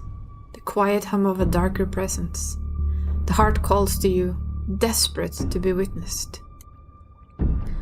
Well, it looks like the only forward is that pit, and it sounds like there's somewhere down there. I've never been this far in. Looks like a death trap. You sure we should go down there? No. You can wait up here, Neeks. I don't think I can climb down and hold Gretchen. Alright. I'm not gonna argue with you. That ladder looks older than all of us combined. Good luck. Gretchen is like, finally! I'm not getting dragged everywhere. Alright, let's do this. Gretchen's like, hey, don't leave me, but I don't want to go. And we follow Stella into the pit. Bye, Gretchen! Look at the dog, it's like, oh no, don't go down there. Stay safe, we'll try. Pretty sure this is the way back. Pretty sure? I thought it'd been down here before. Maybe I didn't get this far in, but whatever, it doesn't matter. I definitely remember the way out. Hurry. I don't want to be down here anymore. I think it was actually this way. Oh, shut up. No one wanted you to come with us anyway. Oh, hi. Becca! Yeah, they're close, alright. Sounds like they're really lost. The voices around you, those of teens and those of your companions, sound odd. Distant. There's something in the darkness before you that is much louder, though you don't hear it. You don't hear it, but you can feel it in your chest. A desperate need to perceive and be perceived. Hey, are you alright, Isa? Bear witness. Stella reaches for your shoulder, but not before the light from your phone illuminates the chamber. Oh boy. You said you wouldn't use this shipment. You know it's compromised. We couldn't afford to wait on New Wood, Charles. We had to go away with it. Oh no. The wood they used to prop up those tunnels were compromised by termites? I love the sound in the background. Listen to it. That is so cool. That is so awesomely done. Yeah, that's eaten by termites. Oh, yeah, great. That's... It's still sturdy enough. It'll get the job done. Well, now we know what he compromised on safety. Ouch. Isa, are you alright? Oh, thank God, you're still alive. You sort of had a seizure or something and then you just conked out. Look at what's around us, though. Look at that, that's so cool. She's okay, Kanika. And then the shadows just pull away. I think those are miners. The souls of the miners who were trapped. Okay, I don't know my muscle. I don't want to straining ourselves, but we're still recovering. Tommy knockers? These are definitely Tommy knockers. Oh, 100% Tommy knockers. Okay, I'm gonna get you help. We'll be back soon, I promise. fade back out of consciousness as your companion clambers out of the pit, intent on your rescue. Oh yeah, those are Tommyknockers. You raise up on your elbows, still swimming from the vision. You're surrounded, coming back into focus. Your head throbs as the knocking continues, now magnitude more intense than ever. They're so well made. I like them. That's so cool. Through it, you once again hear the panicked voices of bickering teenagers echoing down the stone corridor. Becca, you're just getting us more lost. It's this way. If you're so sure, why not just leave? I can't believe I let Alexis talk me into inviting you in there in the first place. Becca, I'm just trying to help. I said go. Okay, I will, Alexis. You don't have to go with her. You know that, right? Pick a side, Alexis. I'm sure Becca knows where we're going. She just wouldn't lie. Sorry, Rosalina. The increasingly desperate voice of the Gina drowned out by the thunderous knocking. You can practically feel the ground shake beneath you. You can almost see the wall vibrate with the intensity of the hellish sound. As you settle more inside, Rosalina appears in the passageway to your left. She's out of breath and it looks like she's been crying. I'm sorry I snuck off like that. All I wanted Alexis to think I was cool. The entire cavern shakes with the sound of rockfall. This place, at least part of it, is coming apart. Becca and Alexis are still down there. We can't just leave them there. I know which way they were going. They'll listen to you this time. I promise. Please, I don't want them to die. Going after this is a bad idea. Best case scenario, someone gets horribly injured. Worst case scenario, all four of you die. Another dusting of debris falls from the ceiling. You don't have long until this mine collapses on you. Oh wow. That's I think this is a point where it's good to save. Because I don't want to leave them in there. Well, we should probably take Rosalinda and leave, but you know what? We're going. Okay, let's do this. Thank you, they're back this way. Hurry. Rosalinda runs back the way she came. We need to follow her, need to go fast. You run after her. The mines shake with each new thunderous blow. Bits of rock and dust fall off the ceiling and scatter to the floor around you. I thought you knew the way out. You could have been down here a million times already. I was making it up, okay? We're coming. Just stay where you are. Let's not scare the child. I'm sorry. Push forward, focus on following Rosalina as she darts ahead. Rosalina, you came back. I don't want to die down here. Then move. Oh look, they went away. Okay.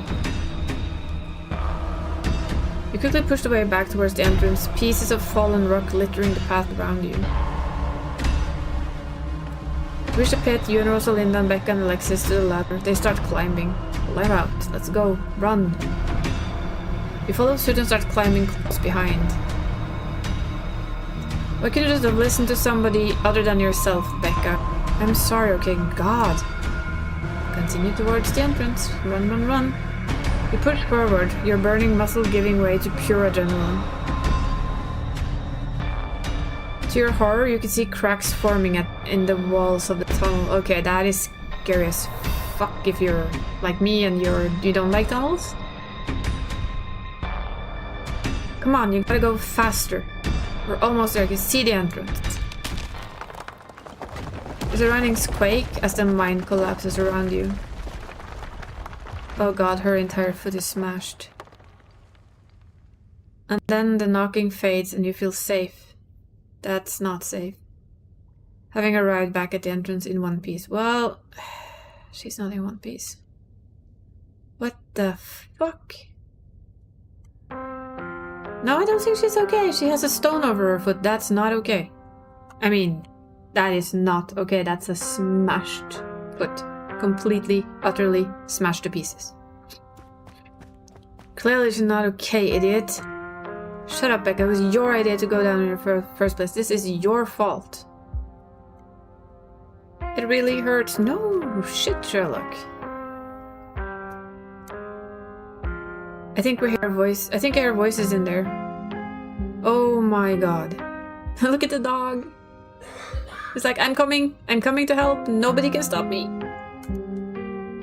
Rosalina, can you hear me? We're gonna get you out of here, okay? Stella already called an ambulance. The dog is like, oh, I'm gonna try. Aww. This dog is the MVP of this game, seriously. It's so expressive, I love it. But that means the cops are gonna come. They're gonna know I was drinking. They're gonna know you went in there to drink, right? Becca, that doesn't matter. If my dad finds out, he'll kill me. He can't know. In a panic, Becca runs for the entrance and pushes her way through. Dog to the rescue. Oh yeah, comfort dog to the rescue. Don't worry about her, Rosalina. She's being an asshole. Dog is like, yeah, I'm here. I'm here for support.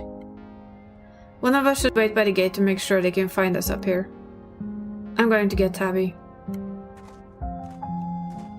Alright, I'll go down to the gate. Rosalina, I'm so sorry. We'll be back soon. We're gonna get you out of here and you're gonna be just fine, okay? Isa and Alexis will keep you company and keep you safe until then. Am I gonna die? No, but you might have an issue with your foot from now on. Rosalina, don't say things like that.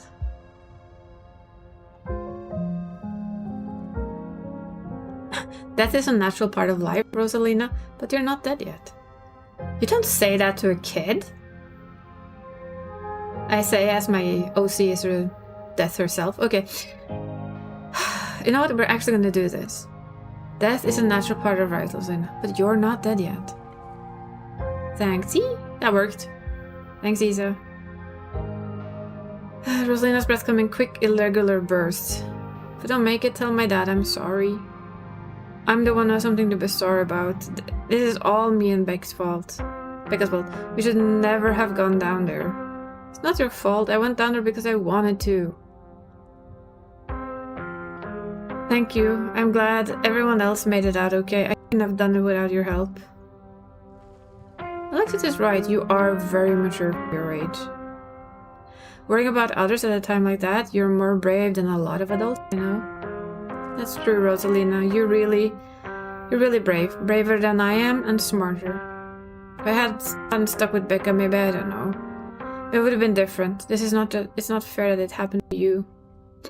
You're the nicest person I know. Rosalina? Still awake, it just hurts like hell. Sorry, I shouldn't be pushing you to talk. Actually, do push her to talk. I know it hurts like hell, but it helps. I'll just hold your hand until they come back, okay? Alex grasps Rosalina's hands. Tears streak down both of their cheeks as you sit in silence together, waiting for the long, anxious moments to pass before help arrives. Some of my men are on their way with rock lifts. We'll get you out of there soon. I will be having words with you, Isa. I'm sure you will. They're over here, Earl. Jesus hecking Christ, you weren't kidding about the emergency. Why the fuck would we be kidding about an emergency? Still a bit off for the ambulance. The nearest depot is always Brevard, so it'll be at least another half an hour. Poor girl. You heard the man. You have half an hour to get her out of there. Move it. Roses? Aww. That's Dad. Sweetie, I'm here. Dad, I'm sorry. I am so sorry. You don't have to be sorry. It's okay. We're all here. You can hang on, Rosalina. I know you can. Dog is like, I'm still here. Tabitha's men quickly get to work and manage to pull Rosalina out from the rubble just as the ambulance arrives. That foot is not in a good state. Sir, I'm afraid there's no space in the back. What do you mean, I can't ride with her? You're better off driving behind us. We're headed to Brevard, so it's quite a ways. Is she going to be okay? She's going to make it, right? Please, God. Yes, sir, I promise we're going to do everything we can to keep her stable. Her vitals are looking good. Her foot, not so much. It's a hard scene to get to, yeah.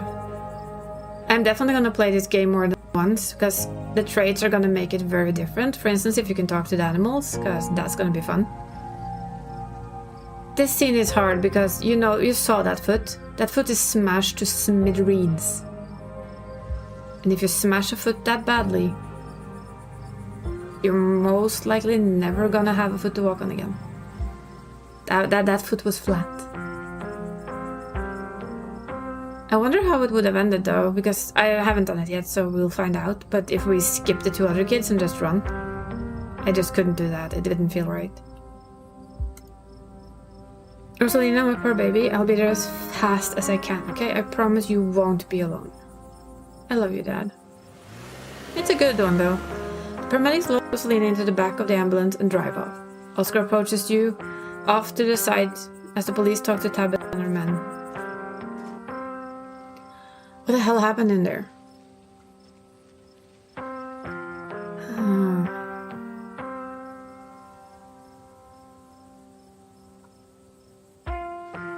Horrible accident. Nobody could have known this would happen. I mean, sure, those kids maybe shouldn't have been in an abandoned coal mine. No, this was no teenagers' fault. It's a parent's job to make sure their kids don't deliberately put themselves in these situations. Rosalina was mad at me. Instead of fixing the thing that was driving her away, I just ignored it. This is my fault. Oscar. I am the parent here. I'm sure I'm making things up about the house being haunted, but I've seen things I can't explain. And it's only gotten worse over time. We need to explore that house. She tells about it and in the mind. For what it's worth, I believe you. No comment, but after tonight, I really don't know. Once you're back from the hospital, we can check it out for you.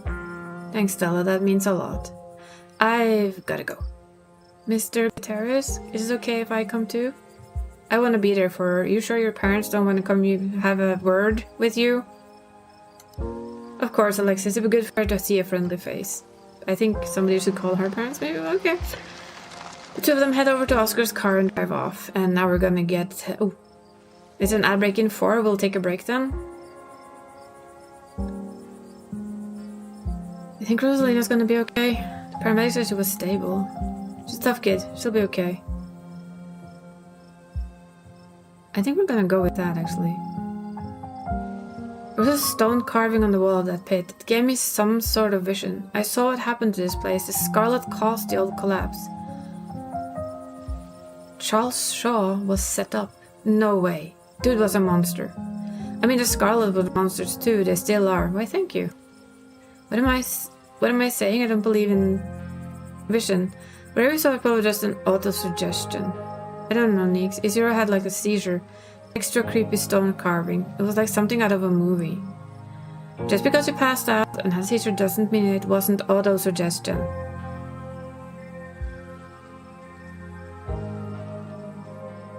The entities in the mine. I saw something down there, like the shadows of the dead miners that were right behind Stella after you 2 left.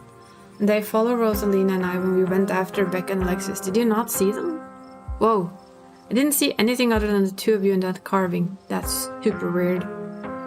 I don't want to doubt what you experienced, and I couldn't see anything down that pit, but you might have been primed to see things, you know? Did I think about it? It totally fits the profile of some of the Tommyknocker stories. What if they're actually bona fide ghosts? Oh, Stella. Everything that happened down there is centered around that main chamber where I saw that carving. Stella showed me a photo. Weird stuff. Maybe we weren't quietly off base on cult stuff you mentioned earlier today, but this felt old. Are you sure those were Tommyknockers? I don't know what I mean. Is anyone really sure of anything? They fit the description pretty well, and I don't know what else they'd be. I have no idea what happened in there. Need to do some reading on mine collapses, I guess. Ditchlings. Something tells me that this is only the beginning of our ditchling problem. Yeah, since Kanika's mom said that the numbers she saw it was a big deal. Nobody even died here tonight, and it feels like we left with even more question than we had this morning. And we had a lot of questions this morning. That is true. We have more questions. But hey, maybe we're just worried about disaster they were here to predict though. This is all a little too magic for me. Just because 2 bad things have happened doesn't mean there's a pattern, right? I'm not gonna yell at them for what happens now. Ditching us, we basically passed out. Oh, we'll have word. All of us. Hi. Hi, Tabby. You're extra grouchy today. What the hell were you doing down there? You were trying to help Rosalita. I thought I told you to stay out of trouble, yet here you are on the scene of what's almost a deadly accident. How did you manage this? Tabby, come on, it's not her fault. Stella's right, if there's anyone's fault, it's yours. You have an abandoned mine on your property, was barely even boarded up. It was only a matter of time before something like this happened. If anything happens to Rosalina, it is on you, Tabitha Scarlet. How dare you? It's not like I put up a big neon sign saying, cool place for teens to hang. It's clearly not safe. You three were up here with them. Why didn't you do something to get them out of there? We tried.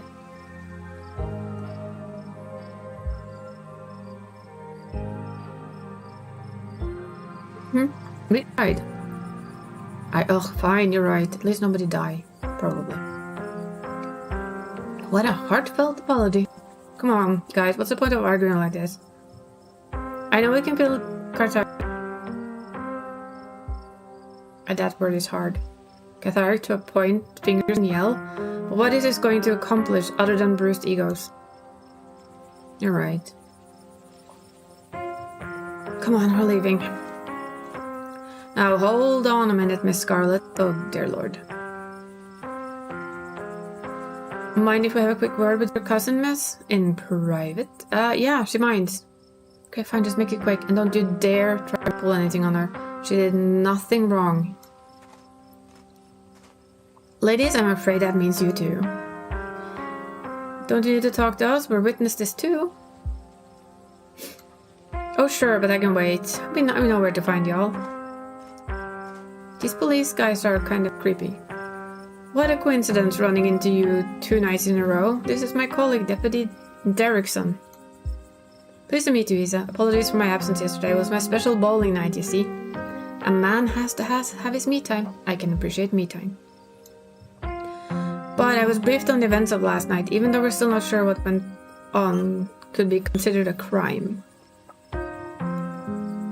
Duke has been missing since then, though we found neither hide or hair of him. Could it be just an extended hunting trip? Wouldn't be the first time he's done something like that. I was told the footage showed his supposed body, but we couldn't get the camera working. There's no way to confirm it unless we would track him down. No, I understand both of these were very terrible and unfortunate accidents and had nothing to do with you being in the area, but as officers of the law, you have to understand we get a little suspicious when we face same face multiple times in a row. Yeah, see the other 2 faces multiple times in a row too, don't there? And where exactly were these teenagers doing in a shuttered mine? I'm confused. Owned by your family? And why were you down there with them?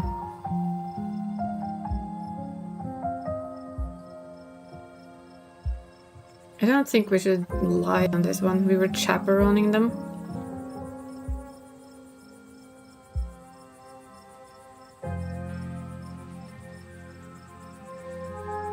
We saw some of the teens sneak into abandoned mine, so we went after them. We're just trying to do the right thing. Of course, very noble of you. Pardon your question. Just trying to gather all the facts, you see. Just being thorough, a duteous officer by the law. Well, if there's nothing more you can tell us, I suppose we'll go about your evening, but we may be in touch. Have a good one. Deputy Derrick tips his attitude. The 2 officers wander back towards the mine. Derrickson taking notes, examining the scene. Make words towards Stella and Kanika. Just can't believe 2 nights in a row. Is it my fault, Nix? Nah, this is an awful coincidence. It's not your fault. Well, hey, I guess the cops are done with you. What, are gonna take you in for being present at an accident? Sorry if they gave you a hard time. Small-time cops, you know. Always blame everything on the drifters, even acts of good, I guess. Excellent! You didn't get arrested. Now come, let's get back to the estate. I'd like to rest before I deal with the fallout of everything that happened tonight. I'll see you tomorrow, okay? Yeah. I'd really rather you didn't, but if you're gonna run around almost getting killed every night, keep my cousin out of it. Your cousin is an adult, Tabitha. She can make her own decisions. Not while she's under my roof. Come on, let's go.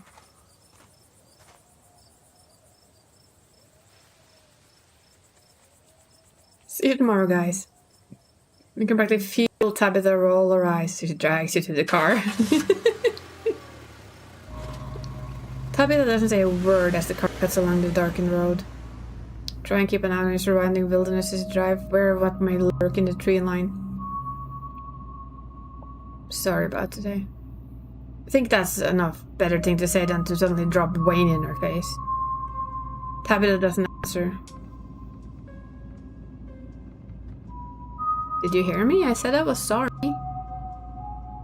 Ooh, that's a grumpy look.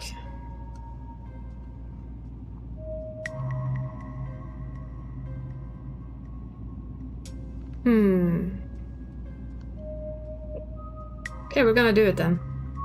We're dating Sam Wayne. What happened to him? Don't try and distract me from what you did tonight by prying into my personal life. I'm doing terrible, by the way, in case you wanted to know. Noted. How are you holding up? Don't think you want me to answer that question. Why did you treat Stella that way? Didn't you used to be friends? I don't want to talk about Stella. It's none of your business. And you and Kanika don't seem to get along. She pushes my buttons. Is there some kind of history there? Or no? Now quit talking. I need to focus on the road. Should have kept a tighter rein on that girl. I never got into trouble like this when I was a teen. And I have Perlan to thank for that. I hated it at the time. But the strictness paid off. Ugh, what am I telling you this for? You can tell me stuff. I'd like to know more about you and about Perlan for that matter. Tabitha says nothing. Her mouth suddenly sealed as he fixes his eyes on the road ahead.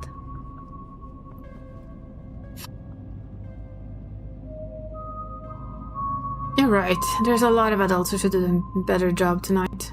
Exactly. People not ready to be parents shouldn't be parents. And clearly there are some parents who are not ready.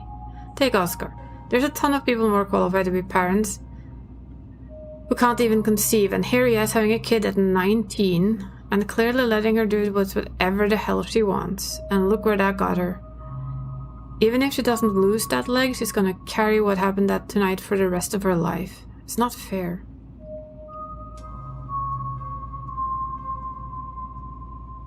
Seemed like that struck a nerve. Lots of people want kids. She can't have kids, can she? It's been a long day, Isa. Are you really gonna make a fuss about me bringing you back to the estate? After all the havoc you caused, shouldn't you be lucky stars you still have a place to sleep tonight? She's right about that one. Your eyes wander back to the tree line as you as Tabitha slink back into silence. I'm still surprised that house is standing. Seriously. When you saw it in the distance and you saw the hillside it was standing on top, I was like, no thank you. You once again cross the threshold into the estate, the musty stench of the decaying mansion greeting you with an undertones of mildew and wood rot. Nice. Well, this day was more stressful than it needed to be, and I'm sure it's the... Did you hear that? There's a lot of noise in this house. I like it. Sure, it's a precursor to an horrifically stressful week. I'm going to bed. I suggest you do the same.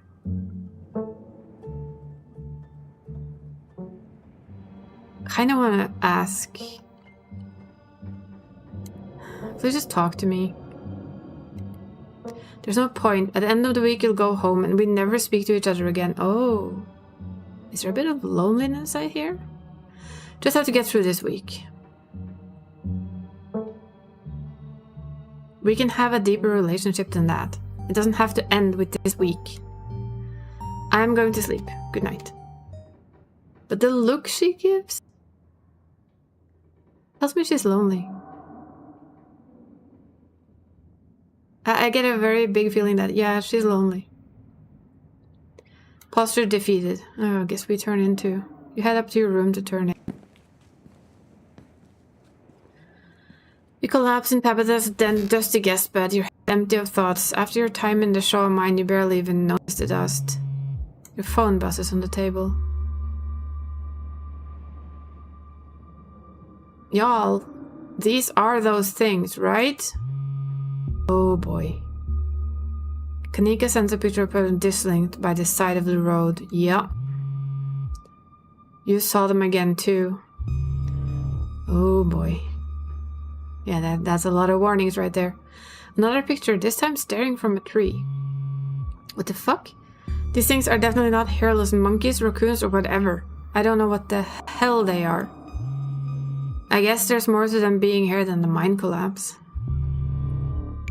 No way am I sleeping tonight. Think about looking out the guest room window, but at this point you're too exhausted to leave your bed. The adrenaline from the evening is finally wearing off, replaced by a creeping exhaustion that threatens to overwhelm you. Your limbs feel heavy, your eyelids slipping down over your eyes, even as you stare down from the ominous pictures on your phone. If it weren't for the pit of dread balling in your stomach, you would almost feel comfortable as you settle between the covers, your tired bones sinking into the decrepit mattress.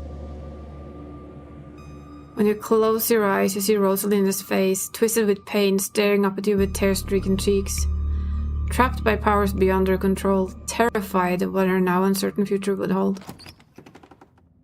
Your eyes shoot back open, your heart pounding as the door to your room swings open. Just a cat. Look at those eyes, though. Now that is a cat I would like to... I wonder what the fuck he's telling us. We are gonna have to play this game one more time after we're done with animal speak, because these guys, the faces, I mean, they tell a story, but Jesus. I would like to hear what on earth he has to tell me. Nice to see another living being, even as friendly as Tabitha's cat. The comfort of her presence sets your mind at ease, and you finally slip into a deep sleep. My eyes are more on this part. But cat came to be nice. Oh, wait. Is this like a dream thing? It is. Nice.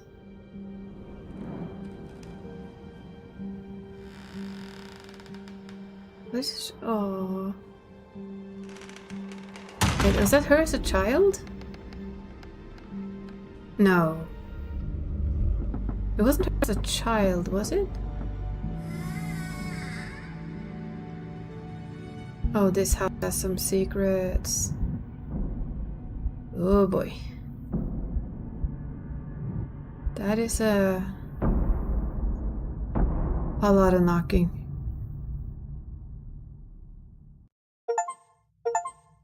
Proceed if you dare? Anakin Skywalker. Proceed if you dare. Well, we don't have time for proceeding today, sadly.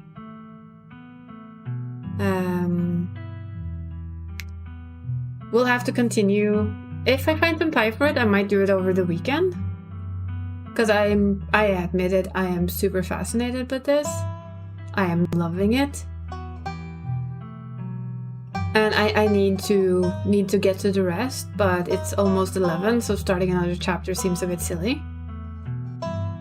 So I think, I think we're gonna end it here for today. Sunday is gonna be, as far as I know, gonna be Savage Sunday. Now, if something happens with Savage Sundays, we're definitely going straight back to this game. But I'm kind of hoping that we get to do our Savage Sunday. So yeah, let's think. I think we're gonna send... I'm gonna do this right for once. Here we go. Look at me, be professional and all that. Kinda. So what we're gonna do is I'm gonna send you to Psycho, because he's streaming and I usually go there. So why not? I wish they had a slightly better raid system, but you know. And I need to get my voice back, because that was harsh on the voice, I admit it. I know he's playing Lethal Company, so that's usually a lot of fun. This game is something extra. I look forward to playing more of it. I really, really, really do.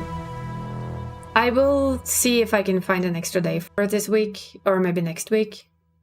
We'll see. Depends a little bit on what I need to do and how my energy levels are. But this game, loving it. Absolutely loving it. So I'll see you guys Sunday, maybe before Sunday. I will pop it out if I do. Yeah, thank you guys for hanging out. And wow, those animals, goddamn. I don't think I've ever seen more fun animals in any game I played, and that is saying something, because they really just had my attention. And yeah, we'll see how this goes. We have episode 3 awaiting us. Thank you guys for hanging out. Thank you guys for being here. Thank you for keeping me company. And we'll see you Sunday. Maybe before, who knows. Have an awesome rest of your evening. I love you guys. Seriously, I do. For just being here with me, it's the greatest gift. Yes, be seeing you on Sunday. Or tomorrow, if I feel tempted. What? Nobody knows.